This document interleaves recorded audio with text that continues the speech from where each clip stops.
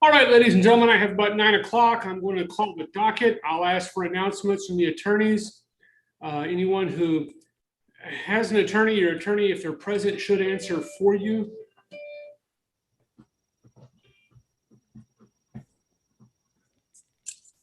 If you either do not have an attorney or your attorney is not present, please make sure that I know that you're here. And I'm operating with just one screen this morning, so I'm not going to be able to see the Zoom meeting and my electronic docket at the same time. So please don't just say I'm here, but say what your name is. 15-137, in the interest of AC Breton, a child. The matter of the marriage of Milton. Good morning, Your Honor. Anna Hesbrook for Michelle Milton. We're ready. Good morning. This is Lauren Thompson for John Milton, and we're also ready. Did you want to briefly confirm, Ms. Hesbrook? Sure. Okay. All right, and I'm going to make Ms. Riley the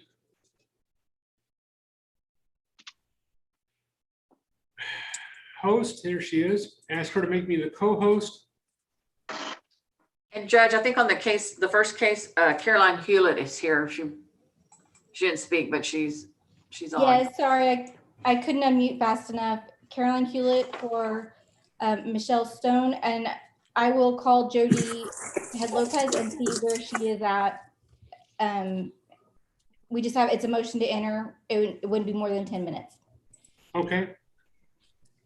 I think that she is having some difficulty. I've had a JHL and Associates, I believe that's her, that's been in the waiting room about 3 times, but not managed to make it to the meeting.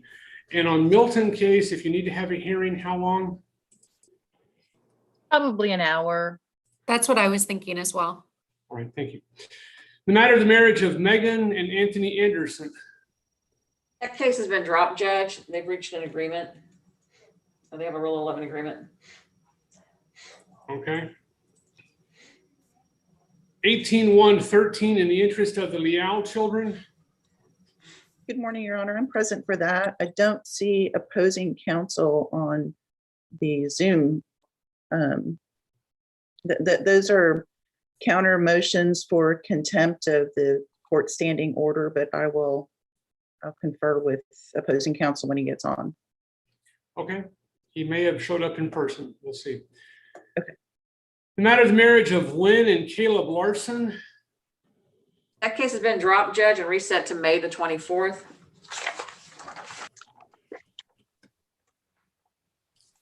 JP Morgan Bank versus Duffolk. Here, Your Honor, George McDonald, representing the plaintiff, ready to proceed. Take about 5 minutes. Okay, I'll mark you number 1. I do not have access to the district clerk's records electronically right now. So what I'll do, I'll let you put on whatever evidence you need, and I will go to the courthouse later today and ask them to pull the file, and/or I'll get with IT people and try and get my electronic access going again. I always want to look at the files. About 10% of the time, I find there's a pro se answer where they didn't notify the attorney or something like that. Sure. In the interest of Aris King Murphy, a child. Good morning, Judge. My name is Art Guzman. I'm here for Natalia Covarrubias. It's a motion for new trial, motion to reconsider. And good morning, Judge. Attorney Tracy Sterling here for Respondent Trenton Murphy. We have a request to deny relief on file in response to the motion for new trial as well. We are ready. How long do you think it'll take, Ms. Sterling? I guess it's going to be up to the judge whether they consider the motion for new trial. Ms. Covarrubias filed a motion for new trial, or in the alternative motion to reconsider. So if the motion for new trial is denied, I would say that would take less than probably half an hour. If there needs to be a reconsideration, then possibly up to 2 hours. Okay, and I'm going to ask the attorneys any documents I need to look at, such as motions, because Judge Ellison's there at the courtroom this morning. Please post those to me in chat in a PDF format, because again, I do not have access electronically right now to the clerk's records. Sure. H&E Equipment versus Aerial Authority LLC et al. Carl Williams here for plaintiff H&E Equipment. Take about 5 minutes, Your Honor. All right, same thing. I'll let you put your evidence on, but I'm going to need to be able to look at the clerk's file. Okay. Matter of the marriage of Mac, AD, and Bertha. I saw them Petitioner is sign on. present, Your Honor. All right, do you have an Petitioner is attorney? present, Your Honor. Yes, Your Honor. Lionel Richardson. And is Mr. Richardson on? I've not seen him, Judge. I've got some user error issues with my Zoom this morning, but I've not seen him or heard. Okay, and whose attorney is Mr. Richardson? Actually, he's representing both of us. Okay, I believe he's coming in right now, Judge.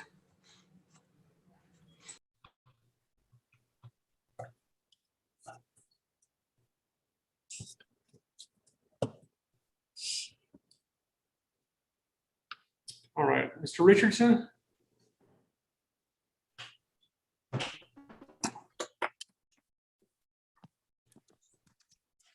All right, and you're Lionel Richardson? Yes, I am, Judge. Okay, and you're here on the Mac divorce? I am, Judge. And who are you representing, Mr. Richardson? Judge, the parties did a collaborative divorce, so I represent both parties.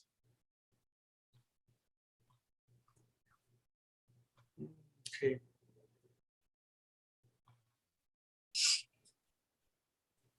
And is that allowed if it's a collaborative divorce? It is once they sign off on a waiver of conflict, Judge, which they both did. Oh. Okay, all right. That used to be a real bright line, but I know they changed some of the rules on that. Okay, I will mark you number. Are you ready to proceed? Yeah, we're ready for prove up whenever the court's ready, Judge. All right, I'll mark you number 3. Thank you.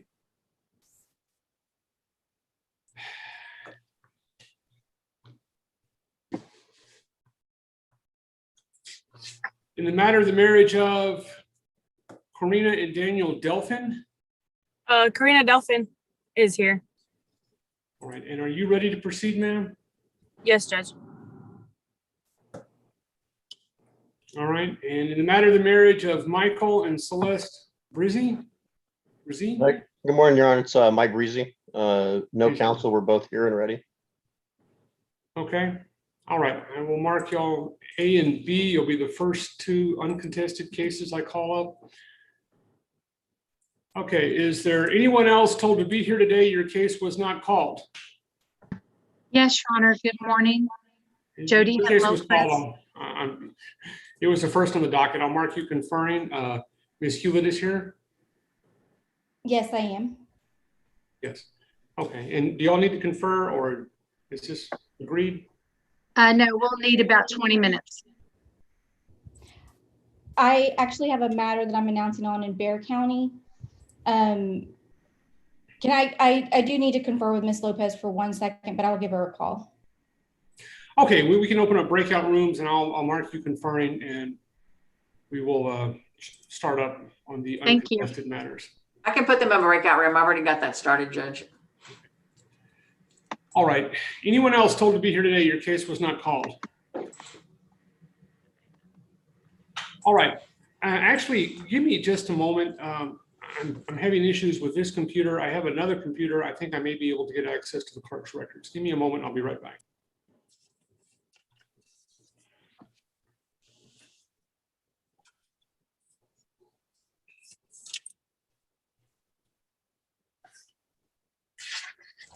Does anybody else need a breakout room?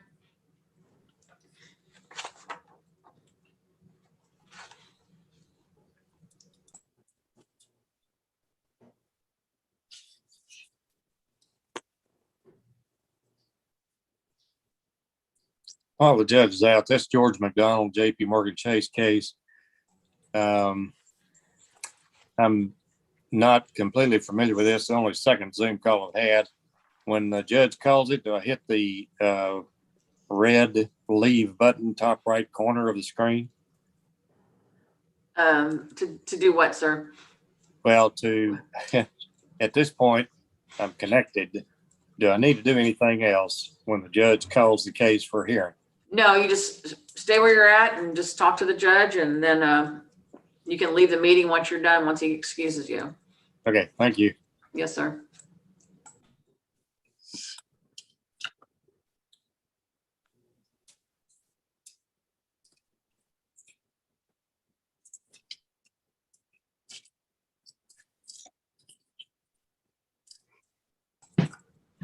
Ms. Tapia, Justin Nichols just came on. Do y'all need a breakout room?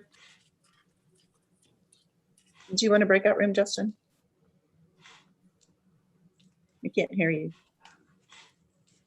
You're not muted, but I don't know. You don't have any audio, I don't think. We don't hear you. Can you hear me now? Yes. All right, I apologize. Yeah, a breakout room's fine, Jennifer, if you'd like that. Sure. That's I'm fine. sorry, I've been having trouble with my Zoom this morning. That's okay. Okay, I'm gonna put you on breakout room 3 if y'all will accept that, please. Sure. Thank you, Lori. Yes, you're welcome.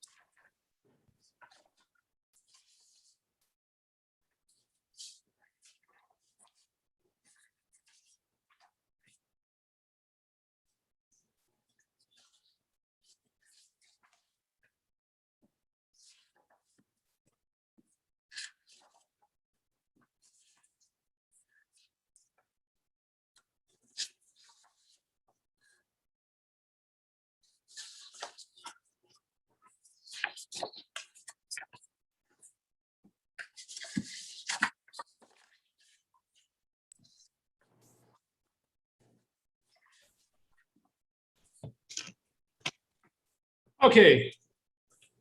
My other computer won't even try to log on and give me an error message, so I do not have access to the clerk's records. Judge, Justin Nichols Yes, I appeared. heard. Okay. Just I'm want to let you know. conferring. All right, JP Morgan versus Duffick. Go ahead, Mr. Ready. Go ahead, sir. These defendants purchased or financed the purchase of a 2014 Mustang.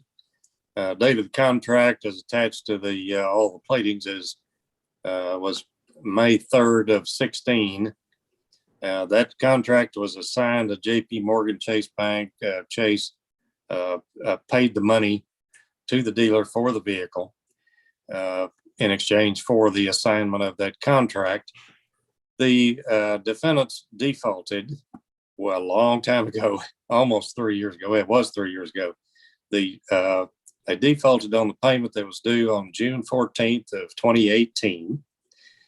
The contract is attached to the legal platings as Exhibit A and to the plaintiff's affidavit as Exhibit A, and the title reflecting Chase's recorded lien on the vehicle is Exhibit B. By virtue of the terms of the contract, Chase tried to obtain voluntary repossession of the vehicle. That failed, and of course peaceably, and that failed. And of course, then we filed the lawsuit last summer, and we sent the sheriff's office and deputies out to try to serve the defendants and seize the vehicle. They never found the vehicle. We actually searched for the vehicle at the Jeremy Duffick's place of business, new place of business in San Antonio. And actually it was a suburb of San Antonio. Anyway, that failed. It was in Cibolo, Texas. Anyway, both the defendants were served. Kayla was served August 12th last year. Jeremy was served 12/7 of last year. And simply stated, there was no answer filed, as you'll see in the file. And I've confirmed that with the clerk's office. Of course, I don't have access either remotely or otherwise to the court's file. So, it's possible that they may have filed some answer in the case. But if they did, I'm unaware of it. And of course, they didn't send me a copy of it if they did. Simply stated, request, Your Honor, to, upon review of the court papers, to grant the proposed default judgment that has been electronically filed, which is simply for possession of the vehicle. It's not even a money judgment. Just for possession of the vehicle. If we ever find it, send the sheriff out again with a writ of possession, then we may be able to seize it at that point. Thank you, Your Honor. Okay, I will take judicial notice of the contents of the file. Did you file a proposed order? Yes, proposed order was e-filed, yes. All right, sir. I'll be at the clerk's office and or get with John Holcomb, the IT guru, and get access again to the clerk's records. And if there's any issue, I'll let you know. Otherwise, I'll go ahead and sign the judgment and grant the relief prayed for. Thank you, Your Honor. I do need to make an additional, at this point, I need to get a signed copy of the default judgment. Do I just need to get a hold of the clerk's office subsequently to obtain that copy? Yes, and they will post it in the e-file system, I'm certain. Yeah, the problem there is that through the e-file system, I don't have access to it. Unless somehow they were able to include me and I get the email notice of it. Okay. Judge, I can add his email in there when I e-file it. Okay. All right. And right. Would that be a different email than what the case was filed under? No. Okay, so it ought to go to you automatically, I would think, when they post an e-file. Great. I appreciate it, Your Honor. May I be excused? Yes, sir. Thank you. H&H Equipment versus Aerial Authority LLC. Good morning, Your Honor. This is a file suit. I represent H&E Equipment, file suit against Aerial Authority and Brian D. Hammond individually for money owed for material delivered. Aerial Authority lawsuit was filed October 28th of 2020. Aerial Authority was served on November 2nd, 2020 with a petition and citation. The deadline to file an answer was November 23rd, 2020. They failed to file an answer or any pleadings constituting an answer or make an appearance in that case, as far as I know. Brian D. Hammond was served via alternative service that was granted by this court back on December 4th, 2020. He was served on December 11th, 2020 by attaching a copy of the petition and citation on his door at his local last known address. Mr. Hammond's deadline to answer was January 4th, 2021. He failed to file an answer or otherwise make an appearance. I've also included a SCRA,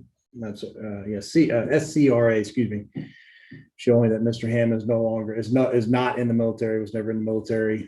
Obviously, area authority is not in the military, it's a business entity.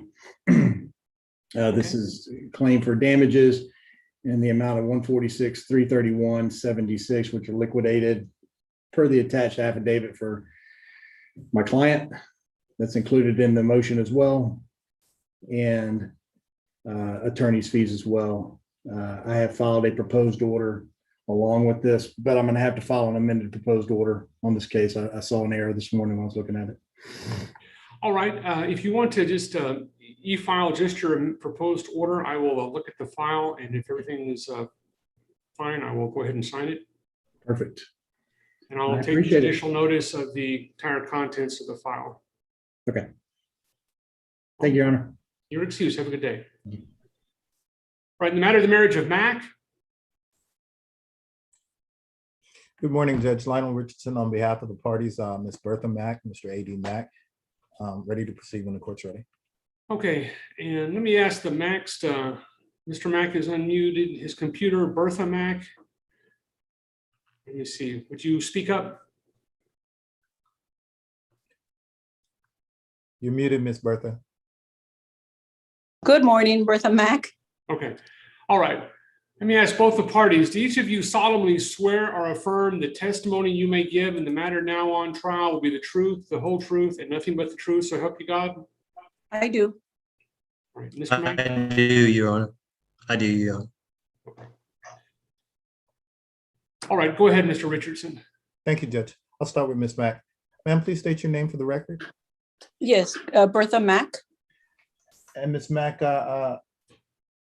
you are here to ask the court to grant you a divorce this morning, Yes, that's correct.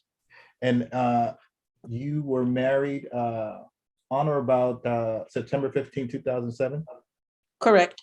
Ceased to live as husband and wife on or about January 18, 2021? Correct.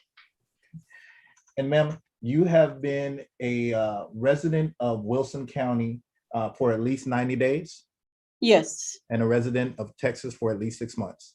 Yes.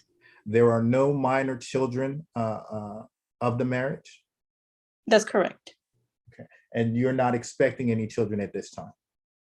No, I am not. You've had an opportunity to review what's been filed and forwarded to the court as the final decree of divorce in this matter. Yes, I have. And have you had an opportunity to review and read through that document? Yes, I have. And does that document dispose of any marital property or assets in your marriage? I'm sorry, could you repeat the question? Does that decree dispose of any property or assets that you own in your marriage? No. Okay, let me go back. Yeah. All right, you want to rephrase that, sir? Yeah. Yes, I guess I'm please. confused. Does the document reflect an accurate devise of the marriage estate? That is correct. Yes, it does. At any time, have you filed or are you currently pending bankruptcy? No, I'm not. Okay, and you're asking the court to change your last name to De La Rosa. That is correct. I'll pass the witness, Judge, and move on to Mr. Mack. All right, go ahead. Your next witness. Sir, please state your name for the record. A.D. Mack.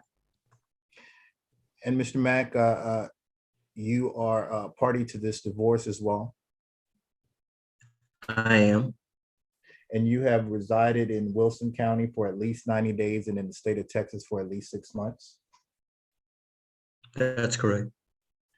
And you're asking today for this court to grant a divorce on the grounds of insupportability.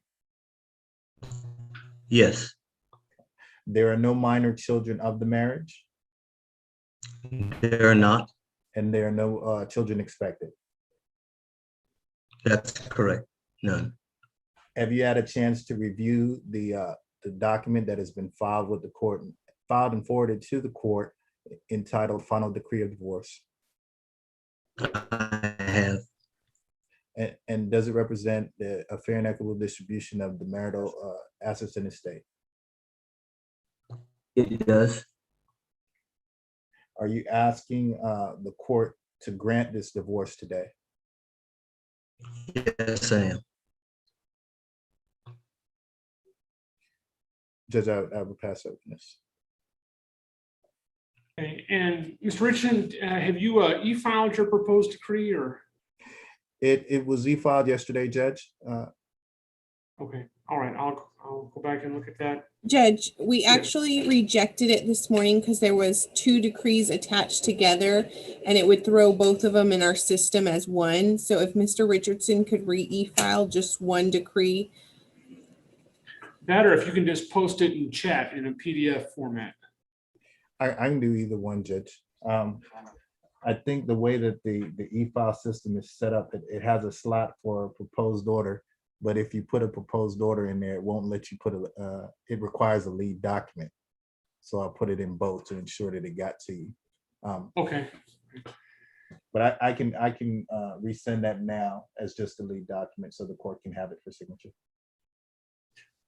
All right, and I have an additional question for Mr. Mack and Mrs. Mack. Each of you understand that you filed this as a collaborative divorce, meaning that you're collaborating to try and get along together. Typically in Texas, litigation, and a divorce is a lawsuit. Typically in Texas, we have what's called an adversary system.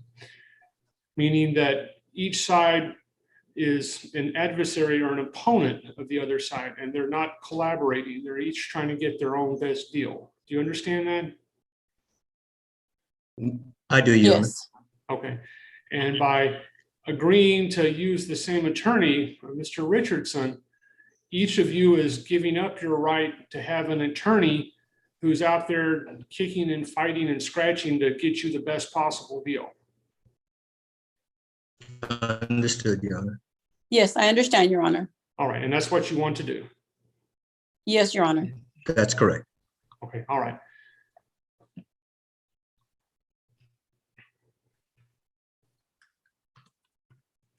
Okay, then I find I have jurisdiction to hear this matter. It's been on file for more than 60 days. The parties have both appeared in court through counsel and indicated that they wish to prepare through Mr. Richardson. It's part of a collaborative divorce. The petitioner had been a resident of Wilson County for 90 days and Texas for 6 months prior to the time this lawsuit was filed. There are no minor children and none are expected. And I find that the proposed division of the marital property and debts is just, fair, and equitable, and I will approve it. And you were asking to have your name restored to what was it, ma'am? De la Rosa? De la Rosa. And I will restore the respondent's previous last name of De La Rosa. Any relief that does not appear in the judgment is denied, so this is a final appealable order. Okay. Yes, Your Honor. Mr. Mack, Ms. De La Rosa, I wish you good luck, and I will sign the divorce decree as soon as I get it. Thank you, Your Honor. Maybe Thank you. Thank you, Your Honor. All right, and Mr. Richardson, were you going to e-file that, or were you going to post it in chat? Judge, I just e-filed it, so it should be. coming Okay, out. okay, I will look for it through the e-file system, and yes, you are excused. Thank Your you. Honor.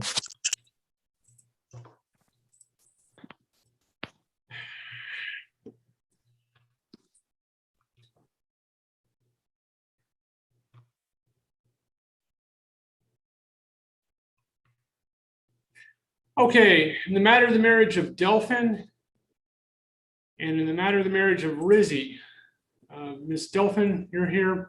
Let me Yes, ask sir. Ms. Delphin first. Do you have your proposed divorce decree? No, I do not have it. I turned everything in and I don't have any paperwork. Judge, we do not have a divorce decree for Miss Delphin. Okay. All right, Ms. Delphin, where did you get the papers that you filled out to get this divorce going? I had gotten them online. I was told by the office to get them online, so I printed them, filled them out, mailed the waiver to my husband, and turned everything in, and then we were given a date. Okay, well, you're given the date for the final hearing. At that final hearing, you saw the attorney that was just here put on evidence to get the judge to sign the final decree of divorce. That's the document the judge signs that says you're actually divorced and says that what happens with your property. So we don't have any property. It's not I've got some things to tell you about that in a moment, but Okay. I don't care if literally people are standing in front of the judge naked and have nothing at all. They still have to have a divorce decree for the judge to sign. Okay. Okay. So, but let me tell you and Mr. and Ms. Rizzy, if you would, Ms. Rizzy, if you turn your. Yes, sir. All right. What I need to tell all three of y'all is it's not a matter of owning something together. It's not a matter of whether or not any particular person's name is on property. The moment you get married, the law in Texas presumes that every single thing you own is community property. And if the divorce decree does not either say it is community property and it's being divided up, or say it's not community property because, for instance, you owned it before the marriage or you inherited it, if it doesn't do one of those two things, if it just doesn't mention it, then the law presumes that I, the trial judge, forgot to divide up part of your community property. And 20 years from now, creditors of your ex-spouse can come back and file a lawsuit and say, hey, wait a minute, Judge Wilson forgot to divide up this piece of property and we want our fair share of it now. So anything that you own that's valuable enough that there might be a lawsuit over it one day, real estate, tractors, cattle, bass boat, anything like that, automobiles, it needs to spell out in the divorce decree who it belongs to. So I'll let Ms. Delphin know that she needs to make sure that that's all filled out in her divorce decree, and I'll talk to the Brizzies in just a moment. Ms. Delphin, just to make sure that we don't have to come back to court a third time, let me also tell you that there's two different kinds of waivers. I don't know if your husband did return that waiver to the clerk's office, but I can tell you that there's one kind of waiver that says, I'm waiving everything. I don't want to hear any more about this. Judge, you can sign whatever kind of order you want. Don't bother me. The other kind says, all I'm waiving is the right to have the sheriff hunt me down and hand me a copy of the divorce papers. If your husband has waived everything in the right format, then you don't have to tell him about the divorce trial, and you don't have to get him to sign off on the divorce decree. If he has just waived citation, meaning he just waived having the sheriff find him and give him a copy of it, then you have to either get him to appear, get him to sign the divorce decree, or give him notice either by email to his email address on the waiver, or send him certified mail notice when the trial is, so that we know that if he didn't show up for trial, but he knew about it and he just decided to blow it off. Okay. All right, so Ms. Delphin, I'll let you get this reset whenever you have your divorce decree filled out, and you either have your notice to your husband, or you have his signature, or him agreeing to show up, or however you plan to go that, or you determine that you don't need to give him any notice. All right, and Mr. and Ms. Brizzi, do you have your proposed divorce decree? Yes, sir. I had gave it to the county clerks. They should have the final decree which divides our assets and debts. I do have it, Judge, and I can upload it in chat if you'd like. I would appreciate that. Okay. All right, so Mr. and Ms. Brizzi, are you both ready to proceed? Yes, Your Honor. Yes, sir. Okay. Do each of you solemnly swear or affirm the testimony you may give in the matter now on trial will be the truth, the whole truth, and nothing but the truth, so help you God? I do. Yes, sir. Okay. All right. And Mr. Ricci, before this divorce action was filed, had you been a resident of Wilson County for 90 days in Texas for 6 months? Yes, sir. And you're married to Celeste Rizzi? Yes, sir. And has the marriage between the two of you become undermined due to a discord or a conflict of personality? Meaning you're not getting along? Yes, sir. Is there any likelihood the two of you are going to reconcile and live together as husband and wife again? No, sir. When did you marry? November 18th, 1990. And have there been any children born to you since that, or born to the marriage since that day? Yes, sir. But they're all over 18. Okay. And are any of those children unable to support themselves? No, sir. Okay. All right. And you heard what I had to say to you, to the two of you, and to Ms. Delphin about the presumptions having to do with community property. Is there anything that your divorce decree does not address who it gets divided to, who gets it? No, sir. And do you believe that the way you have your property being divided up in your divorce decree is a fair way to divide your marital property and debts? Yes, sir.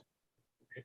All right, Ms. Rizzi, I'll give you a chance to ask questions or answer questions and testify in a moment, but do you have any questions for your husband at this time? No, Your Honor. Okay, and do you agree with everything that he testified to? Yes, sir. And are you expecting a child at this time? No, sir. Okay. And have there been any children adopted? No, sir. Okay. All right. And give me just a moment to download the proposed divorce decree and look that over.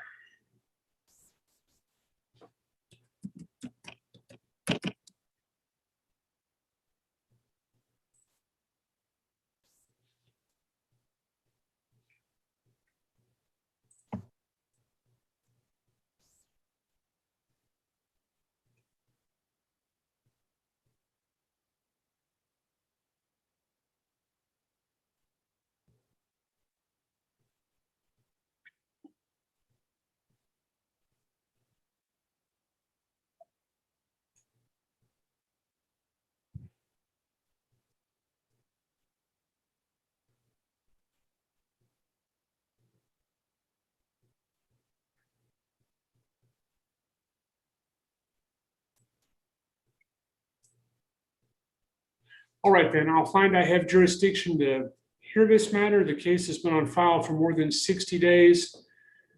The respondent has appeared in open court and has also signed off on the divorce decree, and she announced ready.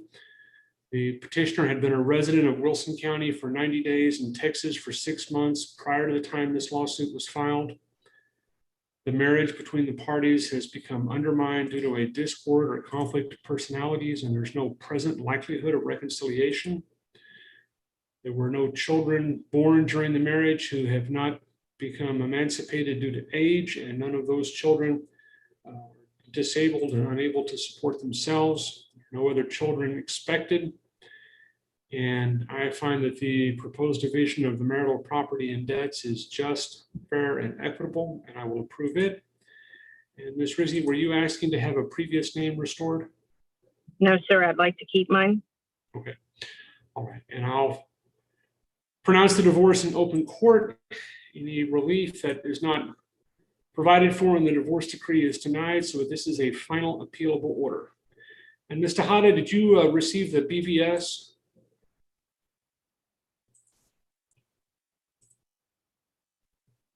No, Judge, I don't believe so. All right, so Mr. Rizzi, there is one final document that has to be filed with the district clerk's office. That's called a BVS, or Bureau of Vital Statistics sheet. That's just a little fill-in-the-blank form that reports this divorce to the court. Okay, I can get that online, or? Yes, so you can find that online, and once you have that filled in and submitted to the district clerk's office, you'll be able to get a copy of your divorce decree. And let me go ahead and sign this.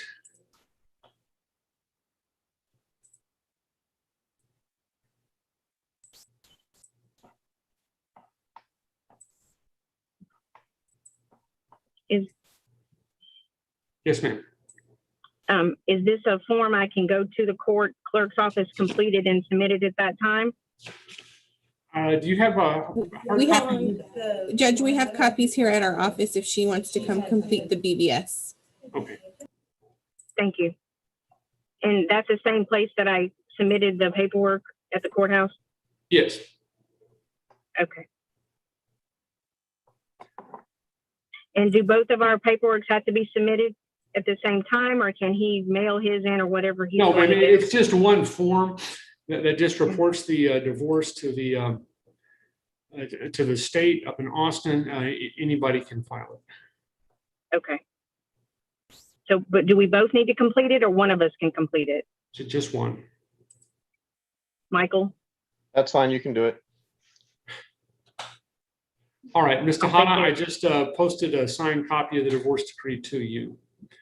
Okay, so the two of you are excused, and I'm going to go back and ask for announcements on the docket and see where we stand. Thank you. Your Honor, I have one final question. Yes, ma'am. Do we get copies of the divorce decree from the clerk's office, or is that mailed to us? How does that work? You can get copies from the clerk's office after you file your BVS. Okay, thank you, Your Honor. You're welcome. Y'all are excused. Okay, the matter, in the interest of AC Brighton, a child. Okay, are they still conferring? I guess they're still conferring. Okay. Yes, they're conferring, Judge. All right, Milton, still at 60 minutes. Yes. Okay. All right, Liao, are they conferring? They were in a breakout room. I don't know where Justin Nichols went. I don't know if he got kicked out, but Jennifer Tapia is still in that room, so maybe she called him. Okay. All right, Murphy. No need to confer. I don't believe so, Judge. Okay, so does anybody have anything ready to go that's short? Ms. Thompson, what case are you here on, Hesbrook? Yes, I'm here on the Milton case that we approximate an hour or so. Okay, I'm sorry.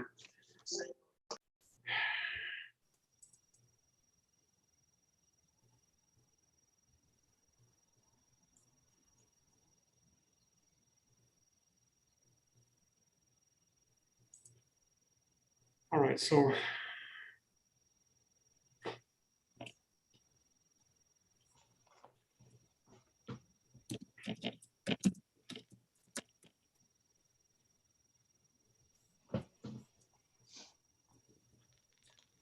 Give me just a moment.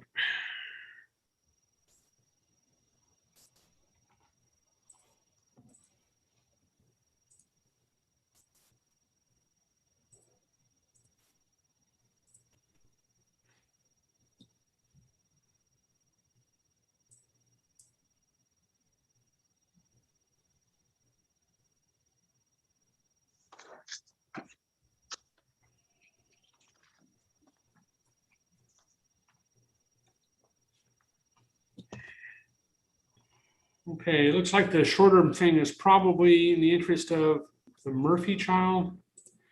And I believe I was given a bunch of documents in that. Let me look at these. Okay, we're gonna take about let's call it a break until 9:50. I'll be back at that time and we'll try and get going on that. I'll go ahead and read the motions and briefs. I'll come back at 9:50.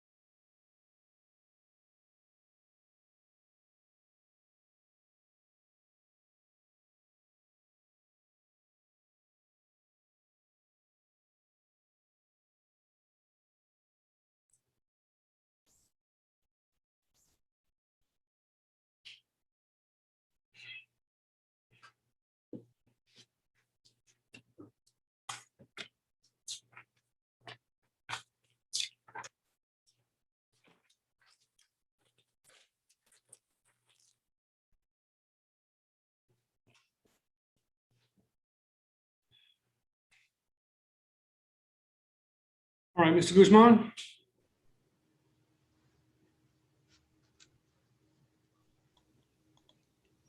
Yes, Your Honor. Do you have a copy of the actual motion that you filed? I do, Your Honor. Do you want me to send it to you by? If you could chat? post that in chat, I would appreciate it, yes. Okay, I'll do that right now. All right, and I saw Ms. Delphin came back. Okay. Yes, sir. Okay. I found the decree that I have filled out, and I was just, do I turn it in? When do I have to turn it in on a different day? I'm not sure. All right, ma'am, if you can either get it to the district clerk's office or scan it into a PDF and post it to me in chat, which you're going to have a computer to do and not just a phone, then I can look at it today. But I need to be able to see your proposed divorce decree. So yes, if you can't get Okay, I'm actually in the county clerk's office. I just ran in right now. I found the paperwork. Okay. All right. Okay, so I'll ask them to scan that in and post it to me in chat, and I'll look at that shortly. Okay.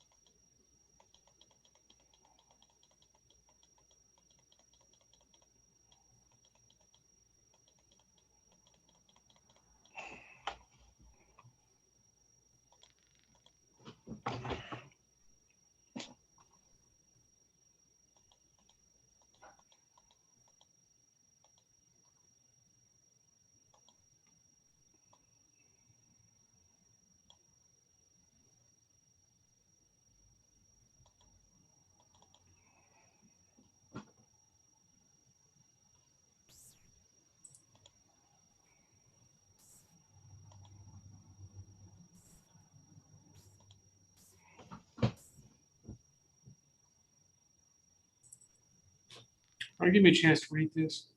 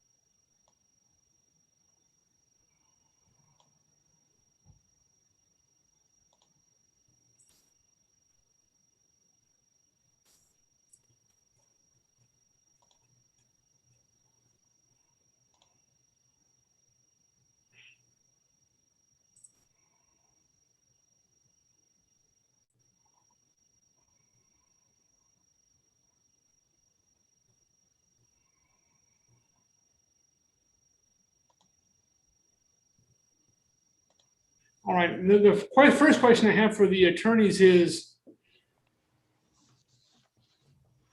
because this was heard by the Title IV judge, do I have the jurisdiction to hear a motion for a new trial? Or would it need to be a request for a de novo appeal?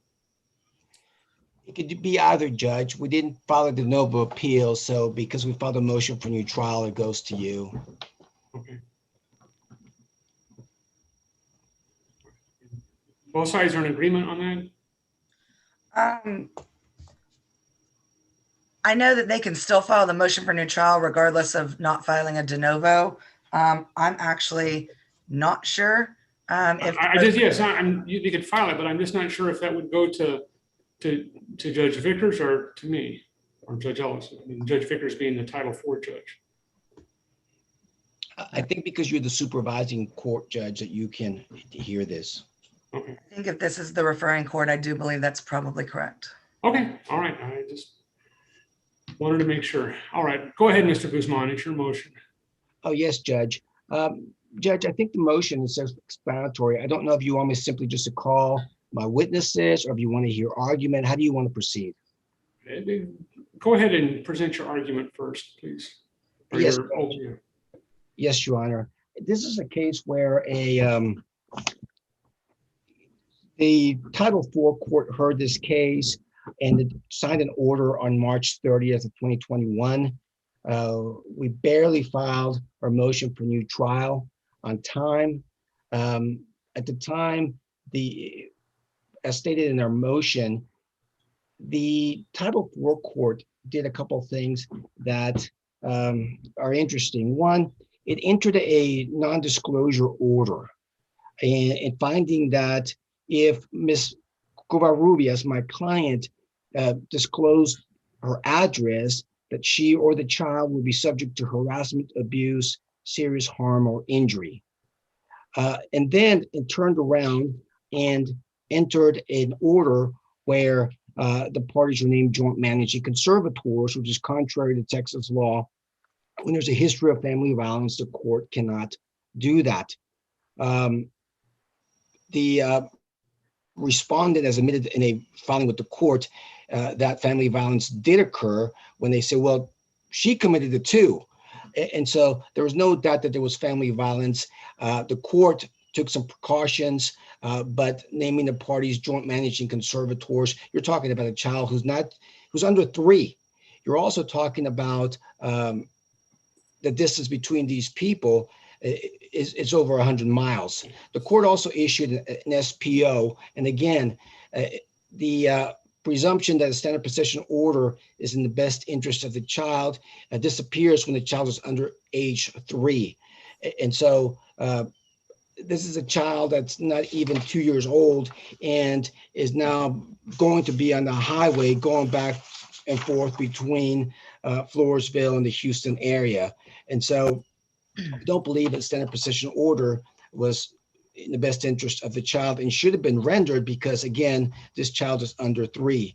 What's come to our attention is the fact also that the respondent was residing at the time of the hearing, prior to the hearing, at the time, and just recently, the end of April, with a registered sex offender. These people, the parents went to an attorney general case and they actually had a contested hearing. And at that point, my client stated, hey, he's told me, he being the respondent, that he lives with a sex offender. He denied it in court and the court apparently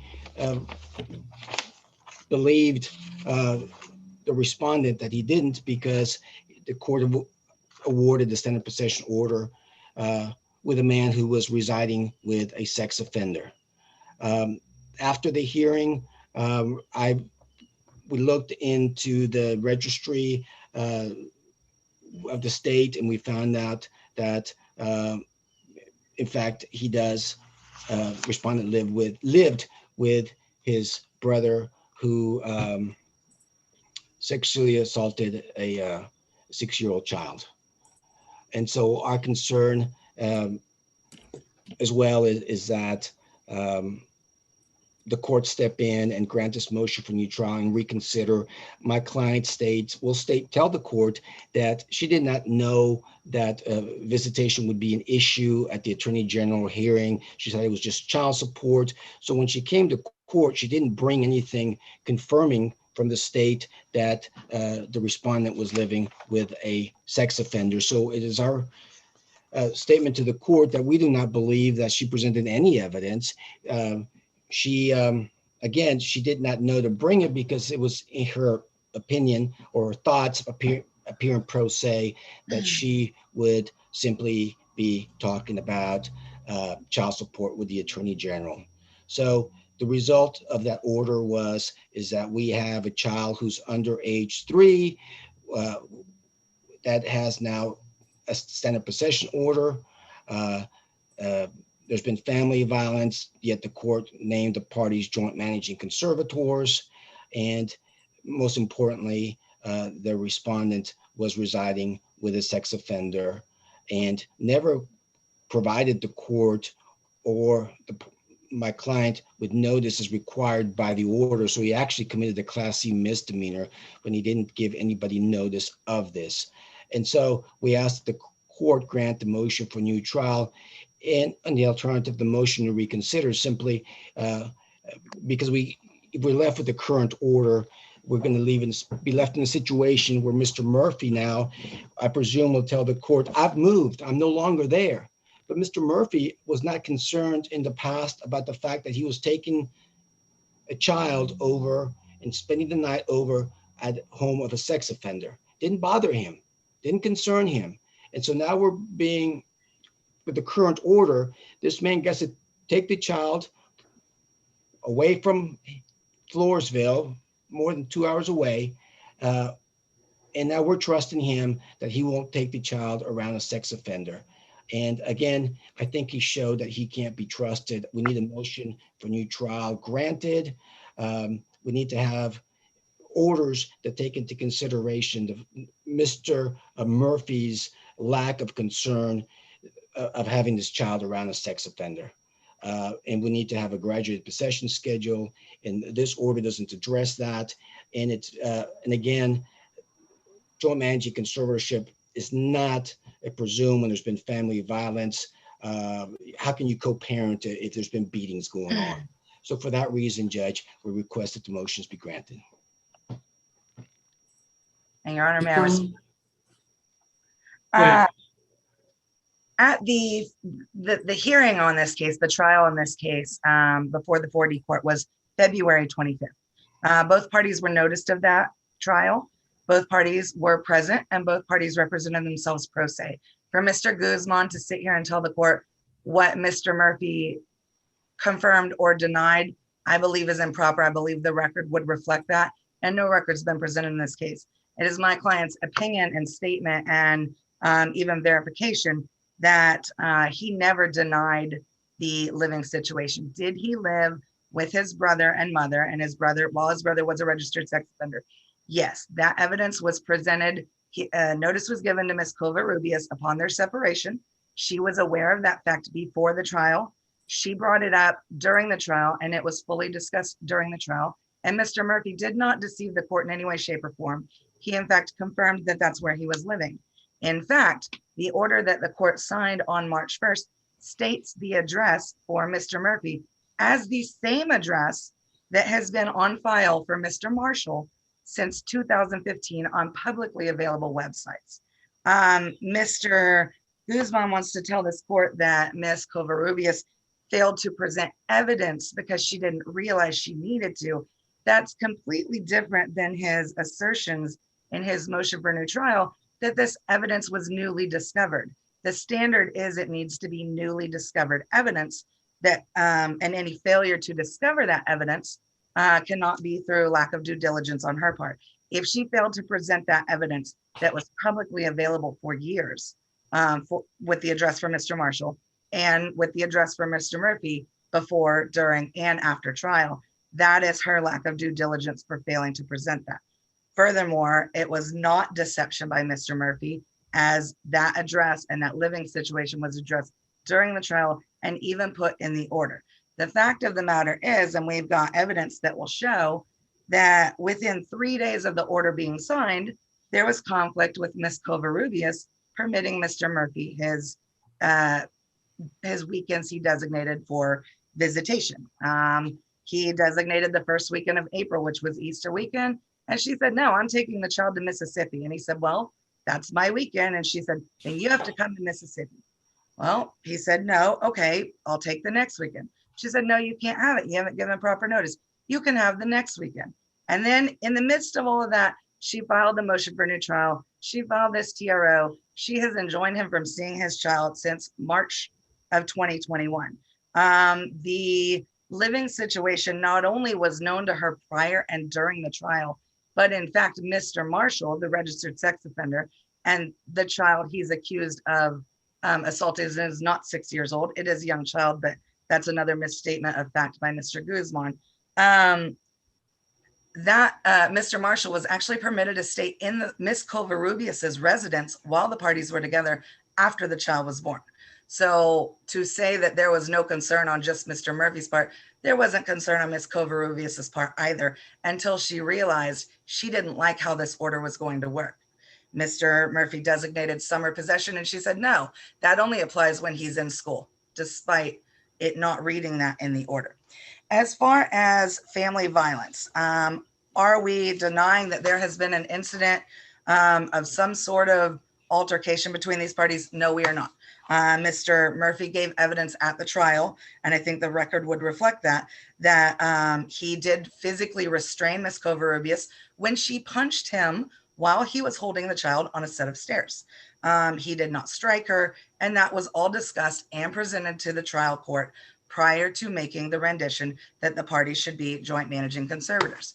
Mr. Guzman wants to point to a restriction that if there's family violence or a history of abuse, the parties cannot be joint managing conservators. But in my brief, I've listed several cases just in the months prior to COVID-19 from various courts of appeal that state that a single incident or even a couple of incidents don't necessarily create a history or pattern of abuse, which is the requirement to restrict the parties not being joint managing conservators.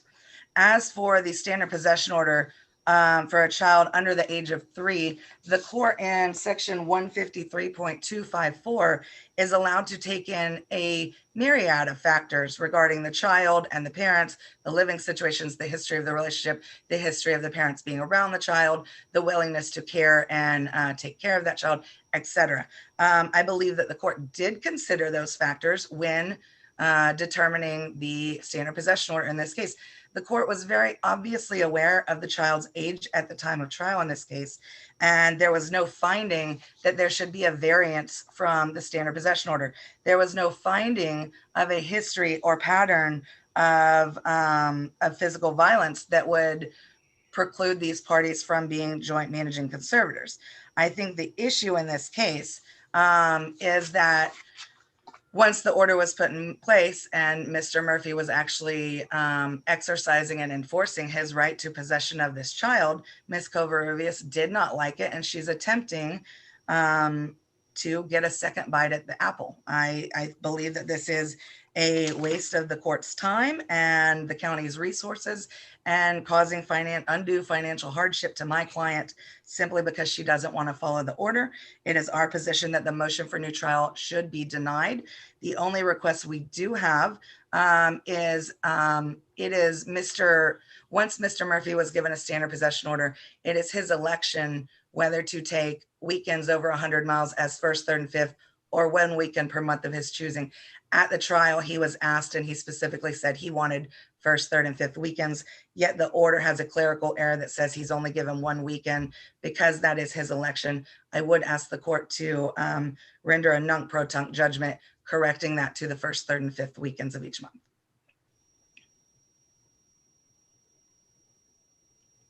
All right. Mr. Guzman? Yes, Judge. I want to look at the case law in just a moment, but any other? Well, she misstates the law a couple times. One of them where there is, once the child is, court determines the child is under 3, then there is no presumption that an SPO is in the best interest of the child. A factual mistake, well, I said the child was 19 months, not 6 years or whatever she said. And so that being said, Judge, if they're trying to have it both ways, they're saying, well, listen, she didn't come up, everyone knew, the judge, the Title IV judge knew that my client was living with a child molester. And having known that, decided, I want that child to go over there overnight. I want that child to go over there 42 days in the summer. That's what I want. You can't have it both ways. The truth of the matter is that this man was living with a child molester. And this court, Title IV court, could not have possibly known or believed that. No responsible judge is going to put a child in danger. And you're talking about, at the time of the hearing, this child was 19 months old. So did the Title IV judge say, yeah, if something happens, this 19-month-old can come and tell us what happened? No.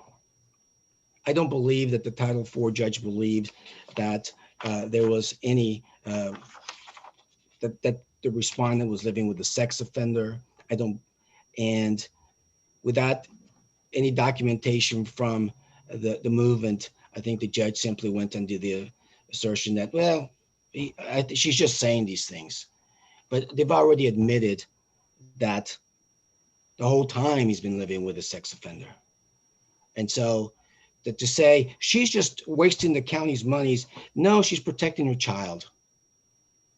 None of us here would like our child to go spend the night where there's a sex offender under the same roof. None of us. And Your Honor, just real quick, I believe the evidence was presented that Ms. Covarrubias herself allowed this sex offender in her home with the child after birth. What the court believed, what the judge. And I don't have a record, and again, I'm still a little uncertain on.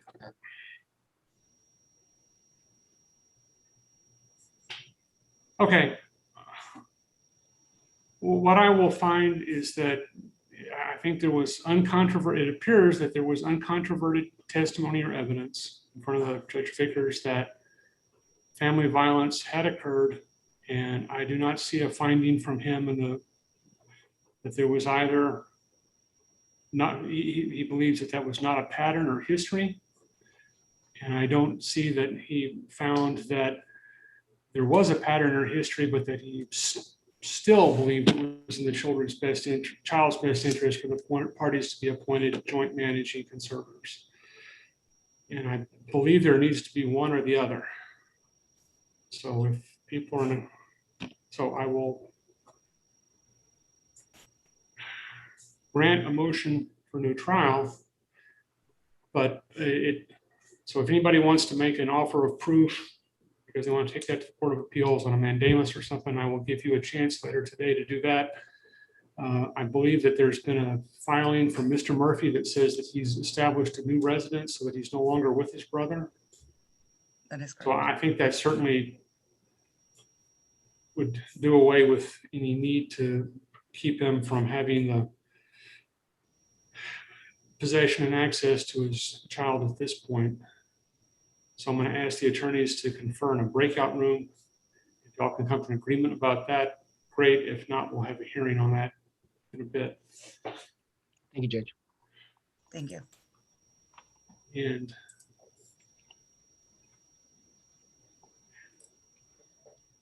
okay, where do we stand on the AC Brighton?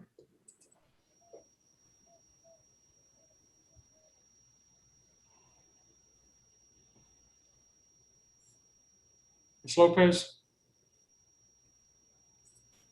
Miss Hewlett's still in a breakout room, but Jody Hood Lopez is out. She was wanting to file an agreed order, I believe is what she said. All right. All right, so there's nobody actually conferring, so I'm going to close all the rooms. Okay. And then I'll put the other two, Ms. Sterling and Mr. Guzman in a room as well in just a moment. Okay, here's Ms. Hewitt. I ask Ms. Lopez to unmute and start.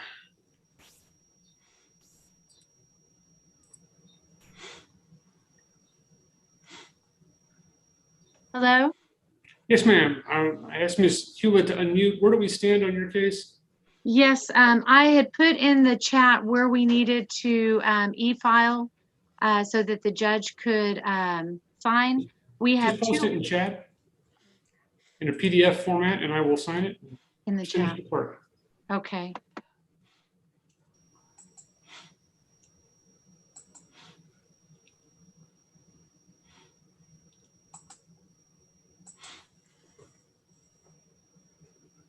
All right, and is Tapia still in the breakout room? Your Honor, I think I left the meeting, had to do a check-in on another docket call. So if you could put us back, Ms. Tapia and I think we were in breakout room 3 or whichever Yes. one we need to go. I had just closed it and I Okay. don't Thank know you. why it didn't. It was pull her back. closing. I It just was did- closing, Judge. But Oh, okay. All right, I well, don't I reopen. just sent you an invitation. Good morning, Your Honor. I'm sorry. I am having so many Zoom difficulties this morning, and I do apologize. We have 3 orders to tender to you, Ms. Hewlett and I, and we are totally agreed on the child custody evaluation order. We're totally agreed on the motion to transfer order. We have one issue that we need your direction on the temporary orders. I don't know if you want us to talk to you about that now, or if you want to put us in the queue. No, I think there's just 2 matters left, and I assume that's going to be shorter than 2 hours. So. Okay. Our only issue is that there is one sentence that she wants in the temporary orders. I don't know the answer to it, so I can't agree to have it in there. She wants it said that you had a record made of your Zoom conference with the child. And I did not know if there was a court reporter that was taking down your conversation with the child in this case when you did it on Zoom. No, I don't believe there was a request for a record of the conference of the bench, or the chambers visit. And there's no record made on no automatic recording made in a breakout room. Okay, that's so. Carolyn, do you understand that there was no record made? And I had asked the court reporter if there was a record made for it, because I know the court reporter did go into the breakout room with you. So we just asked, since this case is being transferred to a different county, that if the record was made, that it be included in the record to be sent to the next judge for their. I understand, but no, there was no record made. I have kept the same process. So I wasn't in the chambers alone with the child. I always just wanted to make sure that I had my court reporter with me. I've just done the same thing in breakout rooms. Okay. And I will have to get with my legal assistant because I've never sent an order through chat before. I've always sent it through email. So I will. Okay, all you have to do is just go to chat and then address it to me or to everyone.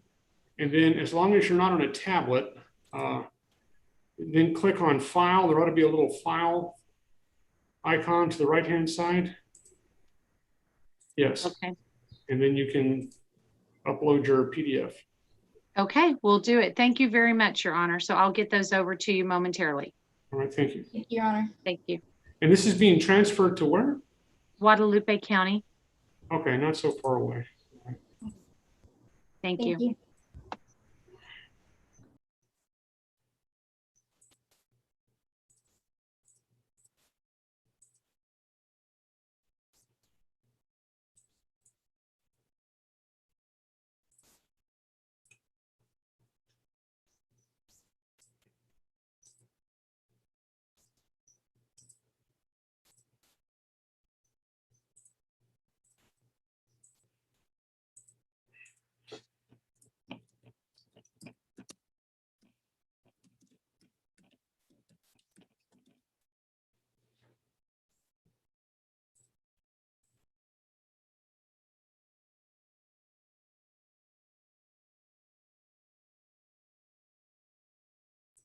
Says I was muted for some reason. Okay, on the Milton case, can I get the attorneys since I don't have access to the district clerk's records at this moment, to post to me whatever pleadings I need to look at?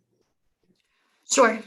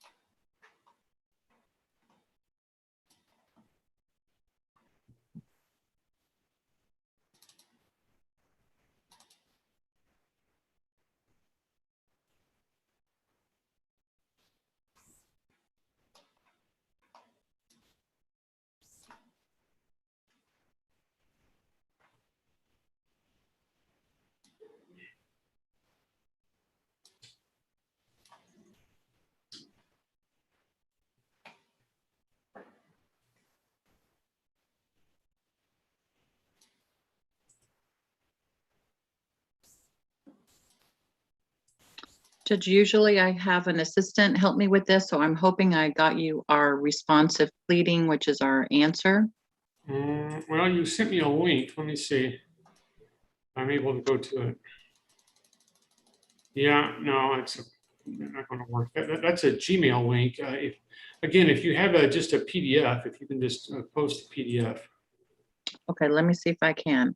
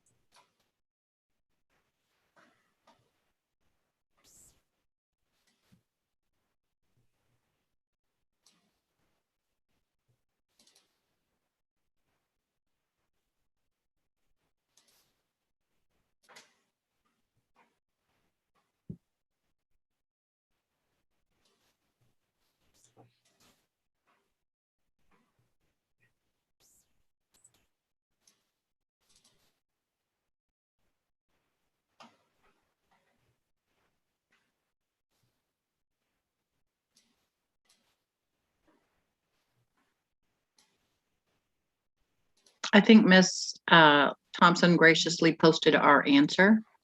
I think that's it, right? Yes. I believe so. All right, give me a moment to look at these.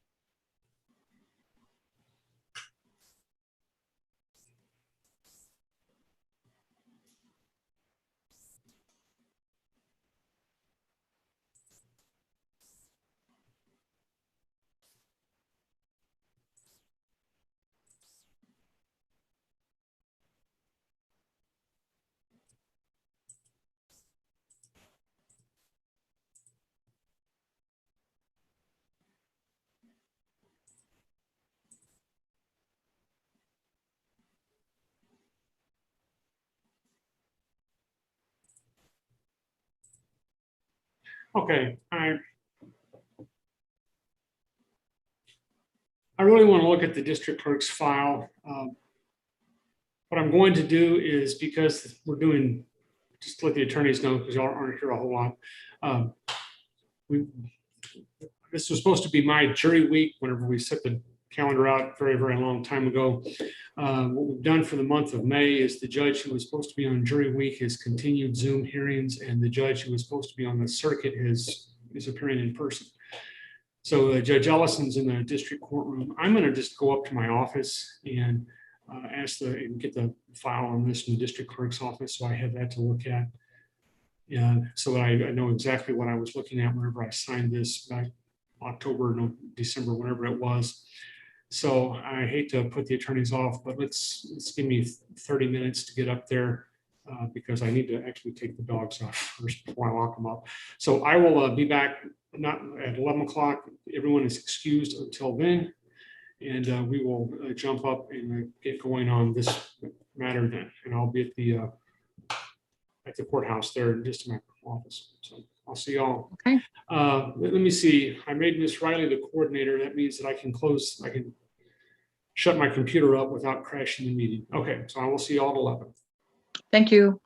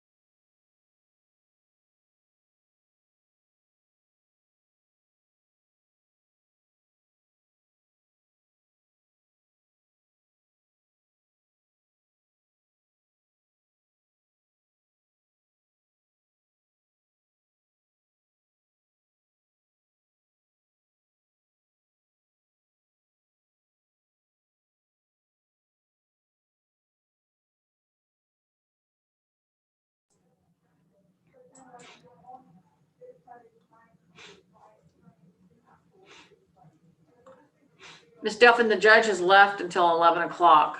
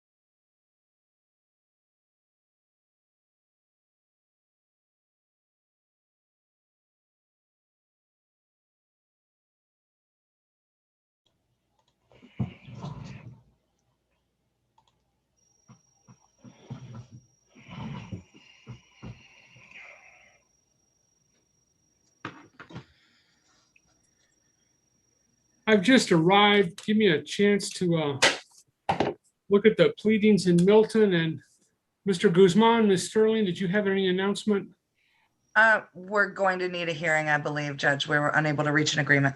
I think it's just gonna take 5 to 10 minutes, Judge. I don't think it's gonna be very Okay. long. I think it's just some visitation. All right. All right, give me a chance to try and catch up on Milton and then we'll work on that. It'll be a bit if y'all need to work on something else.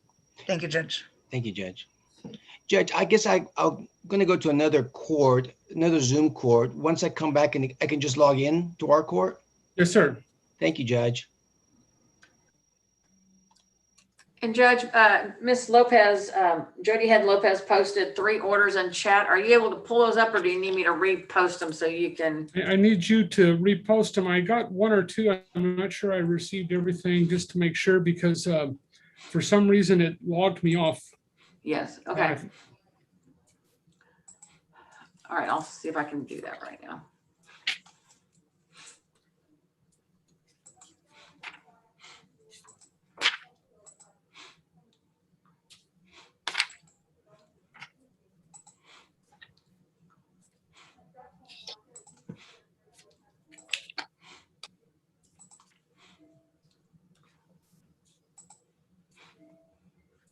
Okay, I just got them posted in chat, Judge.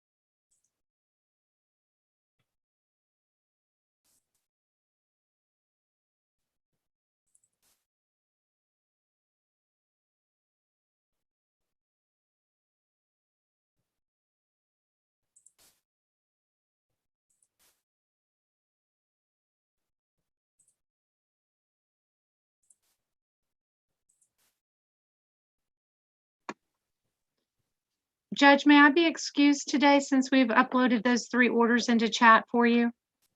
Oh, yes, ma'am. I didn't know you were still here. Yes, absolutely. Okay, thank you very much. Have a great day. All right, and in the Milton case, are we just here on a motion to modify, or is, because I was given a copy of a application for a bill of review. Is that set today? I mean, our argument is that they go hand in hand, because when you're starting to talk about the modification, we kind of start to talk about what's happened in the past. But All right, so it's not set today, it is set today? Because the only thing that I thought was set today was the modification of the spousal support. That's what I'm prepared to argue.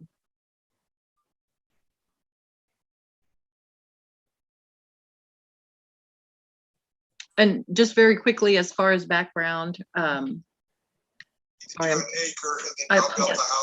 sorry, I'm on another device in a mediation, so I'm sorry, I'm multitasking. Part of the enforcement order has already been complied with. Mr. Milton did in fact pay the amount that was ordered in the enforcement order that you signed, I believe, all of 2020. So I believe that the bill of review was a moot point since he's already complied with, at least partially, with that order. He paid the $17,000 in arrears of the spousal support. He did not pay the attorney fees in that order, but that's something for another day. So I believe the only thing that was set for today was the motion to modify the spousal support amount. Okay. And all right, so what witnesses are people expecting to call on that question? I just have my client. And I just have my client. All right, let me ask Mr. and Ms. Milton to unmute their electronic devices and start their cameras.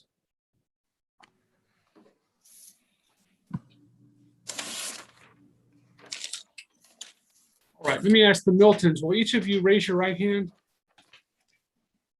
And do you solemnly swear or affirm the testimony you may give in the matter now on trial will be the truth, the whole truth, and nothing but the truth, so help you God? Yes. Your Honor. All right, and Ms. Milton, I can just barely hear you. Yes. Can you And hear me Mr. now? Milton, I could hear you, it's Mr. Milton. I do, Your Honor, yes. All right, I'm going to ask you, sir, whenever you speak you can put your hands down to speak up, to make sure that, pardon me, Ms. Cavazos, the court reporter, can hear you. All right. Go ahead, Ms. Thompson. I guess you're the movement. If I can just briefly address the court and then I can call Mr. Milton. Go ahead. So this was a final decree of divorce that the court heard actually in March of 2018, but the formal order was not entered. The decree was not entered until June 2nd, 2019. And in that order, Mr. Milton was ordered to pay spousal maintenance of $1,500 starting April 1st, 2018. And then they have all the standard provisions that it would end if she remarries, cohabitates, and then the final end date for that would be December 31st, 2022. So right now we still have the rest of 2021 and the rest of 2022. And since April 1st, 2018, when the case was heard by the judge and the $1,500 came about, my client's income level has changed, and that's what he's going to testify to today. Okay, and what date was the divorce decree signed? It was signed and entered on January 2nd, 2019, but it reflects that the case was actually heard on March 5th, 2018. And Judge, just because I've been on the case from the very beginning, there's a little bit more background to that. The divorce decree was actually signed earlier. It was a default. Mr. Milton did not appear. And the spousal support at that time was $2,500. Mr. Milton filed a motion for new trial, hired Mr. Omar Kuda, and then we were able to reach an agreement wherein we adjusted the spousal support to the $1,500, and both parties signed the new final decree of divorce. So that's why there may be some confusion in your file. There was a default final decree. It was set aside by agreement, and we entered the second final decree of divorce or the revised one in January 2019. Okay, and I have found it. Oh. All right, so go ahead, ma'am. I would call Mr. John Milton. Go ahead. Could you please state your name for the court? John C. Milton. And how are you currently employed? I am currently employed through Rain for Rent. All right, and Mr. Milton, I need to ask you to speak up because I can just barely hear you. And I'm not sure that the court reporter can hear you. Okay, I am currently employed through Rain for Rent. For who? Rain for Rent. Rain for Rent. Okay, go Yes, ahead. How were you employed in 2020? In 2020, I was unemployed for half a year and then I got employed with Rain for Rent. Okay. So I have a W-2 from 2020 that I've already shared with Ms. Hesbrook. If it's all right with the court, I can share my screen. Go ahead. Okay, let me figure out how to do that.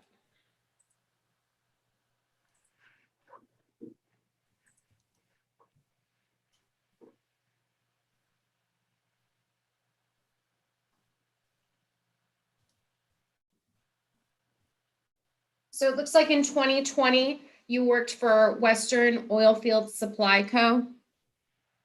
Right, that's their parent company, correct? The Rain for Rent. Okay.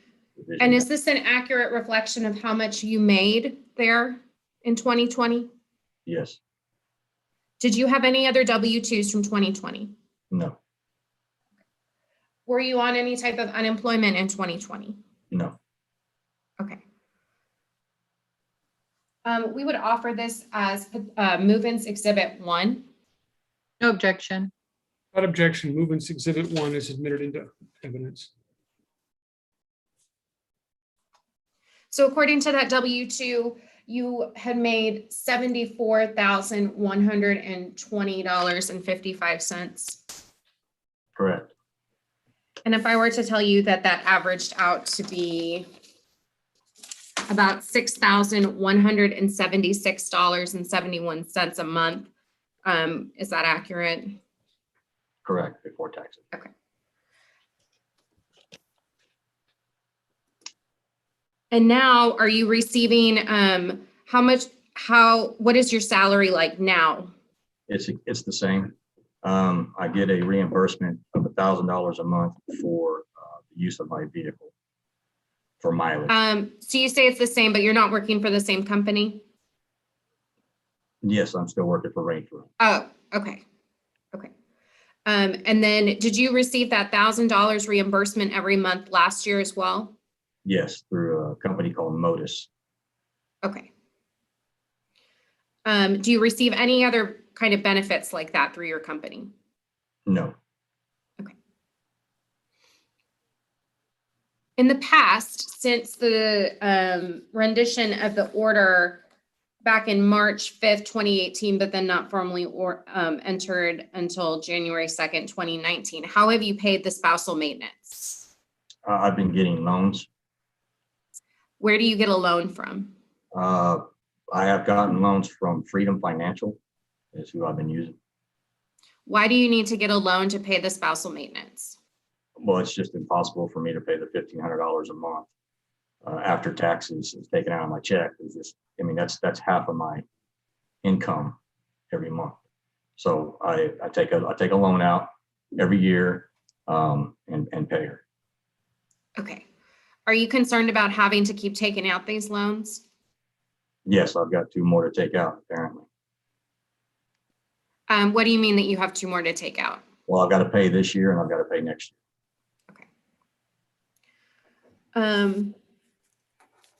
Why can't you pay the $1,500 each month? Well, just my expenses and living is just, it's impossible. I mean, I've got bills to pay, housing, and it's just impossible to pay the $1,500 a month. I mean, it's, Okay, and Ms. Hesbrook, I just emailed you a copy of his budget this morning, but if I can share my screen, it's just a budget that he's completed that shows his monthly expenses. And Judge, I'm sorry. I don't have Go an ahead. objection if it's going to be a shorthand rendition of his testimony. Yes, that's all it would be. All right, go ahead.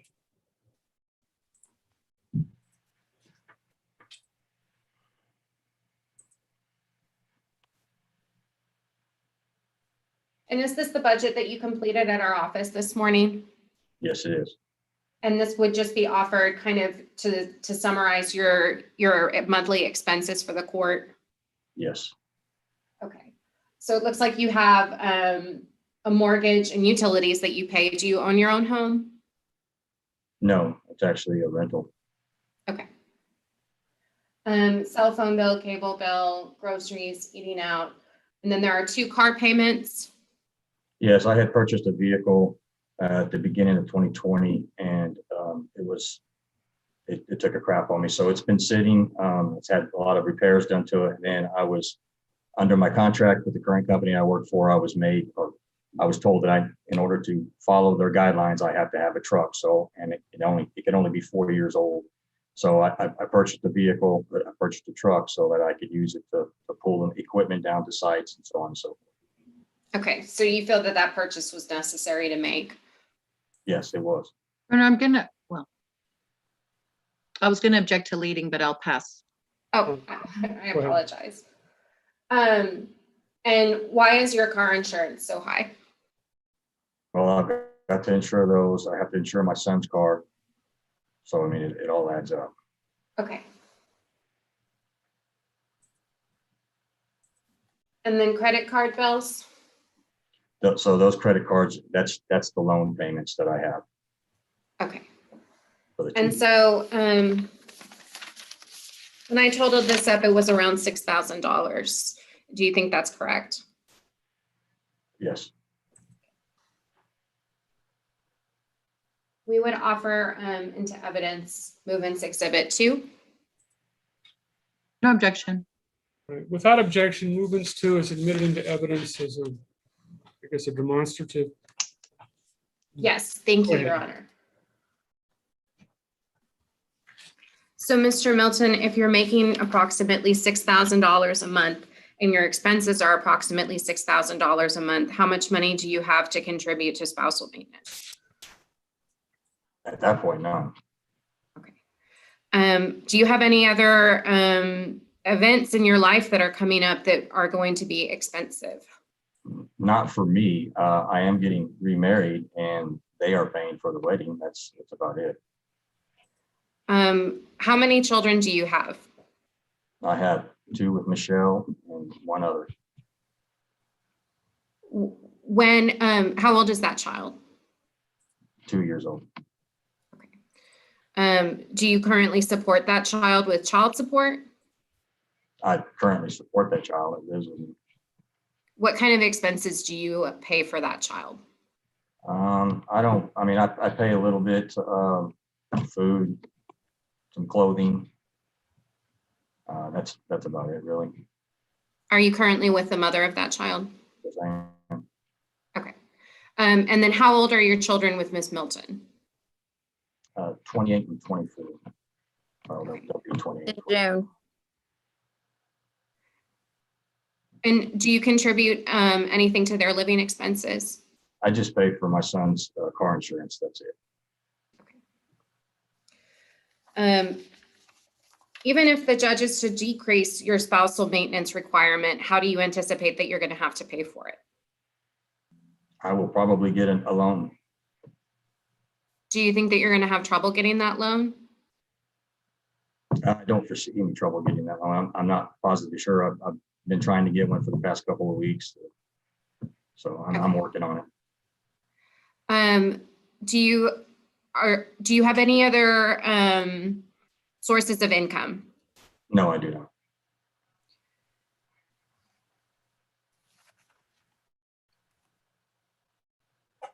So are you asking the court to reduce your spousal maintenance today? Yes, ma'am, I am.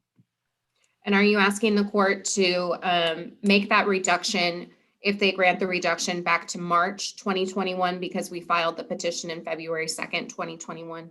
Yes, ma'am. Have you been trying to keep up with your spousal maintenance to the best of your ability? I have, and it's been unfortunate. I haven't been able to pay her monthly, so that's why I take out a large amount and pay her yearly. That's basically what I've been trying to do. Nothing further from this witness. Ms. Brooke? Yes, Your Honor. Mr. Milton, could you state again who it is you're employed with? Rain for rent, And what exactly do you do? sales, What kind of sales? equipment sales, What kind of equipment? mud pumps, frac tanks, sewer bypass equipment, anything to do with fluid. Okay, and you indicated to the court that you were unemployed for part of 2020? Yes, anyways, I was 2019. I misspoke. I got hired in December of 2019 with Rain for Rent. So it was 2019 that I'm unemployed for half a year. Okay. I apologize. And with regard to your bank statements, well, let me go back a little bit. Do you have a LinkedIn account? I do. Okay. Your Honor, I have shown Ms. Thompson the documents I intend to introduce. May I do a screen share to ask Mr. Milton about them? Yes.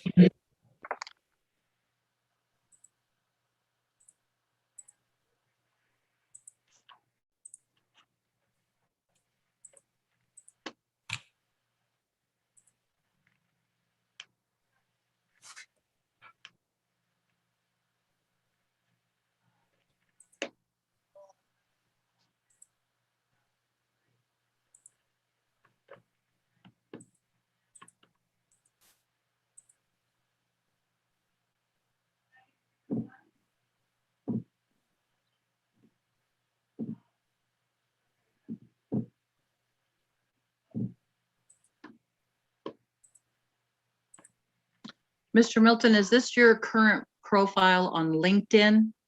Yes, ma'am, sure is. Okay. And you indicate you are president at Vandeman Construction. I was president at Vardaman Construction. I started that company a few years back and it never took off. I actually started a job and I was owed quite a bit of money, so I had to shut the company down. Just didn't, Okay, haven't so changed my name. that wasn't my question, but does your current LinkedIn account say you are the president of Vandeman Construction? It says the president at Vardaman Construction. Yes, it does. Okay, Vardaman Construction. And so what was the type of business that you had with Vardaman Construction? It was a construction company, What kinds of things would you build? general contractor. So it was whatever I could get my hands on at the time.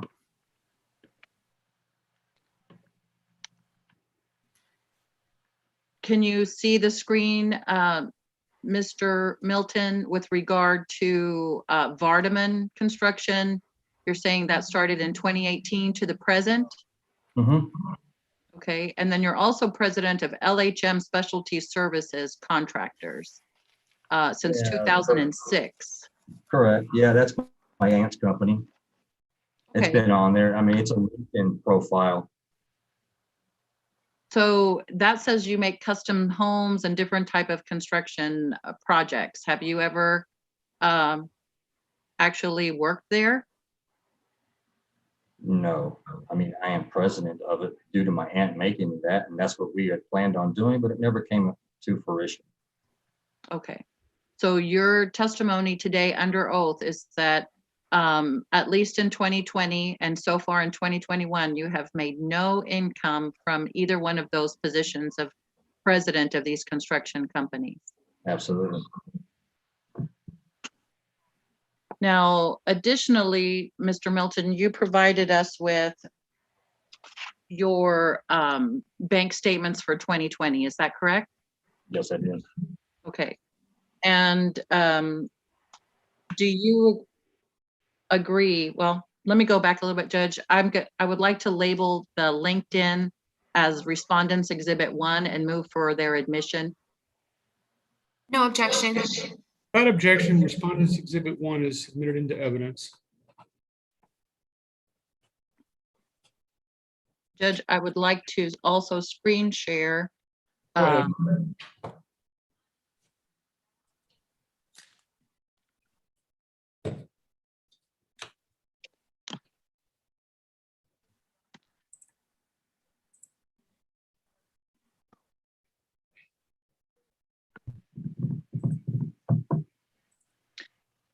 Okay, Mr. Milton, have you provided us bank statements showing your income for 2020?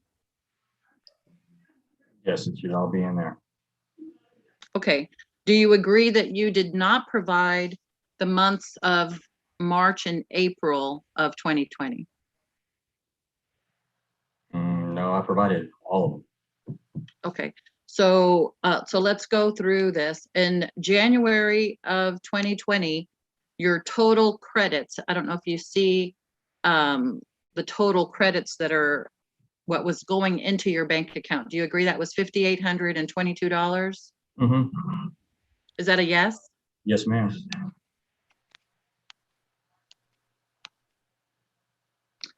In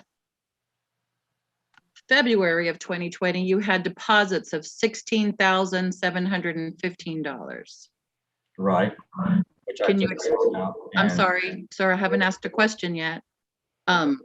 Okay, can you tell the court what that $16,000 was from? That was from a loan from my father, actually, to get her paid off. Okay, As you so can on, see, it was the time frame I paid her off this year. so on the I did not second, understand his last answer. All right.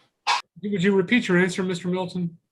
I said, yes, I could see the credits there. There was a loan taken out from my father who gave me, I don't know, $12,000, $13,000 to pay off Miss Michelle Longoria Milton for that year, for the prior year, to get caught up.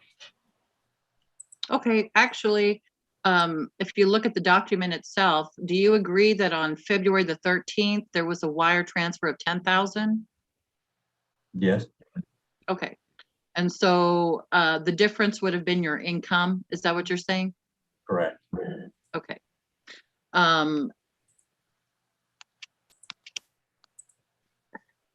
The next month is May, so you did not provide March or April. Would you tell us what happened in those months? Did you have any income?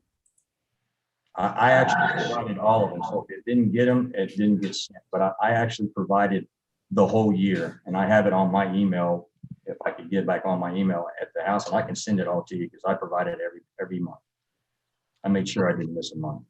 Okay, so are these bank statements true and correct with regard to the ones that you did provide for 2020? Yes, ma'am. Have you altered them in any way? No, ma'am. Do you receive these regularly from the bank? No, it's all online. Okay, and so were you able to access these online from your bank? Yes, I was. Okay, Your Honor, I would move for admission of respondents exhibit 2, which are 10 bank statements that were provided by Mr. Milton. No objection. And Then Ms. you would- Thompson, you have the 2 months that were not included there? Let me double check.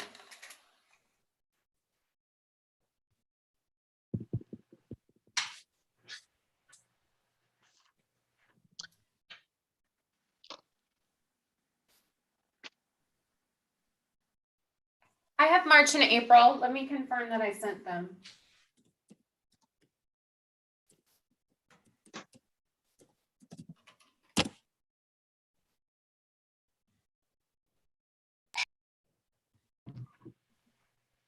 I sent them, it was just all one email on 5/12. All right, I'm just going to ask, I can share my screen if that would be helpful. please just either email them or post them to Ms. Hesbrook in chat so that she can have a Sure. chance to look at them and we can see if there's a dispute.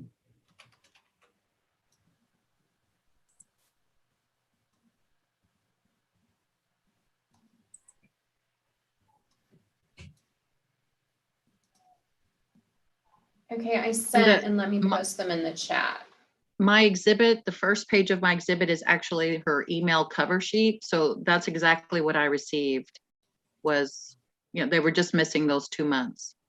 I have, using Zoom the last couple of months, every single week, if not every day, but every week, I've had something happen that Has not happened before, hasn't happened since, and doesn't make any sense. Yesterday, people were posting things to me in chat, and one of them showed up out of order. It showed up way above a bunch of things that have been sent after it, or that were, pardon me, sent before it. And I don't know how that happened. It's never happened before, so.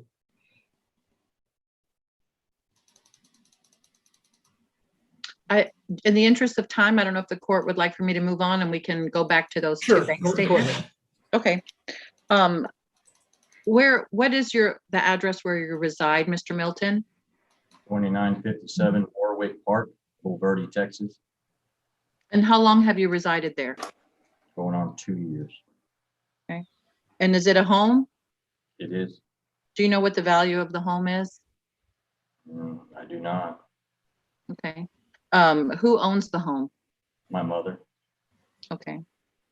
And do you agree or disagree that the value of the home and a normal rental rate would well exceed the amount of the $1,000 that you're paying monthly?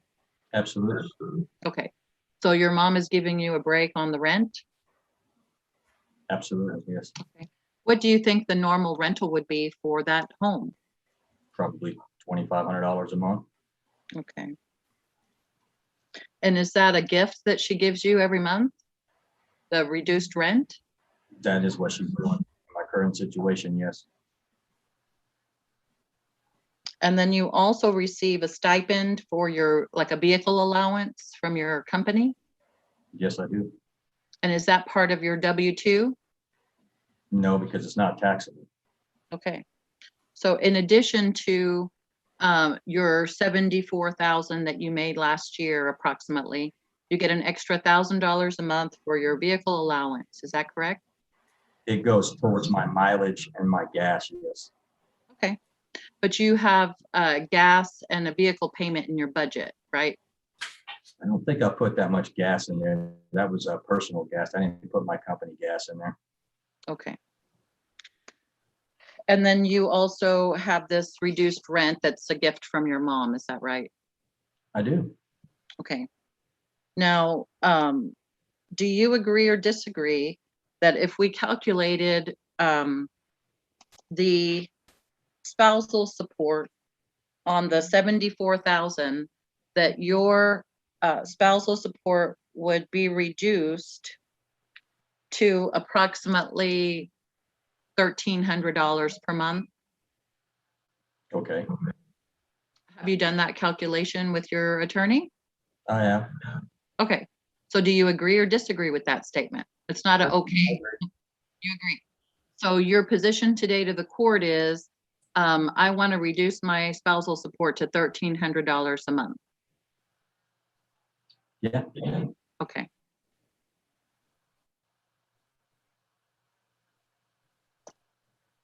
And you are not including in that 74,000 the car allowance or the stipend towards your rent. Is that correct? Why would I include towards my rent? My rent is my rent. Yeah, All right, Mr. unfortunately, Milton, I get to hold on, ask. Ms. Hesbrook, hold on. Ms. Milton, I'm going to instruct you to answer the questions. Sometimes they're a question, the answer may be yes, but, and if Ms. Thompson believes that she needs to follow up, she will certainly do that, so.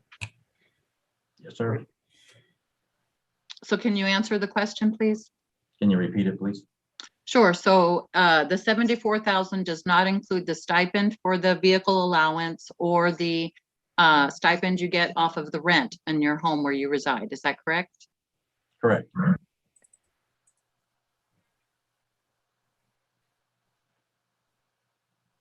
Now, you indicated from that statement that your father had given you a $10,000 loan. Is that correct? That is correct. You also said every year you've been getting loans from Freedom Financial to pay off Miss Milton. So which one is it? The past 2 years, 2019, 2020. Okay.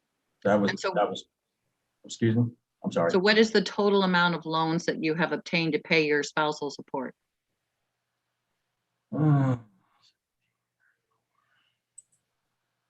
From Freedom Financial, it's been about 34,000. Now, you indicated that you were getting married, is that correct? That's correct. And it's a weekend wedding, correct? That's correct. Okay. And so it's not just a one-day event, it's an entire weekend, and you have, can you tell the court, what is the place that you are renting for family and friends to stay for the weekend? I can't, I mean, it's called Hill Country Village, but I have nothing to do with any of that. It's my fiance's family that's doing all that, so I couldn't give you the actual details of what's happening. Okay, what about the honeymoon? Where are y'all planning on going? I have no plans on going on a honeymoon anytime soon. Okay. You haven't posted about that on social media? I have not, no. Okay. And your testimony then under oath here is that you can barely afford to pay your bills, so you're not contributing at all to your wedding that's coming up. That's correct. I'm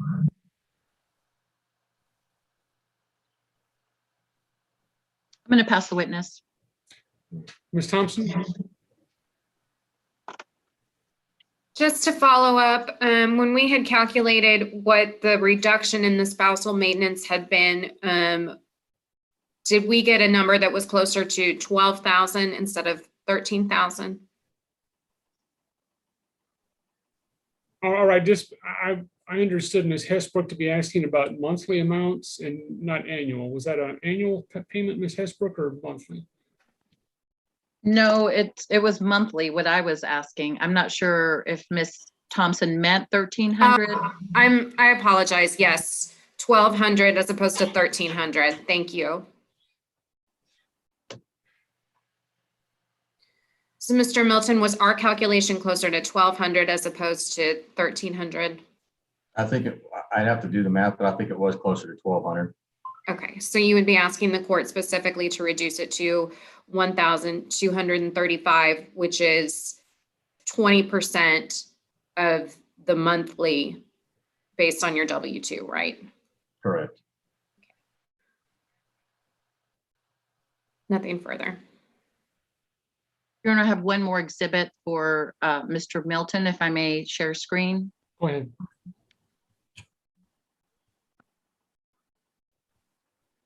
Mr. Milton, I'm showing what's Respondents Exhibit 3.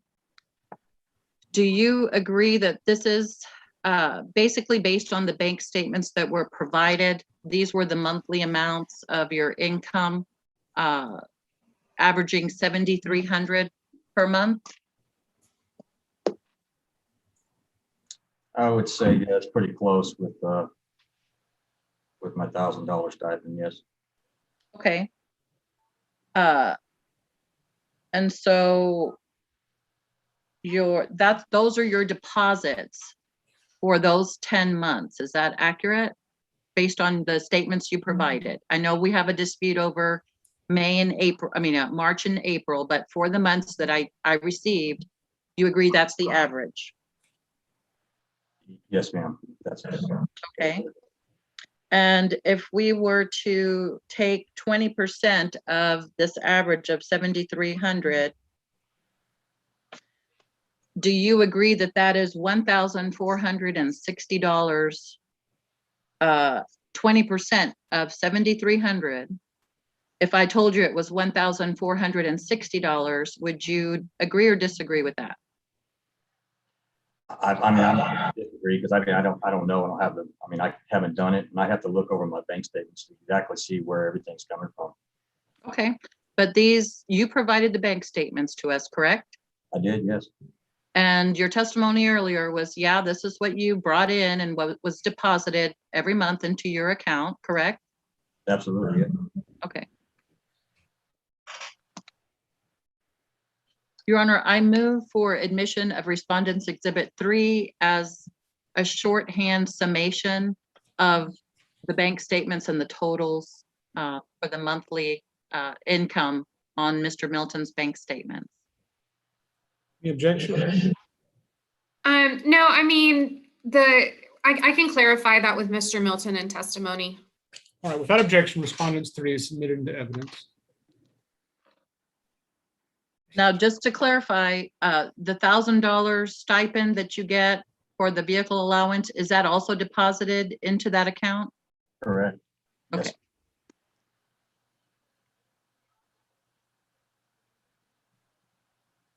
So where is the difference, right? So you said your W-2 that said you made 74,000 last year did not include the stipend because it's non-taxable, right?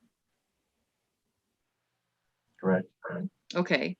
And if we divided your monthly income and it was 7,300 for 10 months, then we didn't add in 2 months of that, correct? Correct. So where's the difference? So I have to look in there, but I can tell you right now, there's borrowing money that's been happening that I borrowed from my mother, from my aunt, from my dad, and from friends. So those could possibly be, actually, I know they're in there because I deposit everything into that bank. So Okay. if I borrow money, it goes into my bank account. Okay.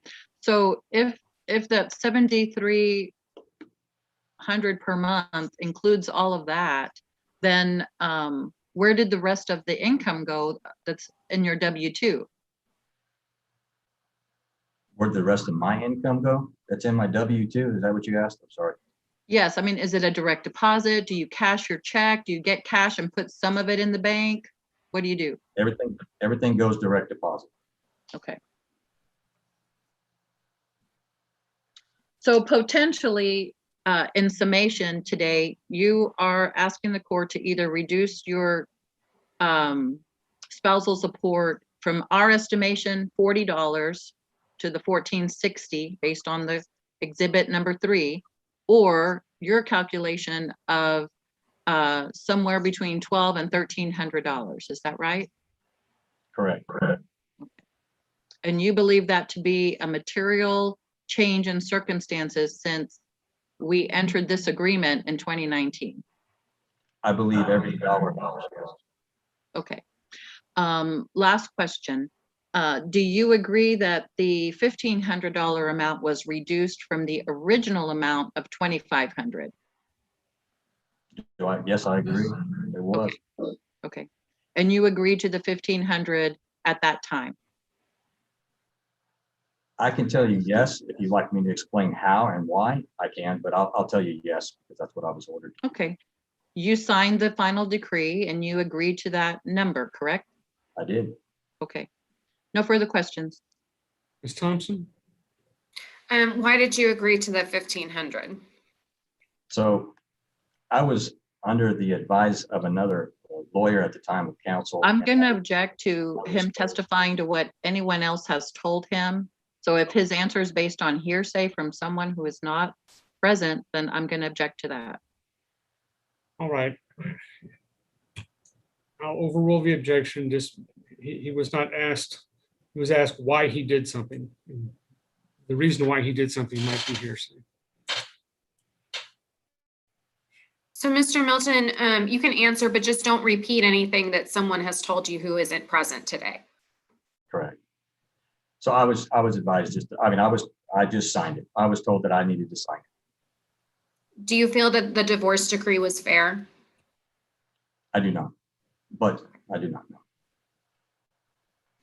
But without getting into the details of the divorce today, you're just asking that the court render a reduction, whatever the court believes is fair and just today, correct? Correct. And then for the bank account statements, things might be skewed because you were receiving loans, is what you had testified? Correct. I was receiving help from other people, yes. So in particular, that 10,000 in February? Here are the 10,000, yes. Okay, nothing further. Ms. Hesbrook? Nothing further, Your Honor. Right. So did I have dispositive testimony about what Mr. Milton's income was in 2018, whenever child support was spousal support was initially set at $1,500 a month? No, Your Honor. No.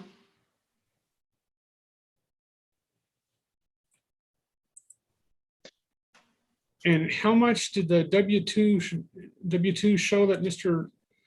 Milton's income was in 2020? 74. I'm sorry. Yeah, 74,120 and 55 cents.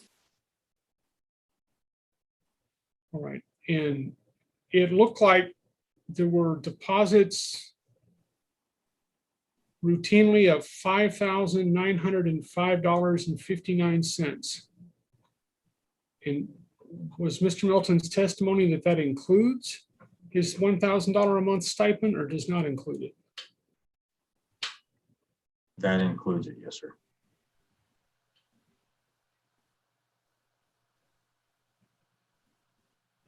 All right, and I don't have all of the exhibits in front of me. Were there other months where the deposits from the employer were in excess of the 5905.59? I can look again, Judge. There were definitely months where there was more deposited.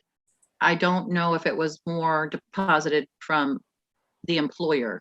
Do you want me to pull those up again to look through them? Well, let me think out loud here. I guess his deposit is his net,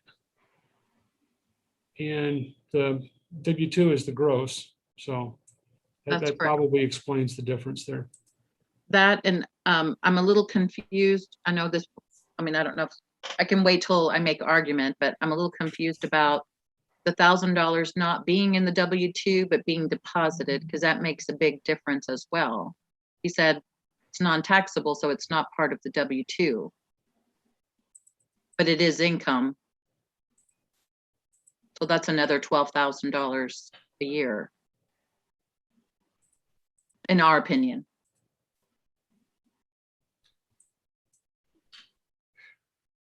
Okay, all right. Any other witnesses, Ms. Thompson? No. Or Ms. Hesbrook? Judge, I just call myself for attorney fees.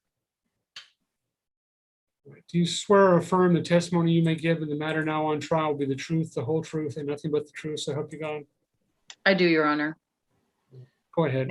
Thank you. My name is Anna Laura Hesbrook. I'm licensed to practice law in the state of Texas. I have been so licensed since 1994.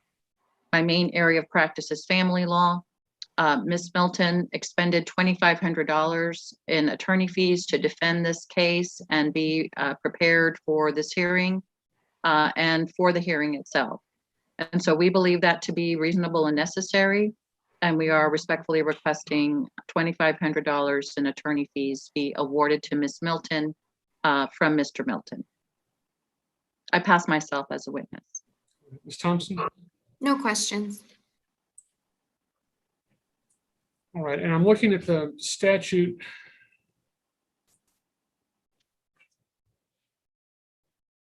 I do have a little bit of argument, Judge.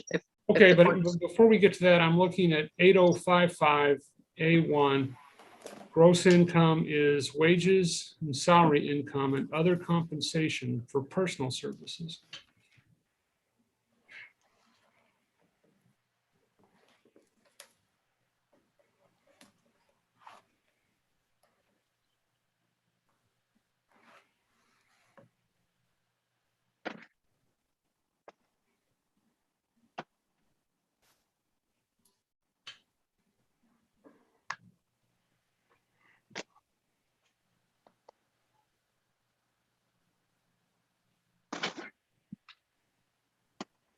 All right.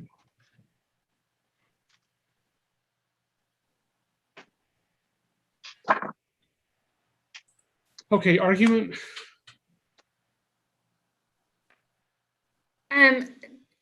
As the court can see, my client is struggling to try to keep up with the spousal support payments. He's not able to make them monthly, so he's unfortunately been having to take loans from family members to pay the spousal maintenance. We are only talking about pretty much this year and the rest of next year, but it's significant amount to my client when it's in the aggregate.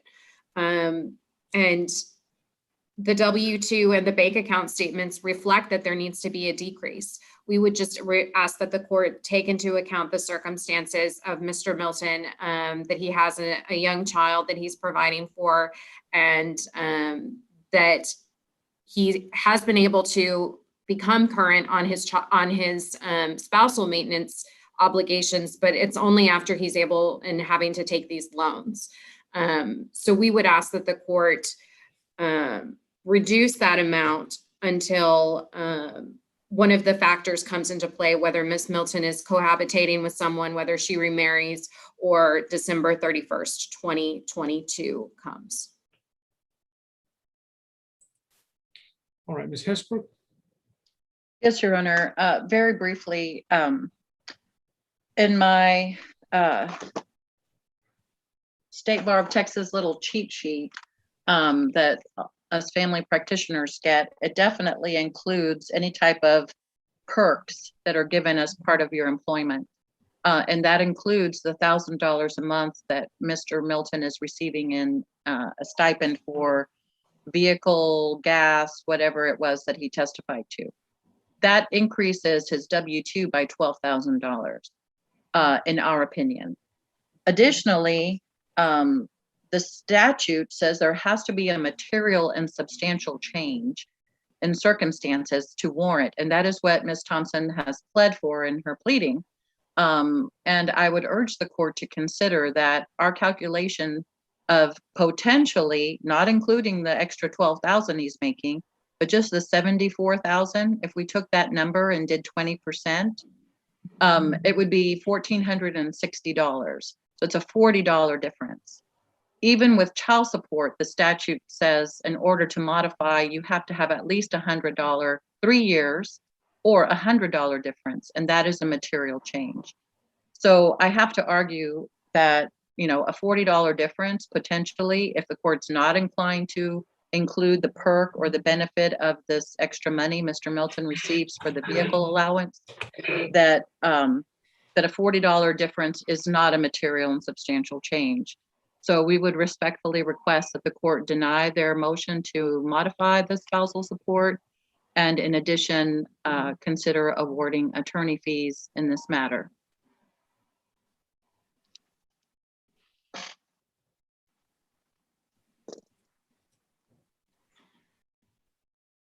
All right, and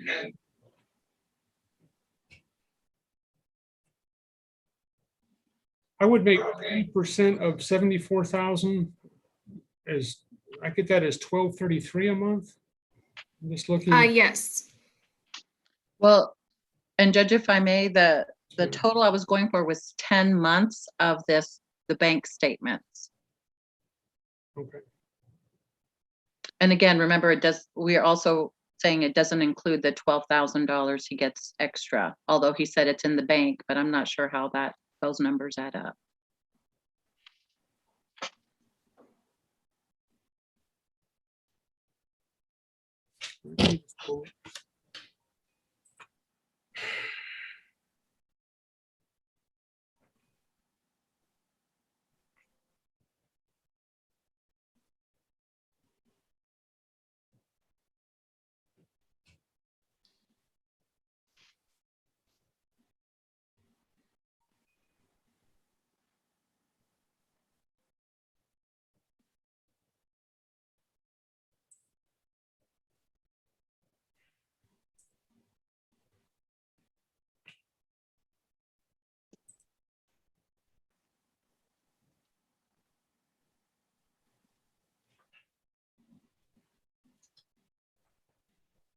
And I'll ask again, was there any evidence about what Mr. Milton's income was in 2018?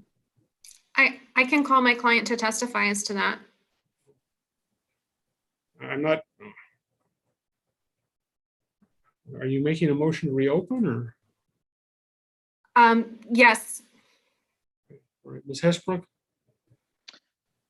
I mean, Judge, I have to object, and none of that was provided in our agreed discovery exchanges, so I don't know what documentation there is of that. And in 2018, the amount was $2,500, so. And of spousal support. Do you have any representation, if you recall, Ms. Hesbrook, if that was the number that was originally that was agreed to? Was that contractual, or was that what the number would have been under the statute if the judge had to set it? That was what we provided. It was a default, and that was what the record that was made was based on Ms. Milton's testimony of what Mr. Milton was making during the marriage. And Okay, then but sorry. And then on the agreed $1,500 a month?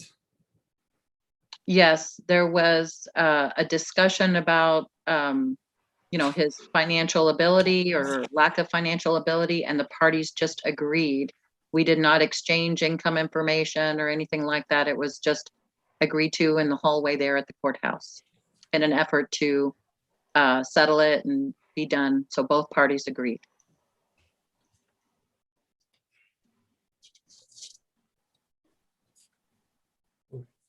I'll let Ms. Thompson open up just for the sole purpose of getting in what Mr. Milton's income was in 2018. Mr. Milton, if you recall, what was your income for 2018? My income for 2018 was actually half of what I made this last year. I wasn't making hardly any money. I was working for a gentleman who had a construction company at the time, who was making me promises of making me a partner, so on and so forth. And I was probably getting $3,000 a month.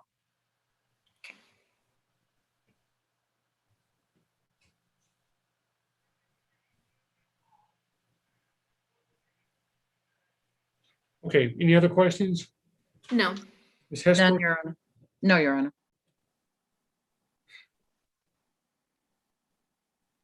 All right,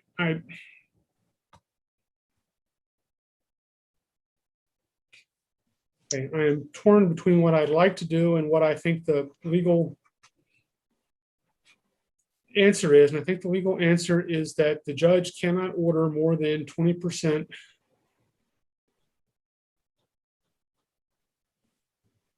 for spousal support. I think that on a contractual basis, the parties can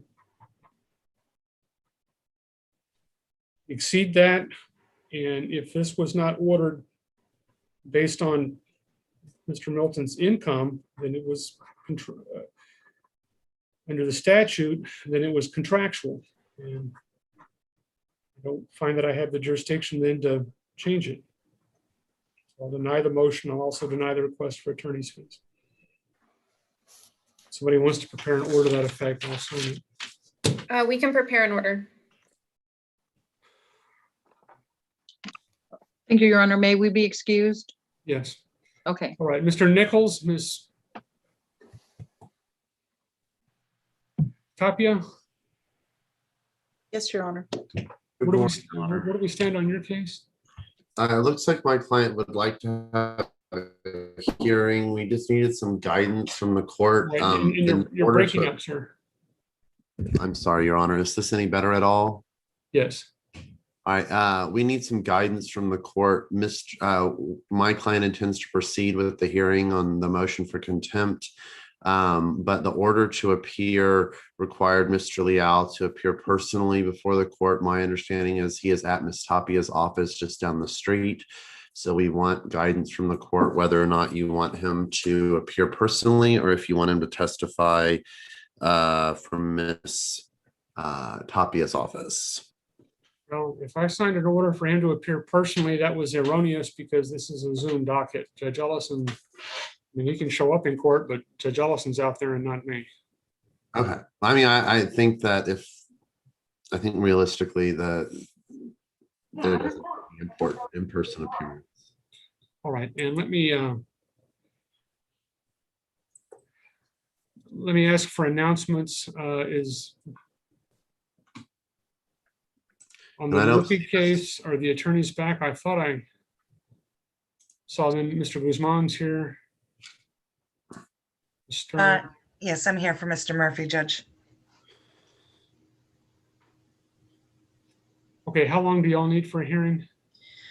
I think maybe 10 minutes if we're talking about visitation. And Your Honor, I would argue that we're actually, I do still think that there's an argument for the type of conservatorship as well as visitation. So I would say probably more like 45 minutes. There's no pleadings to support that, Judge. We're the ones that actually asked for temporary orders in the event that the motion was granted, that he would have visitation. So that's what we want him to have visitation. All And right, Your well, Honor- everything's been reset. Actually, no, what was my ruling? I'm sorry. You granted the Yeah. motion for new trial. Okay, then everything's been reset and so. Okay. Okay. I don't know if we may even need the Attorney General back here unless y'all are agreement on that. So how long, Mr. Nichols, to hear your case? I think we'll probably need 30 minutes. Okay. I'd agree, Your Honor, if we get to that. Okay, all right, well. Are we excused, Judge? You're excused for the time being. Let's call it 12:45 to give them a chance to go over, and we may take a brief break. Let me ask Ms. Cavazos, do you need a break at this time? Are you okay?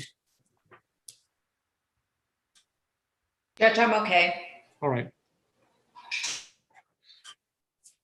All right, I know. Okay, all right, so Mr. Guzman, Ms. Sterling, you're excused until 12:45. Does somebody have a copy of the pleadings I need to look at on the Leal case? Sure, Your Honor. I will post it in chat. And just as a housekeeping matter, the parties have now competing motions for contempt. Mr. Leal was served 11 days ago. My client was only served yesterday, so I don't know if the court is inclined to hear everything at once, or we're ready to proceed on ours. We're not ready to proceed on Ms. Tapia's, but I wanted to make the court aware of that because the court might find that it's prudent to hear all of this at the same time. I don't know how Ms. Tapia feels. I would agree, Your Honor, and they both deal with the same issue as far as violating the standing order with regard to discussing litigation with the children. So for judicial economy purposes, I would ask that the court hear them. And I did serve Mr. Nichols with my motion. Okay, and let me say, Ms. Riley, let's leave the people in the waiting room. That's the Murphys, the Miltons. Well, actually, I'll admit the iPhone. Okay, so I'm no longer the host, Judge, so. Oh, you're right. Okay, when do you want to hear this then?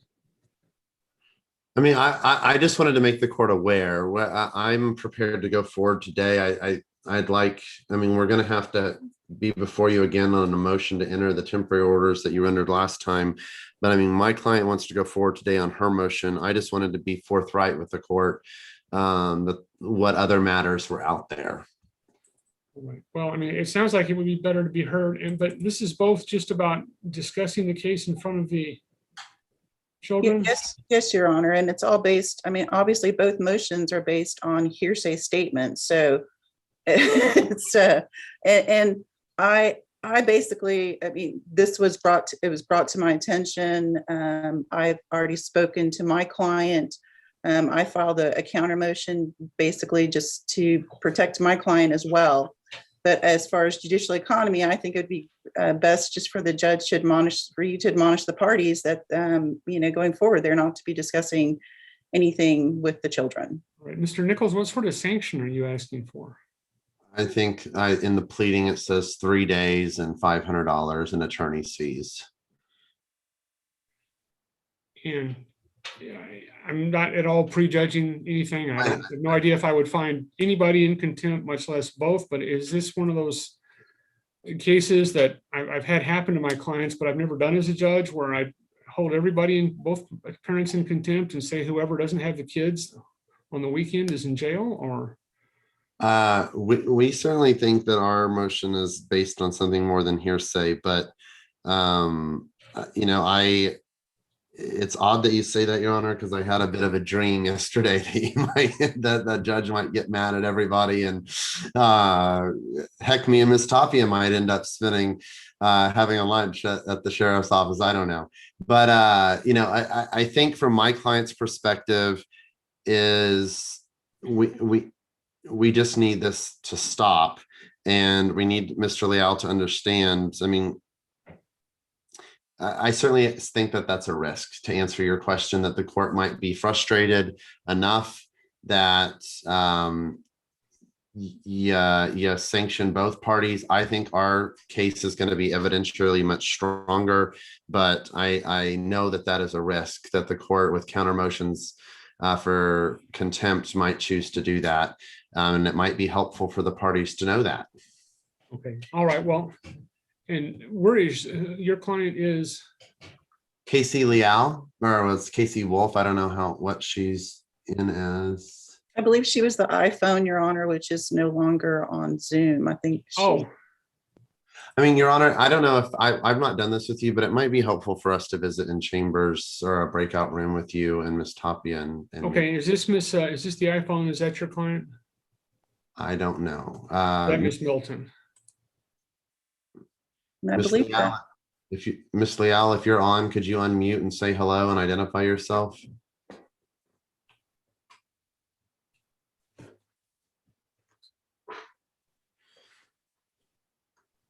Yes, I'm here. Oh, okay, there you are. All right. Oh, you are the iPhone. Okay. Yes. All right, all right. Okay, how do you spell Wolf in your name? W. It's Wolf with a U. Okay. All right, and Mr. Leal, he was here a moment ago. He's here. Let me. I don't know. Asking him to start the video.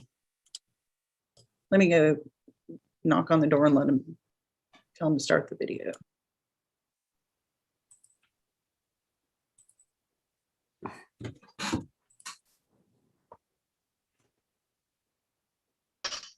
Clicking on it.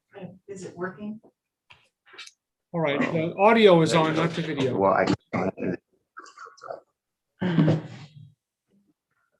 but yeah, I've been clicking on it. Oh, you can hear your voice. Okay. Oh. I just keep trying, I guess. I don't know why it's doing that. Can you hear me? We can hear you. We cannot see you. Okay, I clicked the video button several times. It says your video is on, but we see nothing now. Is there a little slider at the top of your, if it's a laptop? Then open, yes, sir. Okay. All right, then Ms. Tapia, just for a moment, I'm going to ask you to let Mr. Leal set at your station wherever you have your computer. Okay.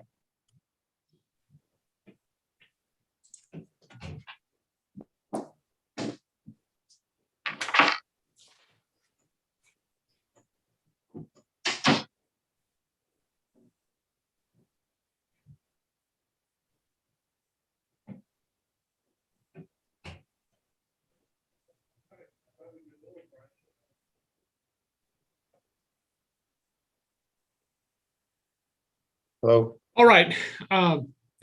Your attorneys have both filed motions to have each of you, the other one of you, held in contempt for violating the court's standing orders. One of the standing orders that we have is that in a family law case that people not discuss the case with the children. There's a lot of reasons for that, but the main reason is that divorce is hard enough on the children. Even if the causes for whatever a separation is have nothing to do with the children or their behavior, children tend to feel that it's their fault somehow, that they caused their parents to separate and to have guilt for that. They also tend to, if they don't do that, or even if they do, to blame one parent or the other and become estranged sometimes from that parent. And that's not good for children. It's not good for the relationships the children have with their parents.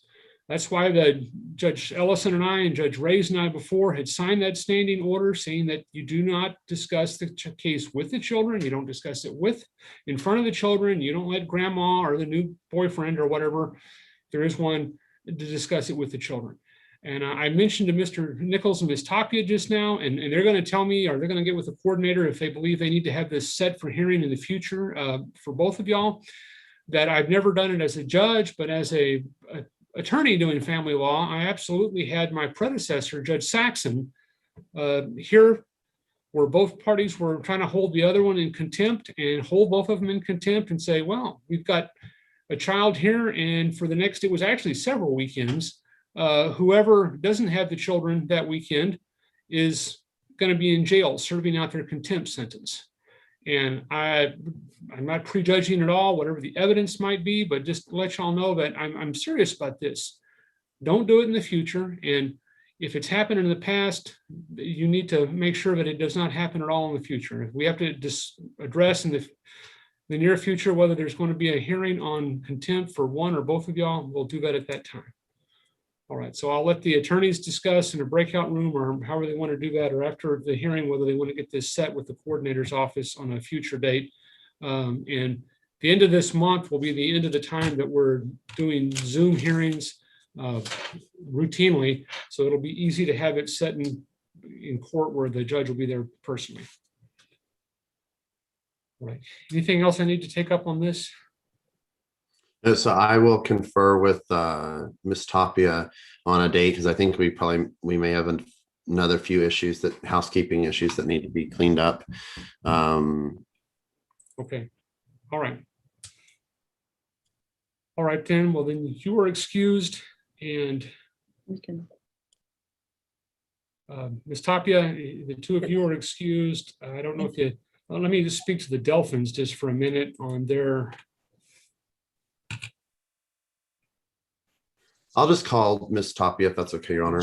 Give me just a moment to.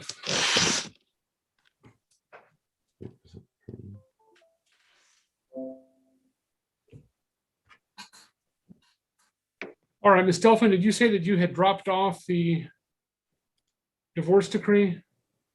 Yes, I had filled everything out and dropped it off, but they said that he needed to sign, but I actually got a hold of him to where he's on the Zoom call.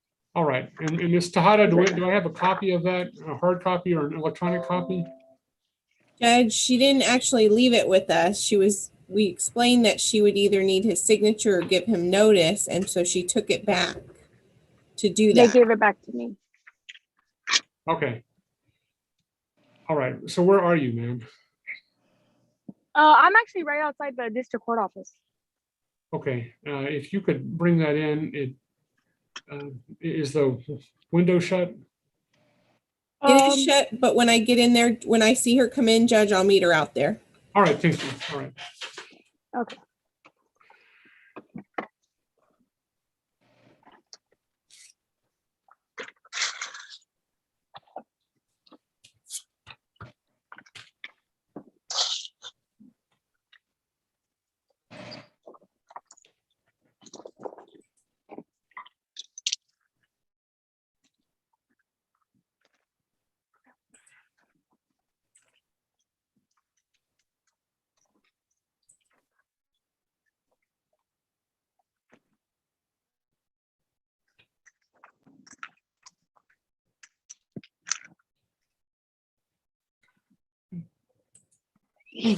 Lori, do you have any idea if Judge Brindell has court tomorrow in his courtroom, or if anybody else does? I'm not sure. Let me check real quick and I can let you know. Let me check their website real quick. Oh, I guess I could have done that.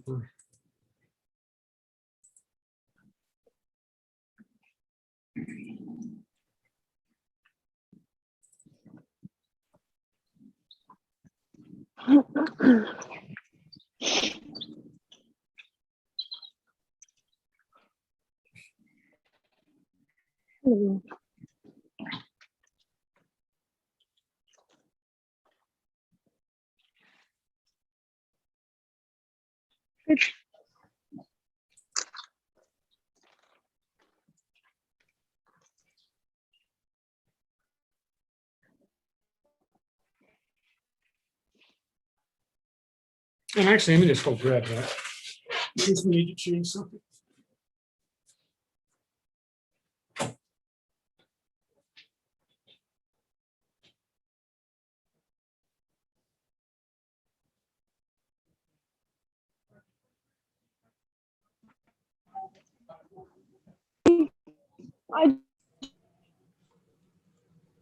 Judge, it doesn't look like there's a county court at law court tomorrow.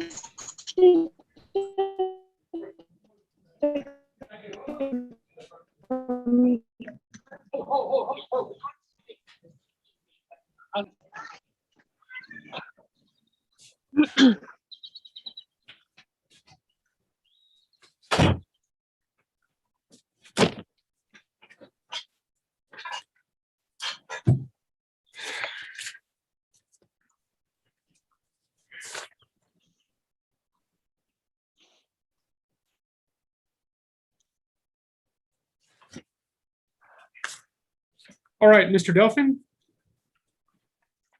Let me ask you to unmute. Yes, I'm here, Your Honor. Okay.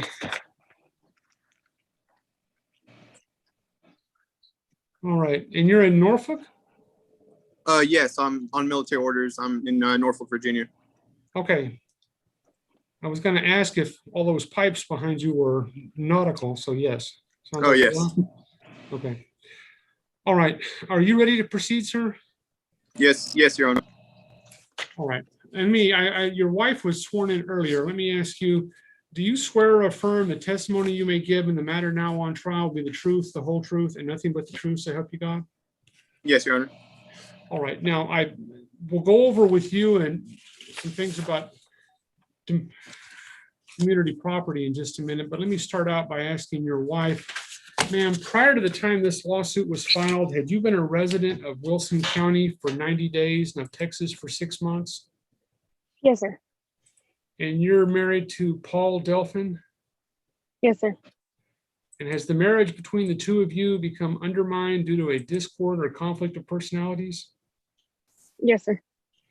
Is there any likelihood you're going to reconcile and live together again as husband and wife? No, sir. Okay, when did the two of you marry? December 27th, 2015. Okay. And since that date, have there been any children born to you? No, sir. Are you expecting a child? No, sir. And have you or your husband adopted a child while you were married? No, sir.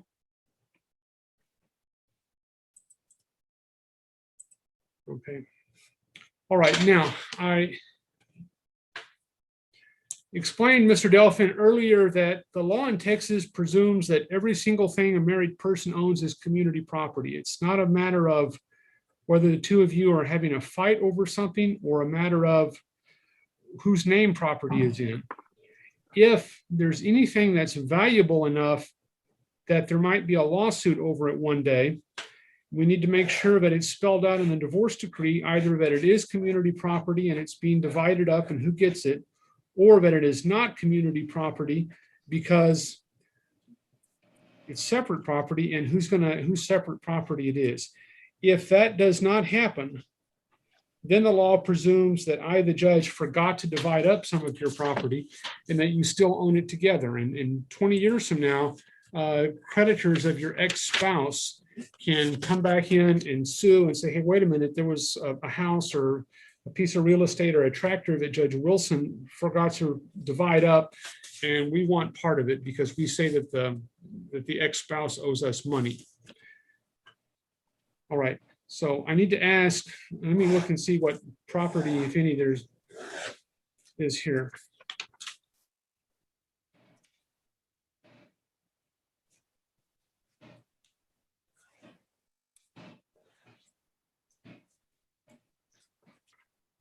Give me a moment. This is actually a decree for people with children, but let me remove most of this.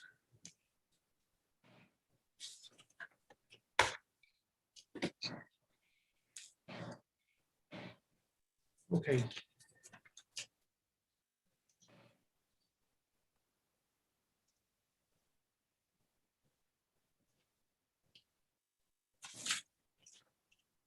All right, now it says that there's a piece of land on Silverado in Wilson in Forestville. When was that property purchased? I haven't bought anything. I don't have any land. Okay.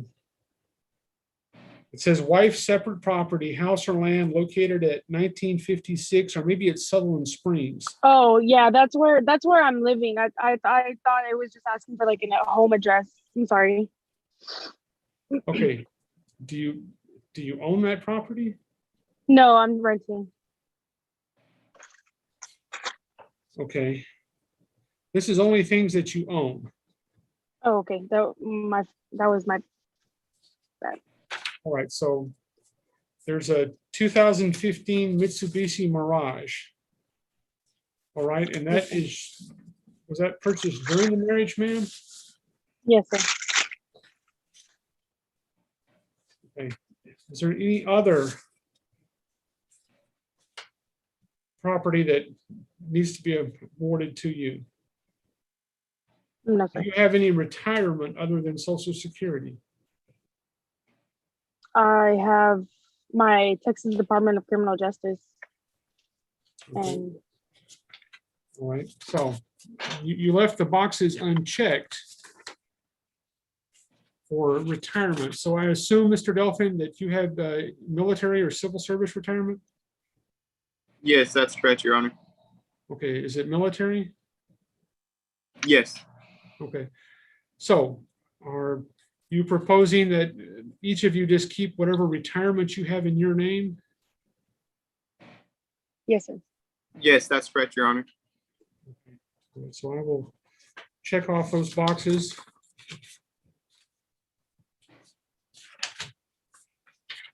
And do you own an automobile, sir? Yes, that's correct, Your Honor. And was it purchased during the marriage? Yes, Your Honor. Okay, so what sort of automobile is it? I own a 2017 Nissan Sentra.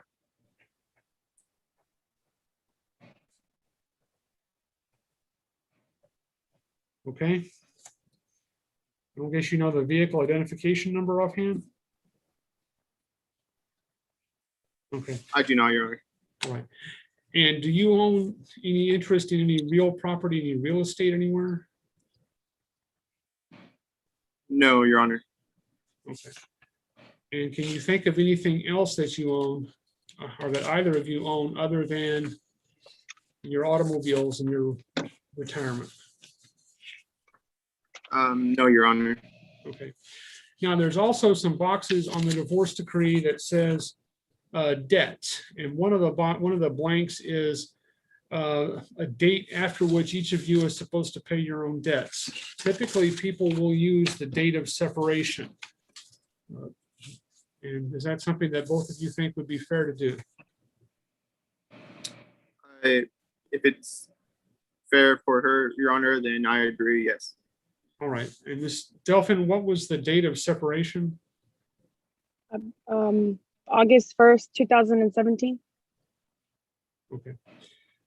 All right. And you think that is a fair date to use? Yes, sir. Yes, Your I'm Honor. sorry? Yes, Your Honor. Okay.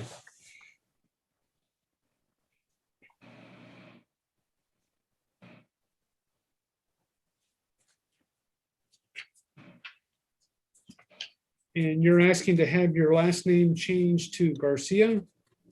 Yes, Your Honor. And is that a previous name of yours? That's my maiden name. All right. And last chance, can either of y'all think of anything else that needs to be put in here as far as property that should be, to make sure you have clear title to it? No, Your Honor. No, Your Honor, not by me. Okay. All right. And Mr. Delphin, do you have any questions for your wife at this time? No, Your Honor. And is everything that she testified to true and correct? Absolutely, Your Honor. All right, so give me just a moment here.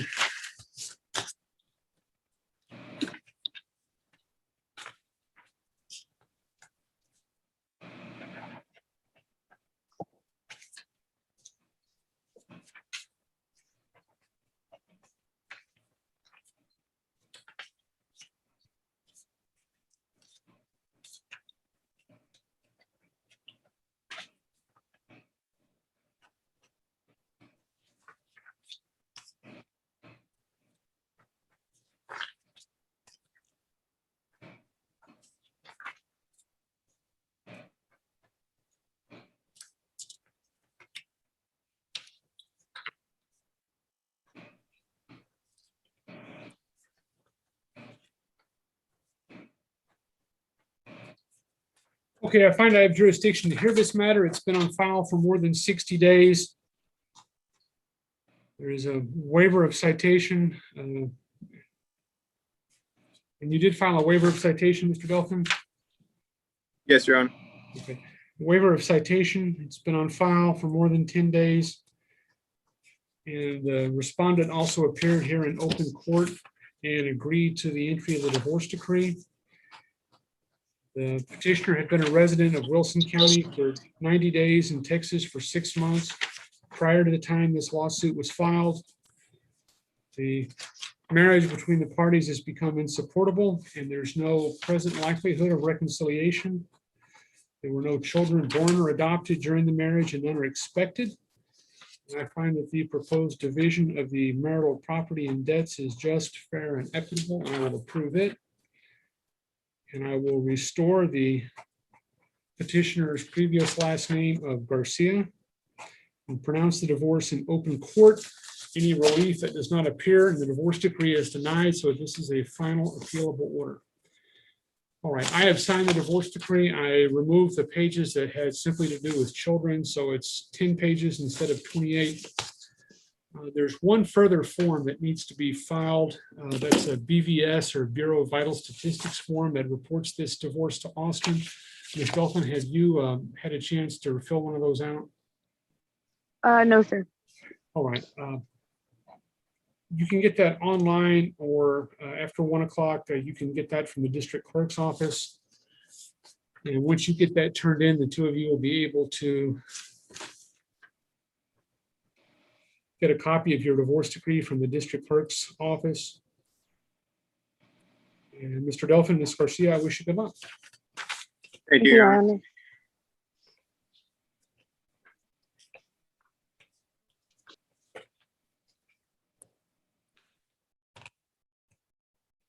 Ms. Cavazos, do you need a break before we start anything else? No, Judge. Let me come back here.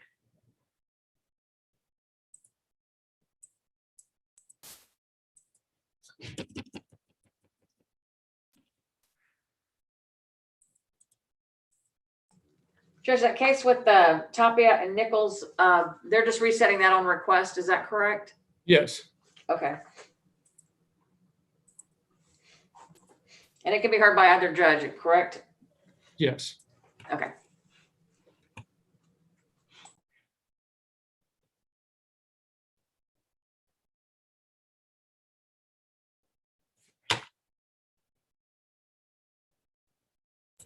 And Judge, I did get the 3 orders on the Brighton or Britain case, so thank you for that.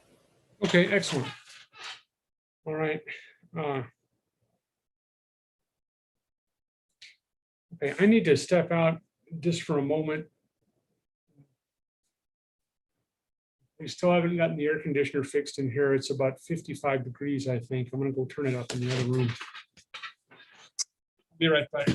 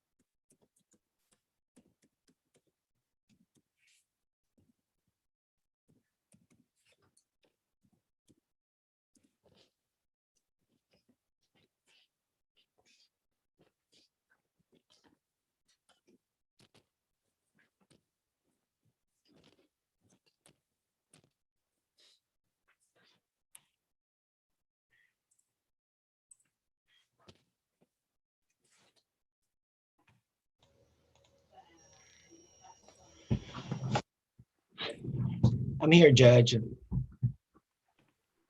All right, and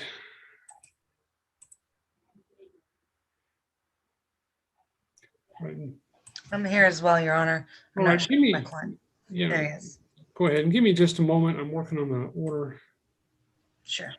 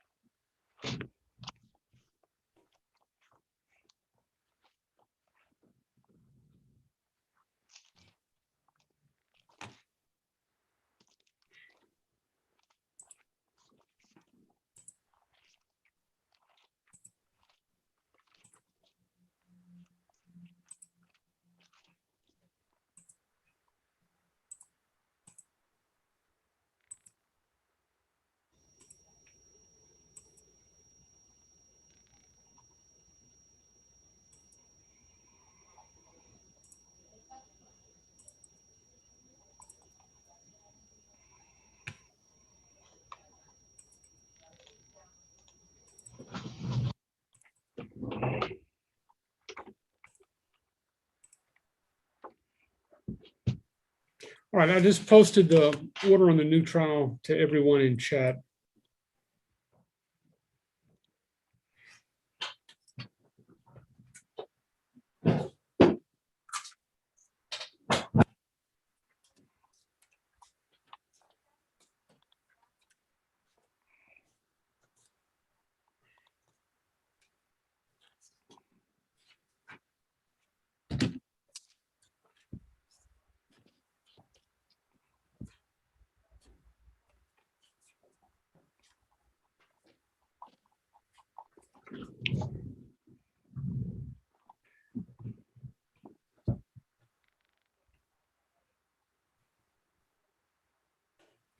All right, so I said it's only as to conservatorship and access or possession of the child. I don't believe there was any dispute as to child support or insurance or anything. Okay, so do we need a hearing right now, Jen, just on temporary orders? Just on possession, yes, Your Honor, until we get to talk about the meat of the case down the line. And Your Honor, I would argue that on conservatorship and possession, yes, we need a hearing on both of those for temporary orders. There's no pleadings on conservatorship, Judge. Judge, there actually is in my, in Mr. Murphy's, hang on. The title of the document is, it was filed May 4th. It is the request to deny relief. And beginning on the bottom of page 2, we have that if the court was to grant the motion for a new trial or the motion to reconsider this matter, that we request the court modify the order as follows. And we do have requests for conservatorship, rights and duties, and possession and injunctions. But that's not a request for temporary orders, and that's where we're at. Okay. All right, does the Attorney General's filing, which is what we began this with? Yes. Doesn't that cover temporary orders for both sides? I believe it should, Your Honor. I mean, the parties don't have to come into court and file their own additional, they can, but. I don't know what you're asking, Judge. I'm confused. Okay, whenever the Attorney General files their child support case, right? Don't they say that they want to adjudicate everything? Right. All right. Wouldn't that include temporary orders and conservatorship for the child? Well, without the parties having to come in and each file their own additional requests for relief. I think you have to ask for the temporary orders themselves, Judge. If you want temporary orders, you have to request them. And that's what we did. We requested a temporary restraining order, and then we requested temporary orders on visitation. And Your Honor, I would argue that our pleading specifically, it does actually state in several of the parts, it says temporary injunctions, and it asks for an alternative dispute resolution prior to trial. Very clearly, our requests were for temporary orders. Those pleadings have been on file since May 4th, Judge. And we did set our motion, this particular motion to deny relief, or in the alternative, set these temporary orders, was also noticed for hearing for today's date as well. That notice was filed May 13th and was accepted. I received the acceptance on May 14th. So it was noticed properly for today. Okay. We're going to proceed on temporary orders. I think both parties have already been sworn in. Mr. Guzman, you prevailed, so I'll let you go first. Yes, Judge, I'll call Ms. Covarrubias. Can you please state your name? Natalia Nicole Covarrubias. And Ms. Covarrubias, let's talk a little bit about what do you do for a living? I'm a registered nurse. All right. And the judge can't see this, but you're very pregnant. Yes, sir. When is the baby due? July 1st. Okay. Now, we've talked about visitation with the father and the child. Again, tell the court how old your child is. He will be 22 months next week. And where does Mr. Murphy reside? I'm not sure of his updated address, but I believe he resides now with his oldest brother at 2348 Bayou Drive, League City, Texas. Okay. How long did you and Mr. Murphy date? Before or after my son? Well, how about before? We dated for until he was born, so a year. And why'd you guys break up? There was just a lot of differences in the two of us, a lot of aggression, physical, verbal violence, and it was just a really unhealthy, not only relationship, but situation for our son to be in. Can you briefly tell us about the physical altercations that you and Mr. Murphy had? There were a few. He would push me. The worst one that actually got brought up in court last time was he was trying to take our son out of the house and leave. So we were downstairs. He had our son in the baby carrier.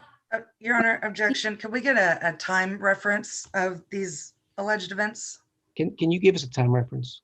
Yeah, this was about September, October. He was born of 2019. He was trying to leave with our son. And of course, I wasn't going to let him leave with our son. And he was yelling at me and like measuring up to me. So I hit him, and then he pushed me over our couch and he choked me until I almost blacked out.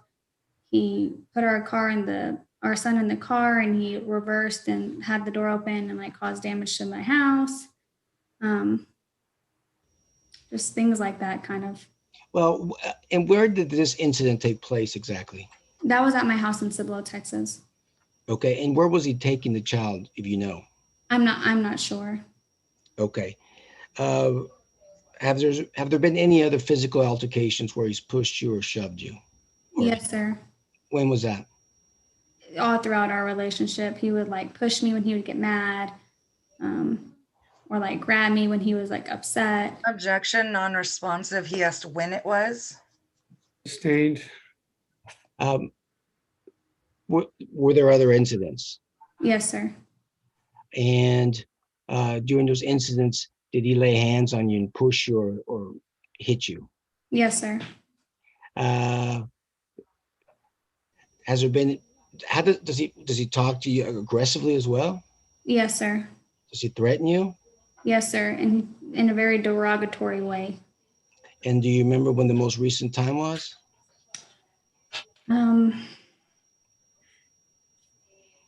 It was right before, I want to say in February, March. Of this year? Yes, sir. And what do you remember? I don't remember it verbatim. I would have to pull out my emails. But he just calls me the B word and says that I'm going to get everything coming for me and I deserve everything bad that's coming my way. Now, has he ever showed up to your house with a gun? He has. And when was that? January 11th, him and his friend. Of this year?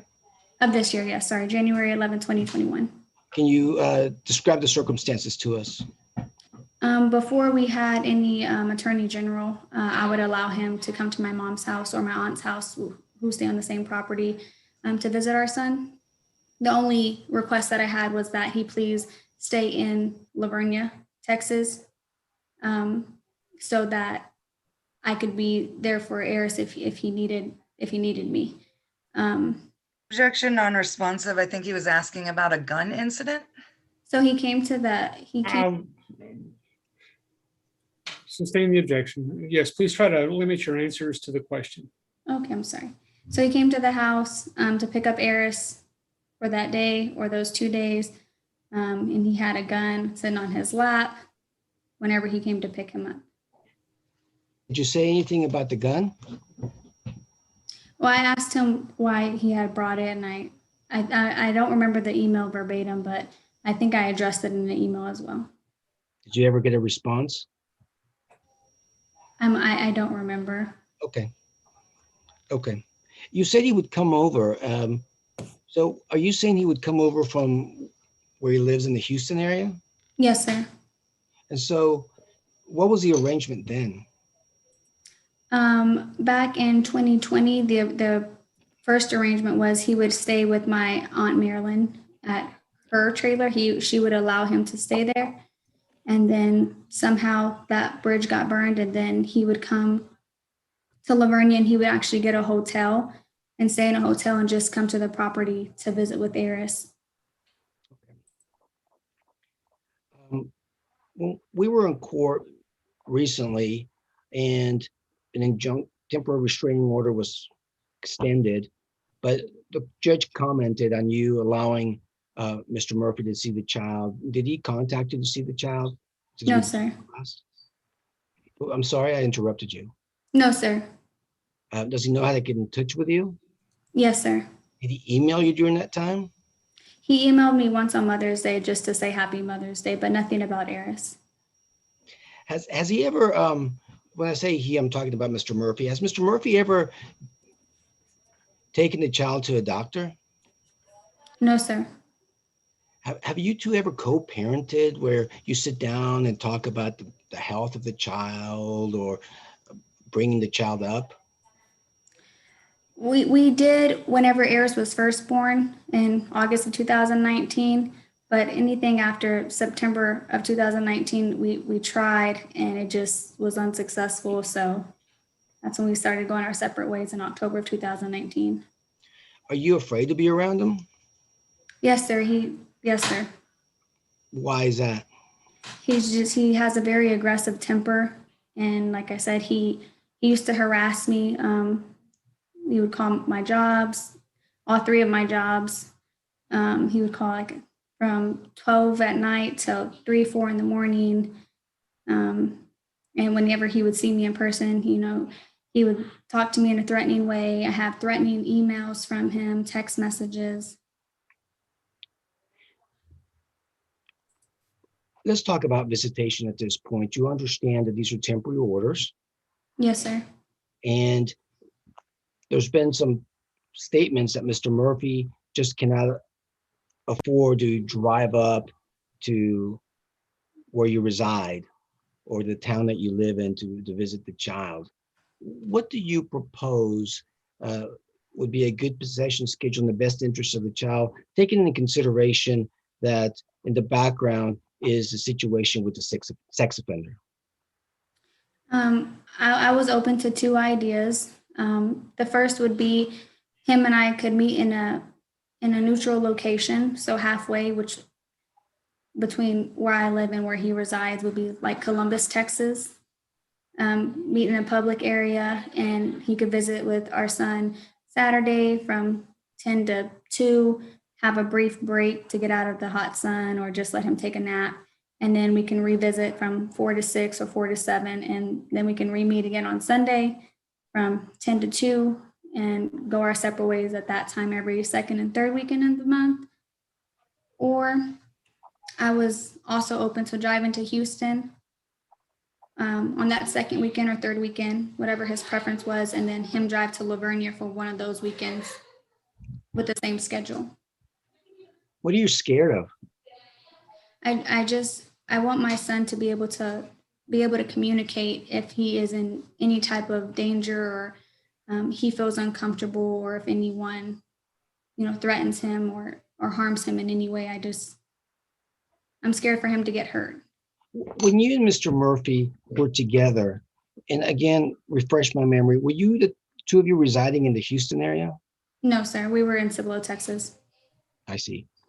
And so when did you become aware that did he tell you that his brother was a child molester?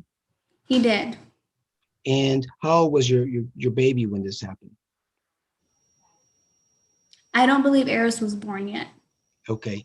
And so did you ever go and look it up and confirm that he was a child molester? I did not. And why is that? Because it wasn't of any of my concern at that time. Why is that? Wasn't Mr. Murphy going to be taking the child around that man? I never let Eris go anywhere without me. Did you and Mr. Murphy ever talk about being around that man? We were never there. And if we were, we stayed where he says, where I think he would say he resides now. We stayed with his oldest brother, Derek. Do you think Mr. Murphy understands the risk that the child is put in when the child stays? Objection calls for speculation. I think she, Let him answer, ask the question first. Sure. do you have any concerns about Mr. Murphy understanding the danger that the child could be in if that child was around a registered sex offender? Objection still calls for speculation, Judge. Goes to Dist. Roll the objection. Go ahead. Yes, sir, I do have that concern. Well, what is your concern? I don't think he understands simply because it's his brother. And I don't think that he thinks that anything would happen, but it's obviously possible. And an objection, speculation. I'll pass a witness. Go ahead, ma'am.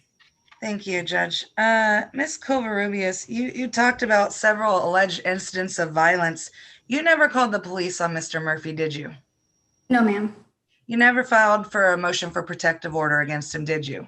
I actually did go to the police, but they wouldn't allow me to place a restraining order. Objection, non-responsive. Okay. Question was whether she filed a motion for protective order. I'll overrule the objection. I don't know what a civilian is going to know what the difference is.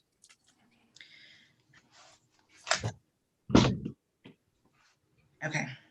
But no charges were ever filed on Mr. Murphy, right? No, ma'am. No criminal charges for, what did you say, pushing you down? No, ma'am. No charges for choking you? No, ma'am. No charges for making you, quote, almost blackout? No, ma'am. No charges for allegedly running a car into your house? No, ma'am. Okay. And in fact, you allowed Mr. Murphy to have plenty of unsupervised visitation after your separation, correct? No, ma'am. You didn't. Do you recall in January of 2020 when you went to New Orleans and you dropped the child off at Mr. Murphy's residence? That was actually February 13th when I went to New Orleans, just to be correct. Didn't it happen twice, once in January and once in February? No, ma'am. It happened once in February and once in March, actually. Okay, that's fine. So in February of 2020, you dropped the child off to Mr. Murphy for a weekend while you were in New Orleans. Correct? No, ma'am, not a weekend. It was less than 12 hours or less than 18 hours. It was at least overnight though? Yes, ma'am. And the house you dropped that child off was the house that he shared with Mr. Marshall, the brother who was the sex offender? Yes, ma'am. Okay. And you did that again in March of 2020 as well, correct? Yes, ma'am. Under the impression that he was staying. Objection, non-responsive after yes, ma'am. Sustained. And then even after you got orders in this case, Mr. Murphy had unsupervised possession with the child, correct? He came to pick up the child from you, from your house, and then brought the child home? From my mom's house, yes. Okay. And so now before you had orders, there was a period where you didn't allow Mr. Murphy to have visitation unless he did it under your terms and conditions. Is that correct? Yes. Okay. And then since that, so you had an order that was signed March 1st of 2021, correct? Yes, ma'am. And on March 4th, Mr. Murphy told you he wanted the first weekend of April, which was Easter weekend. Is that correct? I'm not positive on the dates. I'd have to pull out our emails. Okay.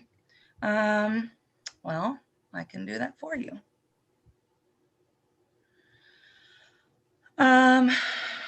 Your Honor, may I screen share, please? Yes. Ms. Covarrubias, do you recognize this email, or do you recognize what's been marked as R1, R01? Yes, ma'am. And is this an email between you and Mr. Murphy on March 4th, 2021? Yes, ma'am. Is this your correct email address, Covarrubias 202011 at Well, Yahoo. I'm gonna, okay, well, let's take that down, please. Okay. I just want to remind the attorneys that this is being broadcast over Zoom, I mean, over YouTube. I don't know if anybody's watching, but just, okay, so go ahead. Without bringing that up right now, does that email help refresh your memory as to whether Mr. Murphy told you on March 4th he wanted possession the first weekend of April? Yes, ma'am. Okay. And even though he told you that, you decided to take the child to Mississippi, or you told him you were taking the child to Mississippi that first weekend of April. Is that correct? No, ma'am. You did not tell him you were taking the child to Mississippi? There's emails prior to that stating that we would not be there that weekend. Okay. Regardless, did after Mr. Murphy designated his weekend for April as being that first weekend, did you tell him you were taking the child out of state? Yes, ma'am. Okay. And did you tell him that if he wanted the child, he would have to come to Mississippi to pick up the child? Yes, ma'am. Okay. And he eventually requested for a different weekend because he wasn't going to drive 3 hours to your home when the child was going to be out of state. Is that correct? Yes, ma'am. And so on March 29th, I'm sorry, on April 2nd, he asked for his first weekend of April to be pushed to the following weekend since you took the child out of state. Is that correct? Yes, ma'am. And on April 8th, you told him he could not have that time, but he could have April 16th. Is that correct? Yes, ma'am. You said that on April 8th, right? I'm not positive of the date, but I do remember us discussing the weekend after the second weekend in April. But then the following day, you filed a motion to restrict access to the child, correct? I'm not positive on the dates, but yes. Okay. If I told you that you filed that on April 9th or executed your affidavit on April 9th, the day after those emails, do you have any reason to disagree with me? No. Okay. And you've not allowed Mr. Murphy to have any access to the child since then, since March 2021, correct? Yes, ma'am. And your attorney brought up the May 5th hearing we had before Judge Ellison. And Judge Ellison stated that if you wanted to allow access under your circumstances, then so be it. Is that correct? Yes, ma'am. And did you contact Mr. Murphy to offer him any access or tell him what your conditions were for access? No, ma'am. The judge notified him that he had that right to request from me. You didn't offer any kind of circumstances for visitation though, did you? I'm thinking of the hearing because I know one you weren't present at, and we offered visitation to him and he refused. I'm talking the May 5th, 2021 hearing where I was present. Oh, no, ma'am. Okay. Now, you mentioned some sort of gun incident. Mr. Murphy didn't threaten you with the gun, did he? No, ma'am. He didn't pull the gun out and point it at you? No, ma'am. Or anybody else? No, ma'am. He wasn't doing anything unlawful with that weapon, was he? No, ma'am. Okay. And you didn't call the police about that, did you? No, ma'am. Okay. So Mr. Murphy and you resided together, and he was a regular part of Oris's everyday life for a period of time, right? Yes. And he has tried to seek possession ever since separation. Isn't that correct? No, ma'am. Has he asked you for additional visitation on numerous occasions? He's asked me for visitation about once a month or every other month. And in fact, when the order at the time of the hearing, February 25th, he told the court he wanted the first, third, and fifth weekends of visitation, right? That's what he told them, but that's not what was granted. Okay. So he made that election, correct? Yes, but that's not what the order says. And so even though the order only states 1 weekend a month, he's actually told you that he wants that first, third, and fifth weekend election, correct? Yes, ma'am. And he's told you that in email, in writing, and you are aware of that. Yes, ma'am. Okay. So now you know that he doesn't reside with a sex offender, correct? That's what he says. Yes, ma'am. Okay. And you have no reason to think that he's residing at that apartment versus what he has sworn to this court where he's currently residing. I do have reason. Okay. You don't have any personal knowledge though, do you? No, ma'am. Okay. And you don't have any personal knowledge that he has left the child alone with any registered sex offender, do you? No, ma'am. Okay.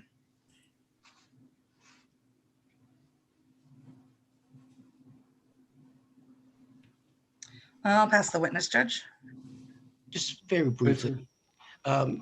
You testified about the February 20th day and March 20th day, and you weren't allowed to finish your response as to dropping the child off. What were the circumstances in February 20th, 2020 when you dropped the child off? Did you think they were going to be staying at? All right, I'm going to ask you. All right, we're getting feedback. Let me make sure that everybody only has, it may be just Zoom doing something weird, that everybody only has one electronic device within earshot or of another one. All right, go ahead, Mr. Guzman. What were the circumstances? Why did you drop the child off on February 20th? February 13th of 2020, I dropped him off. I was going out of town. I dropped him off approximately 3 p.m. And I was under the impression that he was going to be staying with his brother Derek because they have more rooms. They actually live in a house, and his nephew at the time was in college, so there was an open room for them. And now I was under the impression that that's where they were staying. How about March? I dropped him off. Give me a second.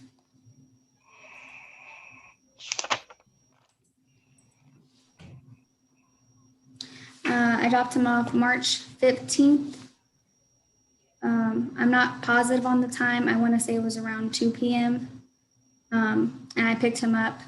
I arrived back to pick him up on March 17th at around 4 or 5 a.m. My son was obviously asleep and he didn't want to wake him. When I arrived there, they were at his mom's location, which is where him and his brother and his brother's the nephew reside. And those are those two occasions. What was the concern about leaving the child in the home of a sex offender? I'm sorry, can you repeat that? What was your concern about leaving the child in the home where a sex offender was residing? Well, at the time I wasn't concerned because I was under the impression they were staying with Derek. I got you. When you saw him bring the gun onto your property, where was the gun located? It was on his lap. In the car? Yes, sir. Did he get out of the car? No, sir. Well, he did, not initially. He got out after I had tried to put our son in the car seat and it was not safely fastened. Okay. And so he had the gun in full view. Yes, sir. Did you ask at the time why he had the gun? No, sir. You scared? Yes, sir. And I was concerned about my son's safety because the car seat was not properly latched or fastened into the car. As far as the nuts and bolts, if the court orders you to or allows you to meet in Columbus, that would be the second and third weekend of the month? Yes, sir. And are you scared to go by yourself? Yes, sir. My mom, aunt, dad, or husband would accompany me. Are you okay with he taking his mom or other siblings with him? As long as his brother's not there. The sex offender? Yes, sir. Okay. I'll pass a witness. Go ahead. Nothing further of this witness, Judge. All right, Mr. Guzman, any other witnesses? No, Your Honor. All right, Ms. Sterling? Yes, I'll call Trenton Murphy. Go ahead. Mr. Murphy, would you please state your full name for the court? Oh, I think you're on mute. Okay.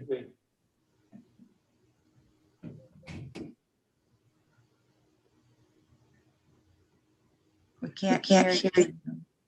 All right, are the two of you in the same office? No. All right, somebody has more than one electronic device going.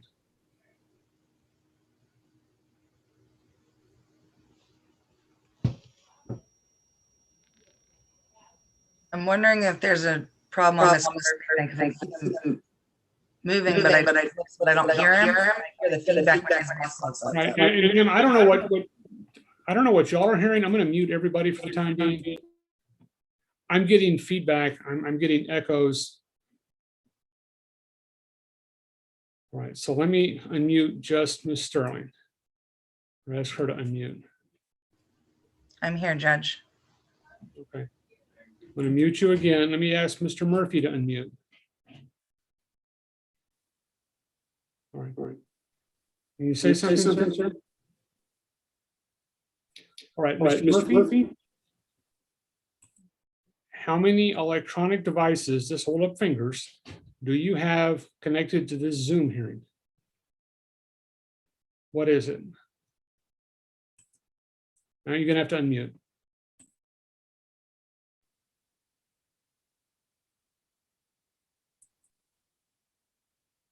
All right, I can't hear you at all now.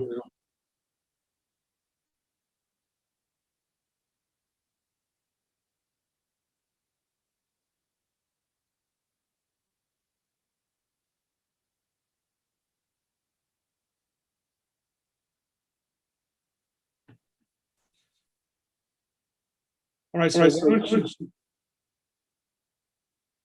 okay. I'm going to ask you, Mr. Murphy, everybody else is getting feedback when you're on, and we can hear you sometimes and sometimes not. I'm going to ask you to sign off and sign back on, and let's see if that helps. Judge, he responded through chat that it says the judge has me muted. Well, he was unmuted for a while and I still couldn't hear him, but again, I need you to, sir, to exit and then sign back on. Let's see if that helps.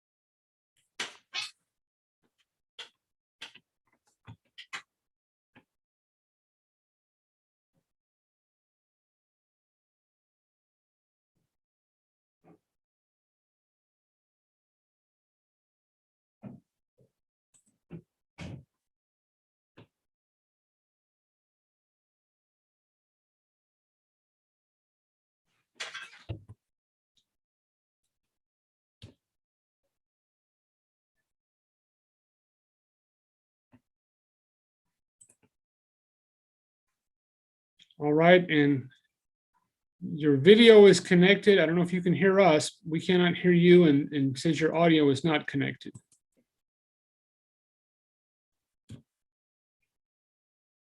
Now it says your audio is connected. Can you hear me? Yes. Okay. I'm not getting feedback. All right, let's try it. Go ahead, Ms. Sterling. You're muted, ma'am. I apologize, Judge. Mr. Murphy, would you please state your name for the court?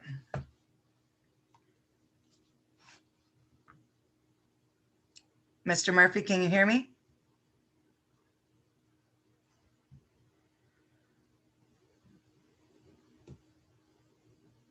Mr. Murphy, are you there?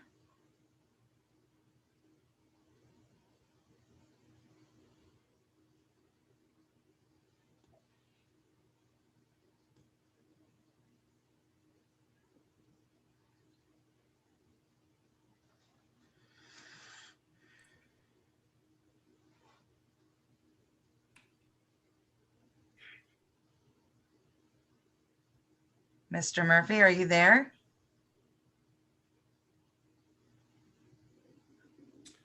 All right. Let's let him try and sign in again. Yes, Judge.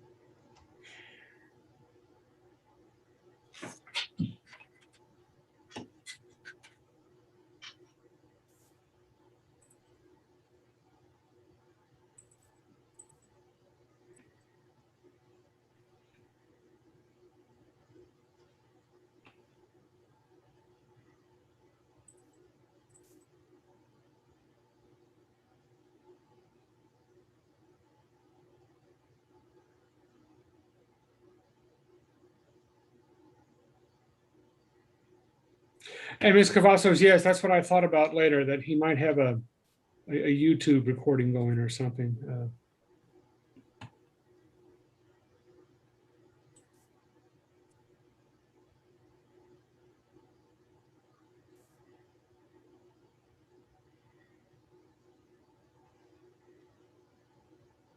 All right, Ms. Sterling,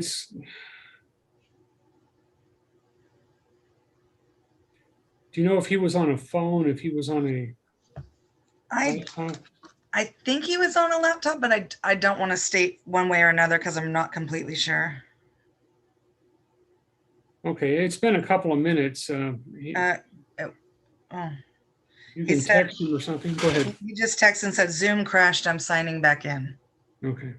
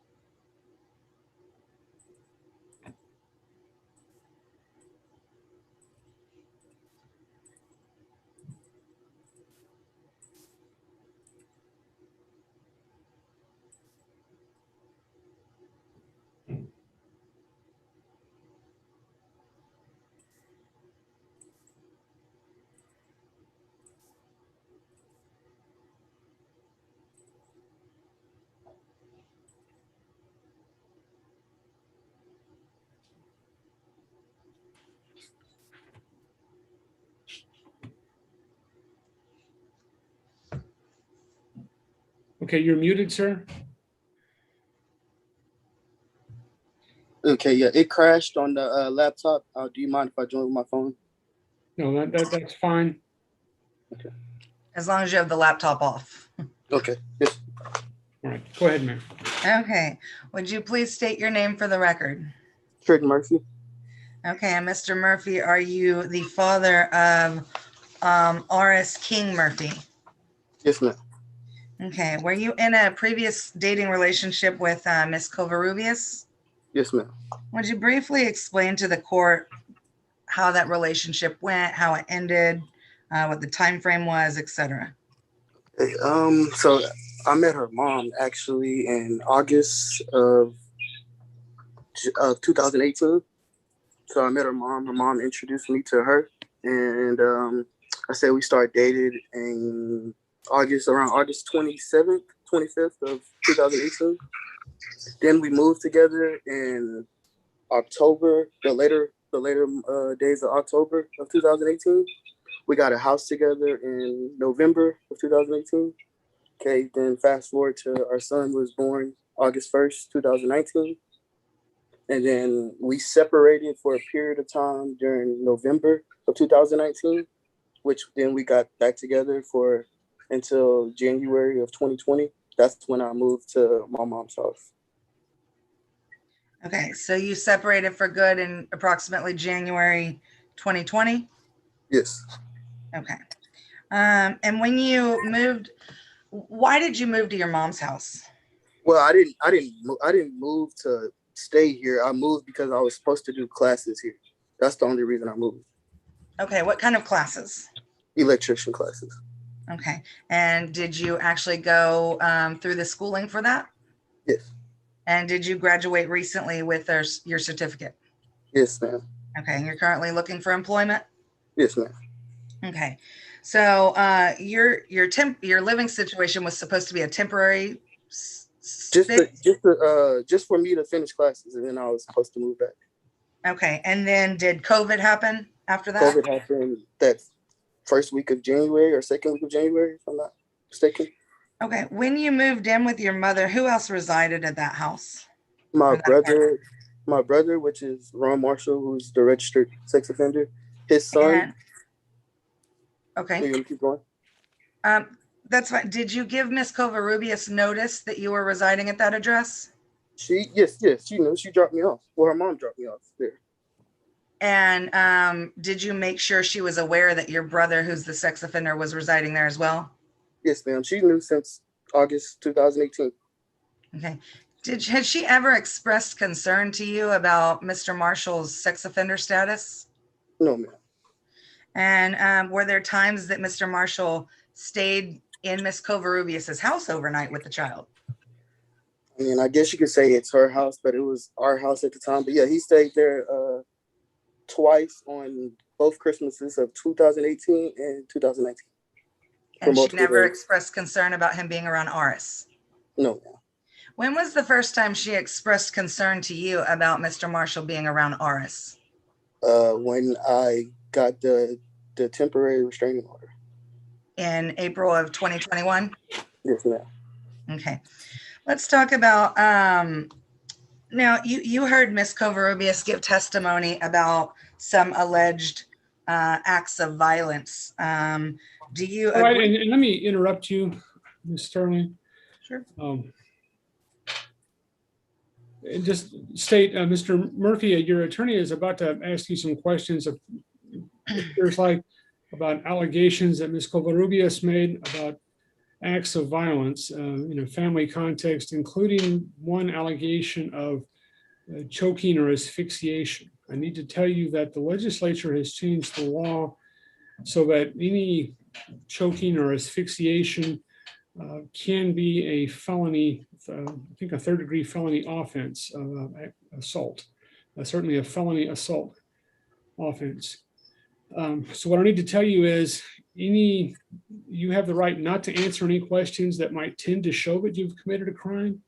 You have the right to answer the questions, but you have to pick one or the other. By that, I mean, you cannot answer a few questions that might tend to show you committed a crime, such as asphyxiation or assault causing bodily injury, and then decide you don't want to answer any more of them. The other thing I need to tell you is that in a criminal case, the fact that a defendant has decided not to testify about anything, that cannot be held against him in any way. But this is a civil case, so if you elect not to answer any questions about that might tend to show that you've committed a crime, I could consider that against you. So I'm going to ask Ms. Sterling, have you already had an ample opportunity to discuss this with your client, or would you like to speak with him briefly in a breakout room? We have discussed this, but if you would like to put us in a breakout room just very briefly so I can confirm he understands this, I'm happy to do so. All right.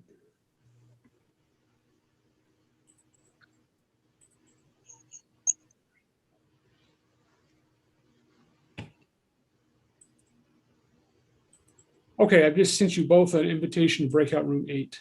Thank you.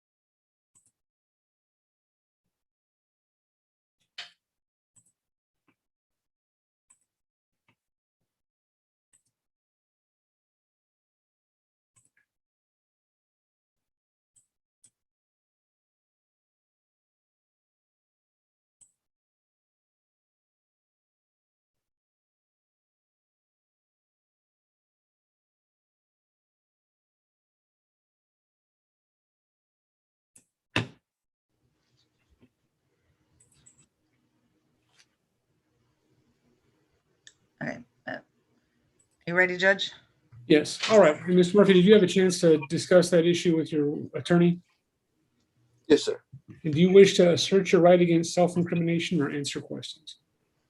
I'll answer questions. Yes, sir. All right, go ahead, ma'am. Thank you. Mr. Murphy, Ms. Covarrubias claimed that you choked her. Have you ever choked her? No, but I have restrained her. Yes. Okay, but not with your hands around her neck, correct? No, not around her neck, but around her arms and like her shoulder area. And what Yes. was the circumstance under which you physically had to restrain her? Okay. Well, we were arguing about, honestly, it was about me getting food, honestly. And we were up the stairs because we stayed in a 2-story house. And I was leaving to take my son, but I was taking my son to get some food, which, I didn't think was a problem. And she didn't want me taking him. She thought I was going to, I don't know, but I didn't even have clothes to take him. So we were going down the stairs. Like I said, I'm carrying my son. I'm walking down the stairs with my son. And then that's when she punched me. So as I continue to go down the stairs. I put my son in his car seat. And that's when I restrained her. And I told her, and I said, Natalia, if something happens to my child, then that's when we're going to really have some problems. And that's the time that she's talking about in October. Sure. Okay. Did you ever physically abuse her? No, ma'am.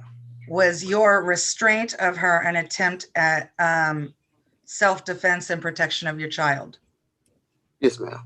Okay. Okay. So in your opinion, has there been a history or pattern of physical abuse in the past 2 years or since your child was born? Not since my child was born, no, ma'am. Okay. Once you separated, what were the visitation periods like? Did Ms. Covarrubias let you have regular visitation, or did she kind of make it a struggle for you?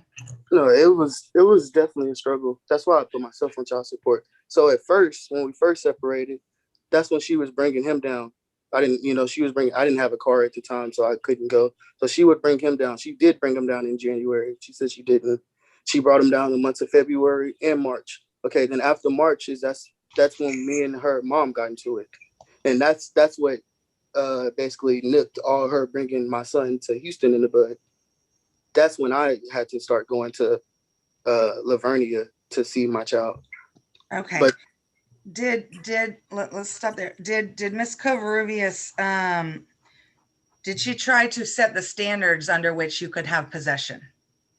Yeah, it was always in like on her terms when she decided that I can come see him, like it was okay for her to see him, like she didn't have nothing to do, or just if that was in her area, basically.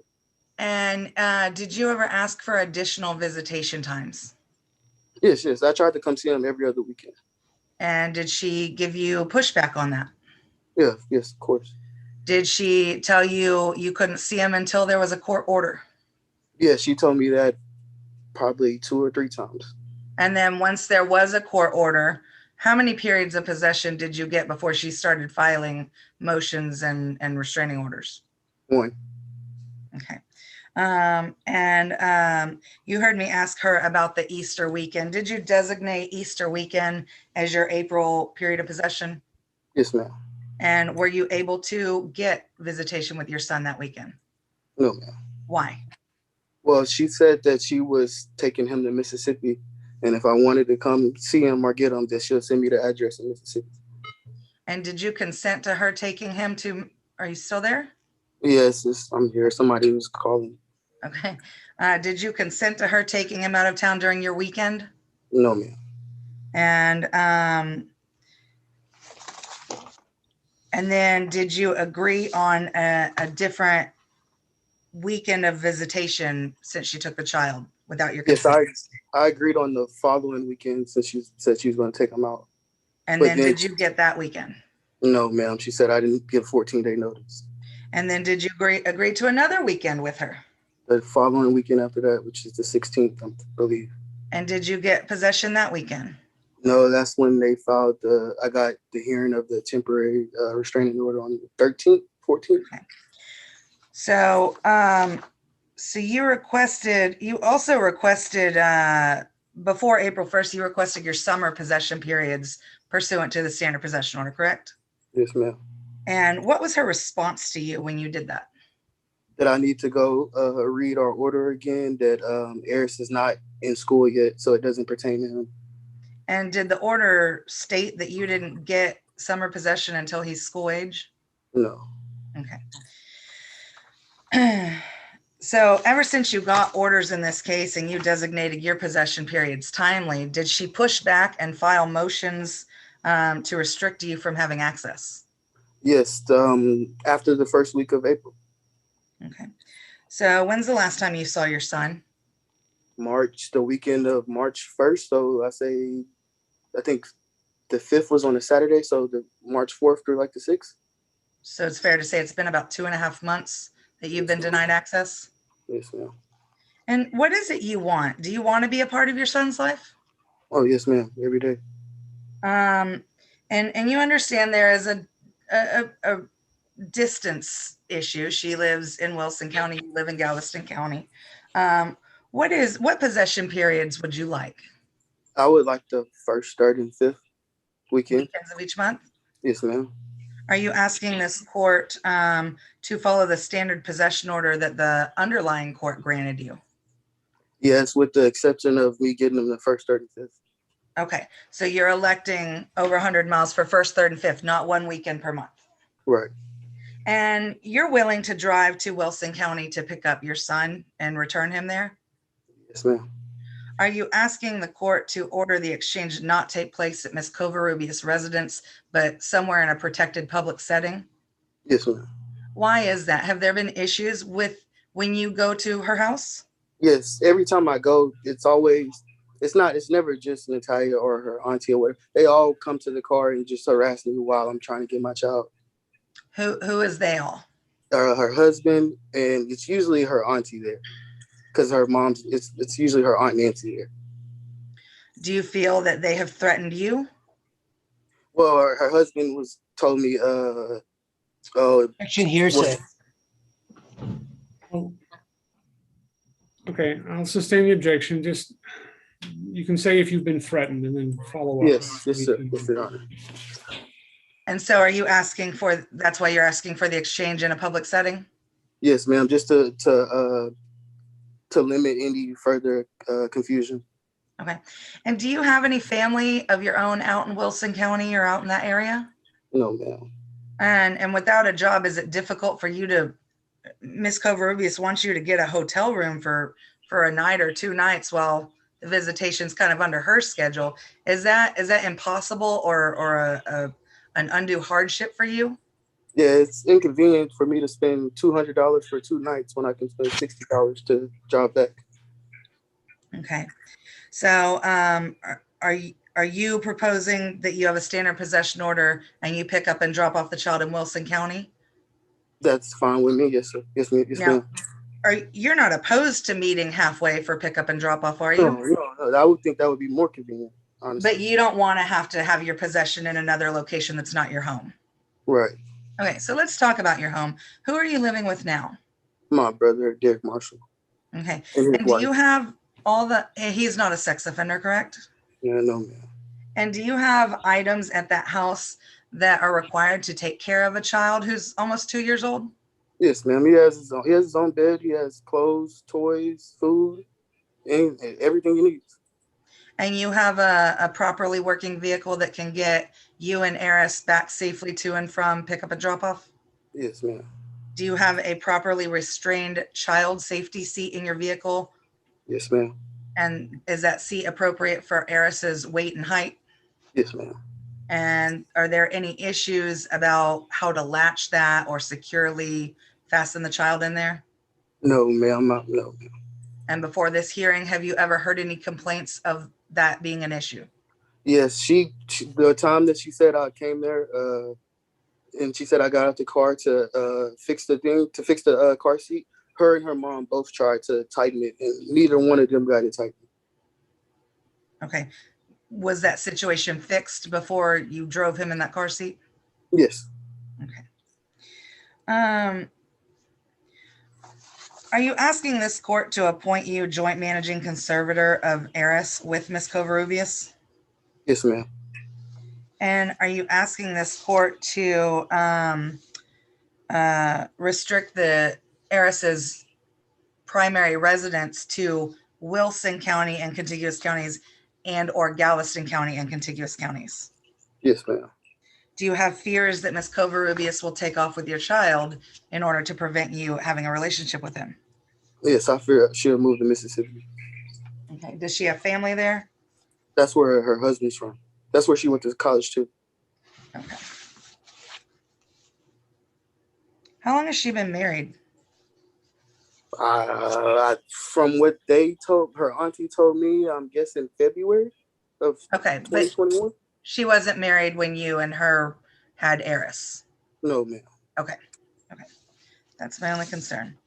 Are you asking for certain rights and duties to be joint with Ms. Covarrubias regarding Eris's invasive medical procedures, eventual education decisions, and psychiatric decisions? Yes, ma'am. Okay. And are you also asking this court to order electronic communication to supplement your periods of possession? Yes, ma'am. Are you asking for that daily, several times a week? At least 2 to 3 times a week for no longer than like 15 minutes. Okay.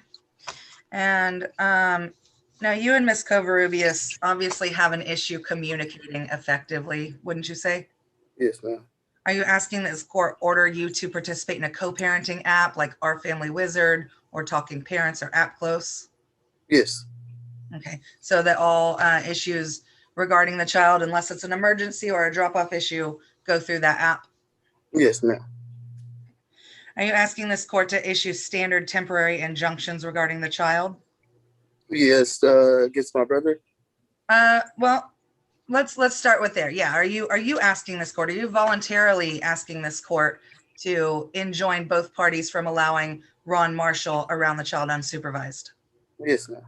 Okay. Have you ever let Mr. Marshall be around your child unsupervised? No, ma'am. Okay.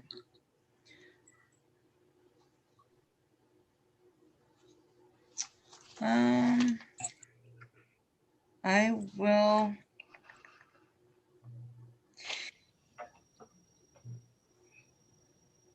Is your number one priority the safety and welfare of the child?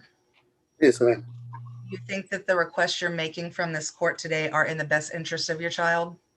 Yes, I think he needs his dad in his life. Okay. I'll pass the witness. Witness. Guzman? Yes, Your Honor. What is your brother's name, the sex offender? Ron Christopher Marshall. And do you know what Mr. Marshall's accused of having done? Yes, sir. What is that? I'm not like, I know it's sexual assault, but I don't know the details of the case. No. Why not? Because it's not my case, it's my brother's. Wouldn't that concern you if you're going to be bringing the child around him? But my child have never been unsupervised around him either. So when you Ms. Covarrubias, had him over to your house, your child wasn't unsupervised? No, he's never been unsupervised. Do you have concerns about Mr. Marshall? No. So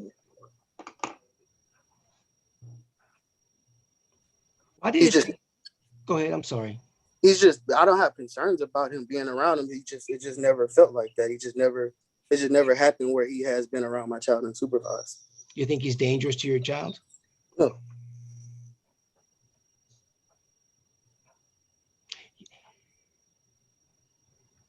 He lives with your mom? Yes. How often do you see your mom? Daily. She stays like 10 minutes from my brother that I'm living in now. You're 10 minutes from your previous home? About 10 to 15 minutes, yeah. I live in Lick City and they stay in Bay Cliff. Okay. And so how often do you see Mr. Marshall? Depends on if I go see my mom. Then if he's there, then yeah, I'll see him. But you said you go daily. I said, yeah. So if I go see my mom, then yeah, I'll see him because he stays there. Okay. If you do not believe that Mr. Marshall poses a danger to your child, why should this court believe that you will take precautions to not allow your child to be around this man? Can you repeat that? Yeah, I asked you before whether you were afraid of Mr. Marshall Right. for your child, and you said no. Right. So you're asking the court today to allow you to take your child with you unsupervised back to your hometown, correct? Right. Yes, sir. Okay, so why should the child trust you to not place the child in danger when you haven't been concerned about Mr. Marshall posing a danger in the past? You saying why should they trust me to not put my child in danger? Yeah. Well, he hasn't been in any danger yet, and so I don't think that's I guess, for lack of a better word, projecting that I'll put him in danger in the future. Does Mr. Marshall pose a danger to your child if your child's around him? No.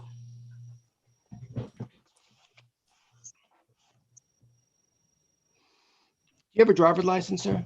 Yes, sir. Is it valid? Yes, sir. And do you have insurance as well? Yes, sir. Okay.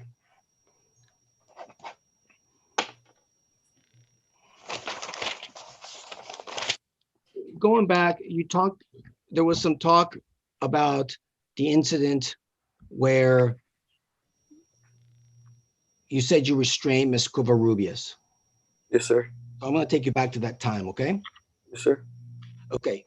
And so I think you said you restrained her, then you ended up by your car and you told her if something happens to my child, we're going to have a problem? Right. And what did you mean by that? Because I was walking down the stairs with my child as she struck me. So I could have fell down the stairs easily. But that's not what you said. You said if something happens to my child, we're going to have a problem. What problem are you Right, right. Hold on just a second. Hold on just a second. I'm sorry. What problem are you going to have? Were you referring to? Hold on. Oh.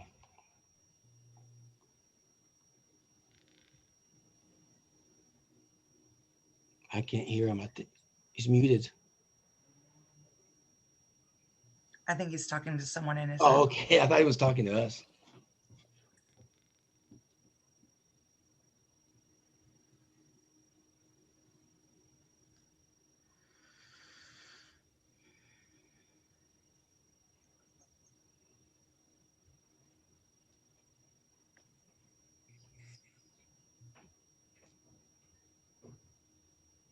Okay.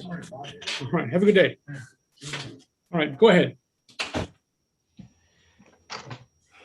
So I guess my question was, and I don't remember you answered it.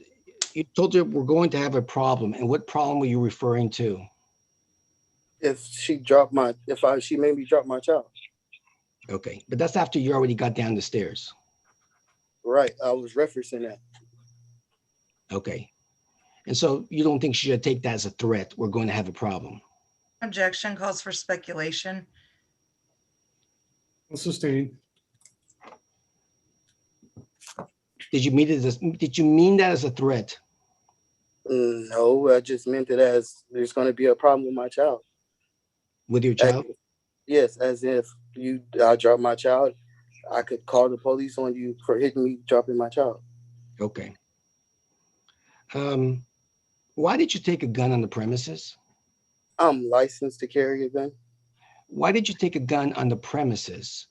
It was already in the car. Why was it on your lap? It wasn't. It was between the gear shift and the handbrake. Why wasn't it in the glove box or underneath the seat? That's just where I had it at the time, Your Honor. I mean, sir. And so you knew Ms. Covarrubias was going to see the gun. Was that a sense of warning to her? No, it was just a sense that's where it's been a 3-hour drive. Did you feel you needed protection? Yes, of course. Against whom? Like I said, they always come to the car to harass me. I see. So you were ready to, was the gun loaded? No, the clip wasn't in. Okay. So it was just a way to keep them off of you if something happened? I mean, I would have to put the clip in for keeping me off of me, but no. Was the clip in the car? Yes, it was under the back seat.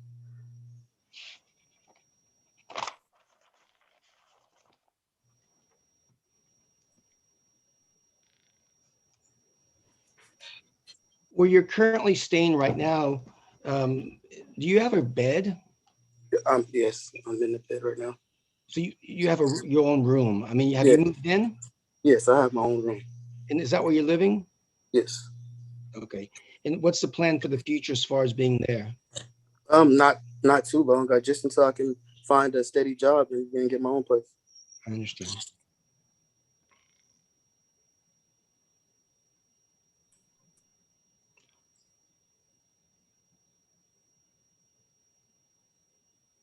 Can you understand Ms. Covarrubias' concerns about you bringing your child around Ron Marshall? I understand her concerns, but if she had those concerns, she would have had them when I first told her.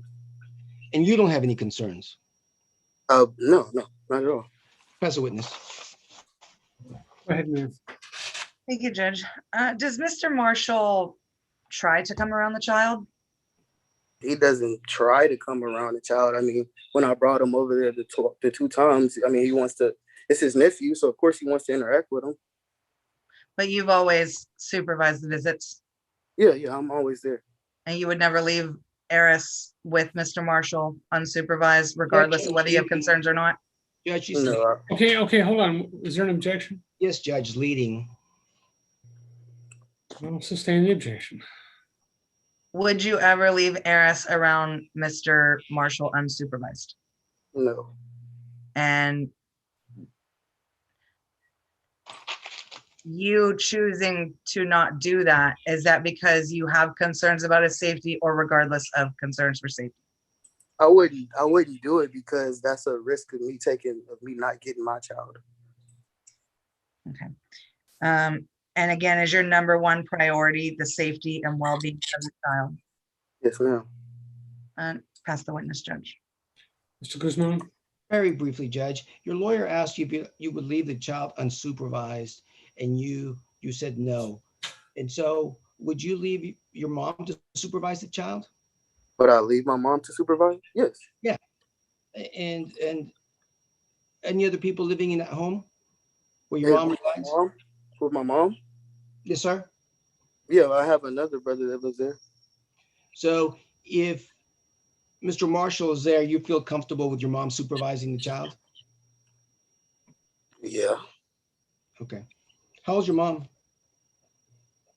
63. Okay.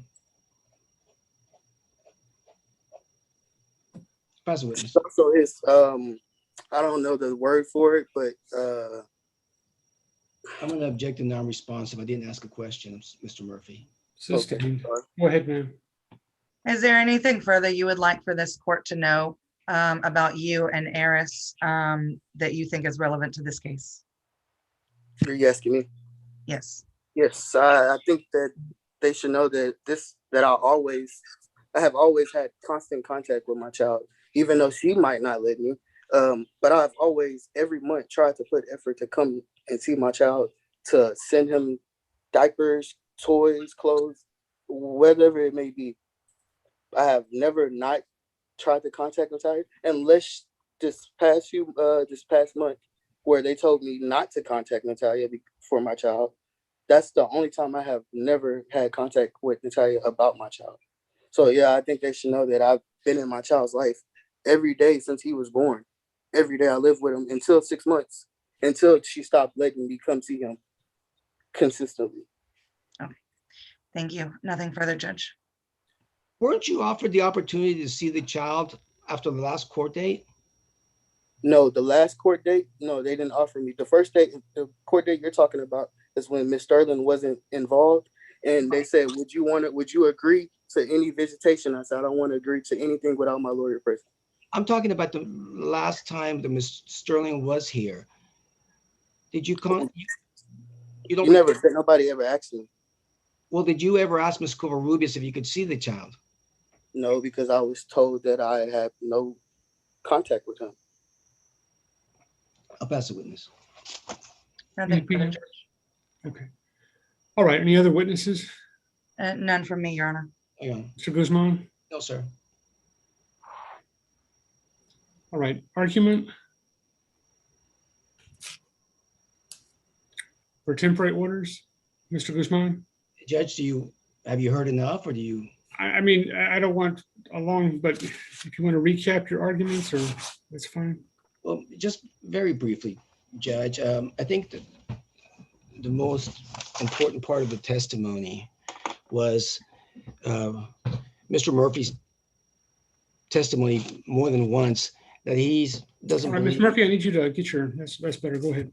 doesn't believe that Mr. Marshall's a danger to his child. And that's just chilling. And I know it's a brother. I understand that, but we all know many of these instances where a child gets molested, it's by a family member. This man's been convicted, this man being Mr. Marshall. And Your Honor, I'm gonna object that that's a misstatement of evidence. He has not been convicted. He's on deferred adjudication. that's fine. Okay. And so he's a registered sex offender. And for him to not have any concerns about the safety of the child around Mr. Marshall, that's the chilling part. So what they're requesting at this point is that this child travel basically 400 miles round trip every other weekend, every first, third, and fifth weekend, even though he's under 9. He's 9 months old, 19 months Okay, old. now, how old is he? 19 months old. 19, okay. He's 22. Well, he was 19 at the time of the prior order, so 22. So he's under 3, Judge, and they want him to be going back and forth. And there is no one to check on Mr. Murphy to make sure he's not going over to his mom's house, who he goes over there every day, and it's only a few minutes from his house. I mean, I told Ms. Sterling that we couldn't make an agreement because Mom is concerned, as we all should be. And if Mr. Murphy had said, in retrospect, I'm concerned that Mr. Marshall, I mean, but he didn't. And when I asked about supervision, even his mom could do it, or I guess anybody could do it. So that being said, I think we could get to a point eventually where the child can speak and say, yes, I saw Uncle Marshall or Uncle Ron. But right now, in temporary orders, I think it's very risky. And my client can't drive by the house and see if they're there. And so we have to go strictly by Mr. Murphy's word.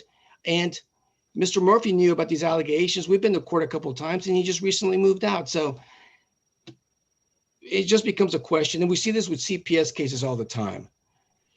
If he does not believe there's a danger, how's he going to protect his child? And that's what it comes down to.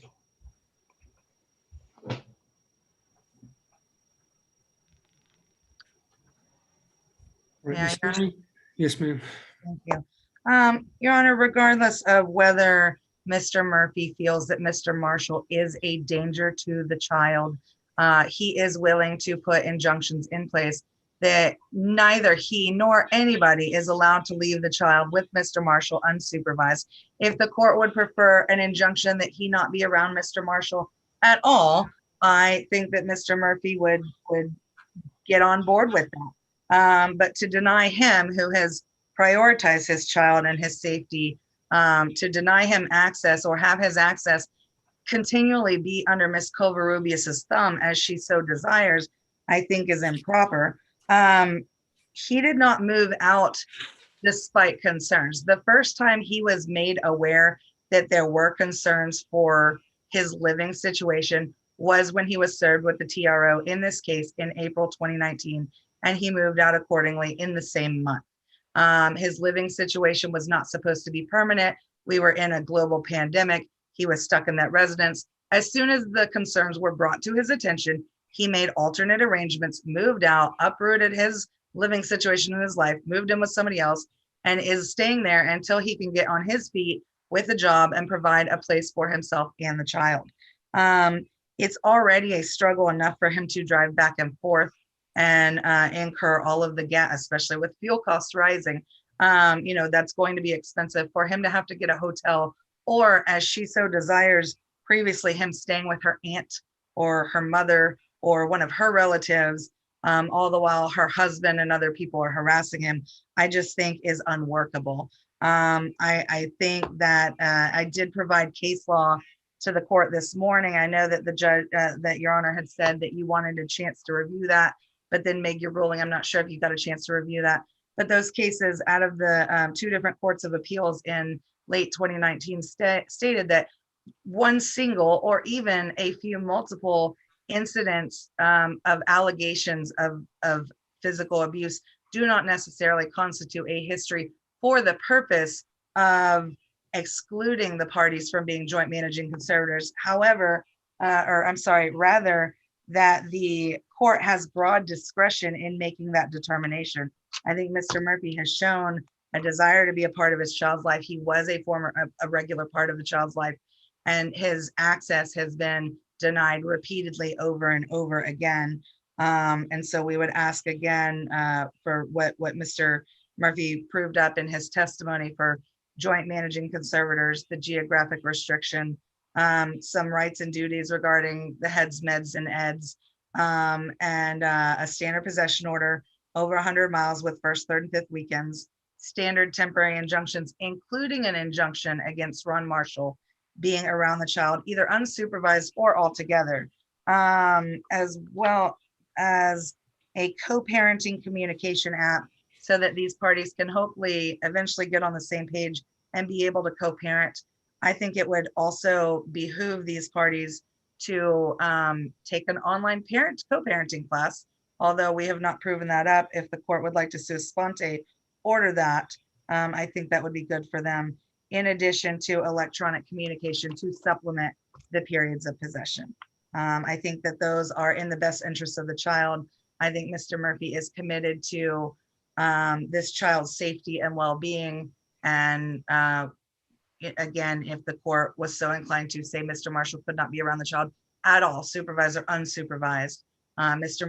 Murphy will abide by that and let his family know of the same so that no family members violate this court's order. Okay, I've listened to the evidence both previously and today carefully. I share Mr. Guzman's concerns about the child and his concerns about Mr. Murphy's rather blasé attitude towards it. I will, on temporary orders only, appoint the parties joint managing conservators. I will allow Natalie Covarrubias to establish the residence of the child. I will order no contact at all between the child and Ron Marshall. And Mr. Murphy, you need to understand that if that means that does mean that going to your mother's house, Christmas, New Year's, anything, your child and Ron Marshall can't be at the same family event. They can't be at the same anything. Can't go to church services together. He does not have contact with the child, period. Until the end of August of 2021, I will order 1 weekend a month possession and 2 1-week periods in the summer with at least 2 weeks in between them. In a 1 week period, that being like beginning on the Friday and then through the following, the second Sunday. So it's more like I say a week, I guess it'd be more like a 9-day period. Okay. Starting September 1st, 2021, it would be 2 weekends a month and 3 1-week periods in the summer with at least 2 weeks in between them. There will Can you be repeat no, that, Judge? I'm sorry? Can you repeat that last part? And again, it's always whenever the parties agree, but next summer, it would be, starting September 1st, this year, it would be 2 weekends per month. And then in the summer period of visitation, 3 1-week periods with at least 2 weeks between them. Well, you're gonna have to split that out or plan that out.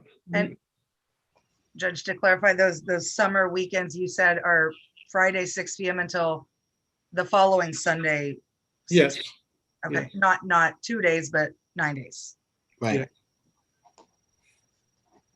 And I'll order either App Close or Our Family Wizard. Y'all can agree on that in the temporary orders. Spring break will not be included. I will allow, as long as I will restrict on temporary orders only the parties to Wilson and Galveston and contiguous counties. And I will order them to use, like I've started to say, Our Family Wizard or App Close, whichever the attorneys can agree on. If not, you can't agree on something else, I'll pick App Close because I understand that it's the less expensive one. And I will also order one 15-minute period a week for telephone conversation until August 31st. And then 2, and that will include on any weeks when, in the summer, when the child is with Mr. Murphy.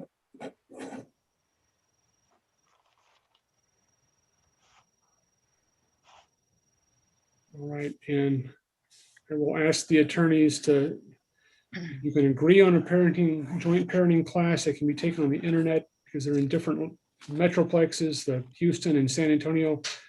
Do so. If not, then if you will submit with the order proposed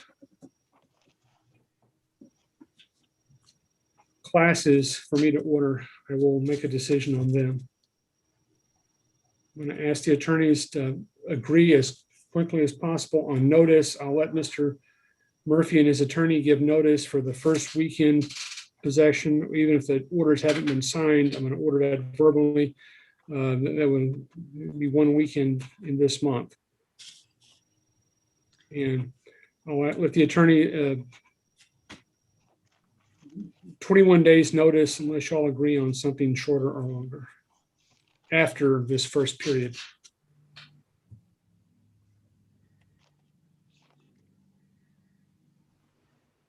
So Mr. Murphy later this week can give out his notices for starting the 1 week periods. That'll get the child into the routine of that, so it won't be a big shock to do something differently whenever he turns 3.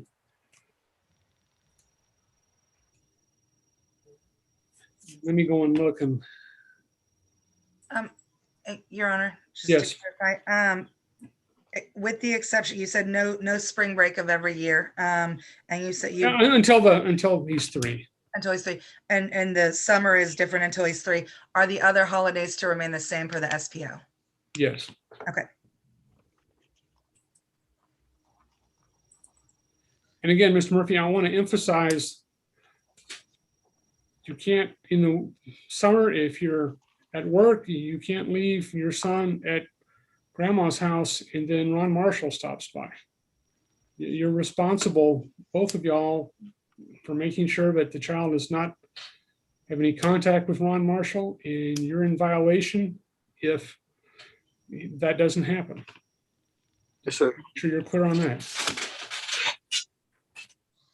And if that causes heartache with your family, I understand that, but you're going to have to choose between your son and Ron Marshall. Judge, I did have one other question to clarify. Yes, ma'am. The exchange place. Oh, yeah. Where do you want to do that in Lavernia? Floresville, the city hall is where the PD is, or there's Whataburger. I would probably recommend a Whataburger. That way, if one party's there and the other's not, somebody can buy a drink and show a receipt that they showed up. That makes sense. Mr. Guzman, is that good? Ms. Covarrubias, is that okay as far as? That's fine. I just have one question. Can you put in the order for myself? Since I am employed, I am a crisis nurse. So when he was referring to me being unavailable, I was working every single day of 2020 for the COVID crisis. So my days were very limited. So was my sleep. So I apologize for that. But I do need help with my son. I watch him most of the time, but some days I have to work, and 6 o'clock or a 5 o'clock pickup is not ideal for me. Well, you can designate an adult. Yeah, I want to just make sure it's in the order that either my husband, any responsible adult. Okay. Mr. Murphy can have anybody except Ron Marshall. He's willing to come into court if he gets called on it as a responsible adult, and you can have the same thing, anyone except Ron Marshall. Okay. All right. And Ms. Riley, actually, you probably don't need to keep hanging out on these meetings, but how long do the attorneys want for an entry date? 10 days or so, 2 weeks tops. Let me go and look at my calendar. You're not back in Wilson until the 22nd, actually. Okay. So. Well, yes. Okay, well, Your Honor, may I ask a question? I will set this on a, I tell you to either get it agreed. If you can't agree, then I will hear it on a Zoom docket. Yes, ma'am, go ahead. I heard you say something about the counties that were you saying those are the ones I have to stay in, or what were you saying about the geographics? On temporary orders, this is just orders in effect until there's a permanent order. Yes, you have to stay in Galveston, Wilson, or a county contiguous to them. When you say stay in, you mean like live? Live, yeah. It doesn't mean you can't leave them and go somewhere else, but you can't for a visit, but you can't move out or you take the child somewhere else to reside. Okay, but I can still do my my travel contracts. Yeah, as long as you're not moving away with the child. Okay. Establishing the child's residence somewhere else, yes. Now, where do you travel to? I travel wherever they need me, California, Mississippi, Florida. Okay. Who's going to draft, Miss Sterling? You're the petitioner, Mr. Guzman. I can draft. And I'm sure we'll agree. We haven't had any disagreements with. No, I think we'll agree. I'll get it done. And I imagine, I don't know if the court wants Mr. Murphy to designate his weekend possession now. I would assume he's probably going to choose Memorial Day weekend so that he gets that extra day, but I will let him confirm. Are we allowed to break out in a breakout room to discuss that? Because we won't be here. You already have plans?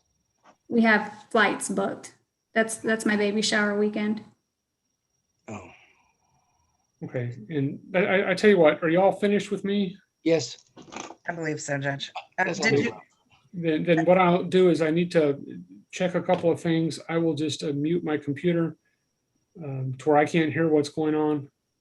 Okay. And, I will come back and check the chat in a moment, and if y'all need me to send me a message in chat, but I will turn off my speakers where I can't hear what you're talking about. Judge. Yes, ma'am. And Ms. Cavazos, you're excused. Okay, thanks. I have a doctor appointment. Yes, no, you're excused.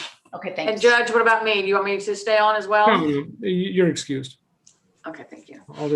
I'll come back and check, but I mean, whenever I cut my camera off, I'll also mute the speakers. Anything else before I do that? No, Judge. Nothing from me, Judge. Thank you for your time.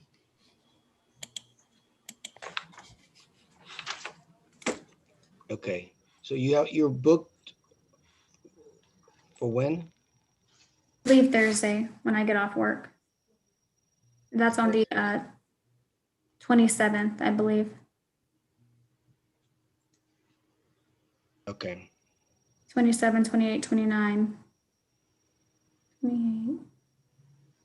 29 Saturday. 30th is Sunday. We come back Monday on the 31st. And I understand she has flights. I do understand the baby shower thing.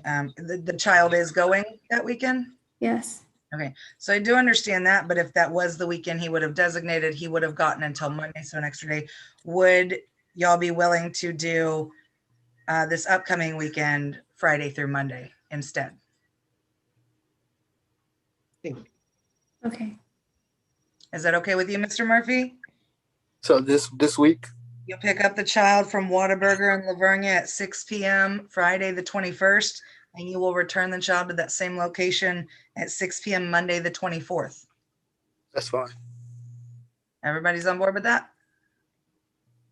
6 p.m. to 6 p.m. starting this Friday at Whataburger. 6 p.m. Friday the 21st to 6 p.m. Monday the 24th. I see what you're doing. Yeah, because if he was gonna have Memorial Day, he would have gotten that extended weekend, but since she's gonna be out of town, I'm just asking that he still gets that extension this weekend. Okay. Do you guys have each other's particulars to communicate? Like cell phones, or you should probably get app close on your phones. App Close is free. Just Mr. Murphy, I'm not talking, I'm talking generally, but you'll have to consult with your attorney, Ms. Covarrubias. So I don't want you to think I'm trying to tell you what to do. But our Family Wizard's about 100, 150 a year. App Close is very similar, but it's free. I have no problem with App Close. I neither do. That's what I usually get. Okay, I think that's probably best for the parties. So, and they have the email addresses. I think both have been confirmed on the emails I was showing earlier. So I know that they have each other's email address. And I think once one person registers, it's going to send an email to the other person and they can register and begin communicating through that. As far as the co-parenting class, are you okay with puttingkidsfirst.org? I figured. Okay. And do you want to say they complete that within,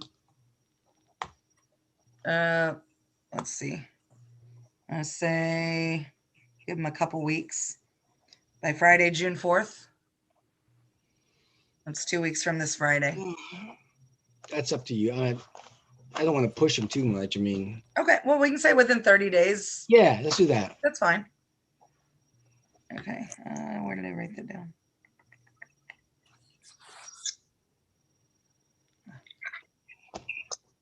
Kids first. Within 30 days. Okay. So I think we're squared away. For the summer visitation, you want him to do 21 days, or you want him just to do the standard 14 days for his weekend per month and the summer weeks? Just do the standard. Don't make me. I mean, Okay. Well, that's what when he said 21, it kind of. Yeah, let's just do the standard. I'm just keeping up with it. Okay. All the little tweaks. I have a question. Are those 21 consecutive days? Because I was under the impression he got 1 week, broke for 2 weeks, and then got 1 more week. I'm just talking about the advance notice he has to give you. He'll have to give you 14 days notice of his 1 weekend per month and 14 days notice of his summer weeks. Okay. Okay. And the summer weeks also have to be separated by 14 days. Okay. Putting kids first, 30 days. Up close. I hope you have good notes. I have pretty good notes. Try to keep up with it. I mean, they're everywhere, but Yeah, me too. Okay. okay. Do we need to report anything back to the judge, or? I just chat him, tell him that we're. Is that okay? You think? I think so. I'll go on, and I don't know if he wants to make a docket entry. Should I tell him that we've agreed to app close? We've agreed to 14 days notice. We've agreed to putting kids first within 30 days. And we've agreed for the May visitation to be the Friday through Monday, 21st through 24th. Sure. I don't think he's making notes. I don't think he had anything in his hand. But okay, well, I didn't know if he was putting anything on the docket you entry. want to type it in, right? I mean, that'd be a pain in the kazoo. So, does my first week start in June of my choice? Starts next weekend. No, the For your 1 summer week and then- visitation? Yeah. Yeah, because whatever school Ms. Covarrubias is zoned for when the child does get to school age, that school schedule is going to apply. So I don't know when school gets out in Wilson County. I know here in Clear Lake, it gets out on the 27th. So technically that's when summer starts. So you'll have to check wherever she's zoned for school. Even if the child's not in school, look at that school calendar. I would assume it's probably before June. I don't know if Ms. Covarrubias knows. So right after this week, I get them. I can put in my 14-day notice to get them my first week. Yes, we'll discuss all of that. Yes. He's doing the 2 weekends a month right now, correct? He gets until the end of August 2021, He gets 1 weekend per month. And he gets, for the summer, he will get 2 1 week, which is really 9-day periods of summer possession, as long as it's separated by 2 weeks in between. So he'll get a weekend in June, a weekend in July, a weekend in August, and then somewhere in between there, he'll also have 2 9-day stretches. Okay. I'll send you my notes too. And then September 1st, he'll begin getting 2 weekends per month. Right. And then for next summer, he'll get 3.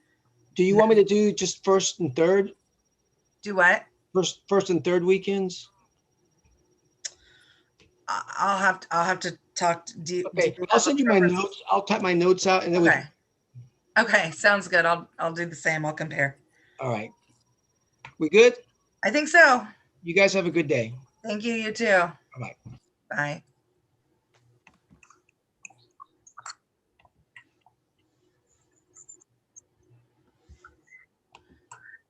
You can leave the whole meeting. I'm just going to type this note to the judge about what we just talked about. Okay. And then I'll give you a call. Yes, ma'am.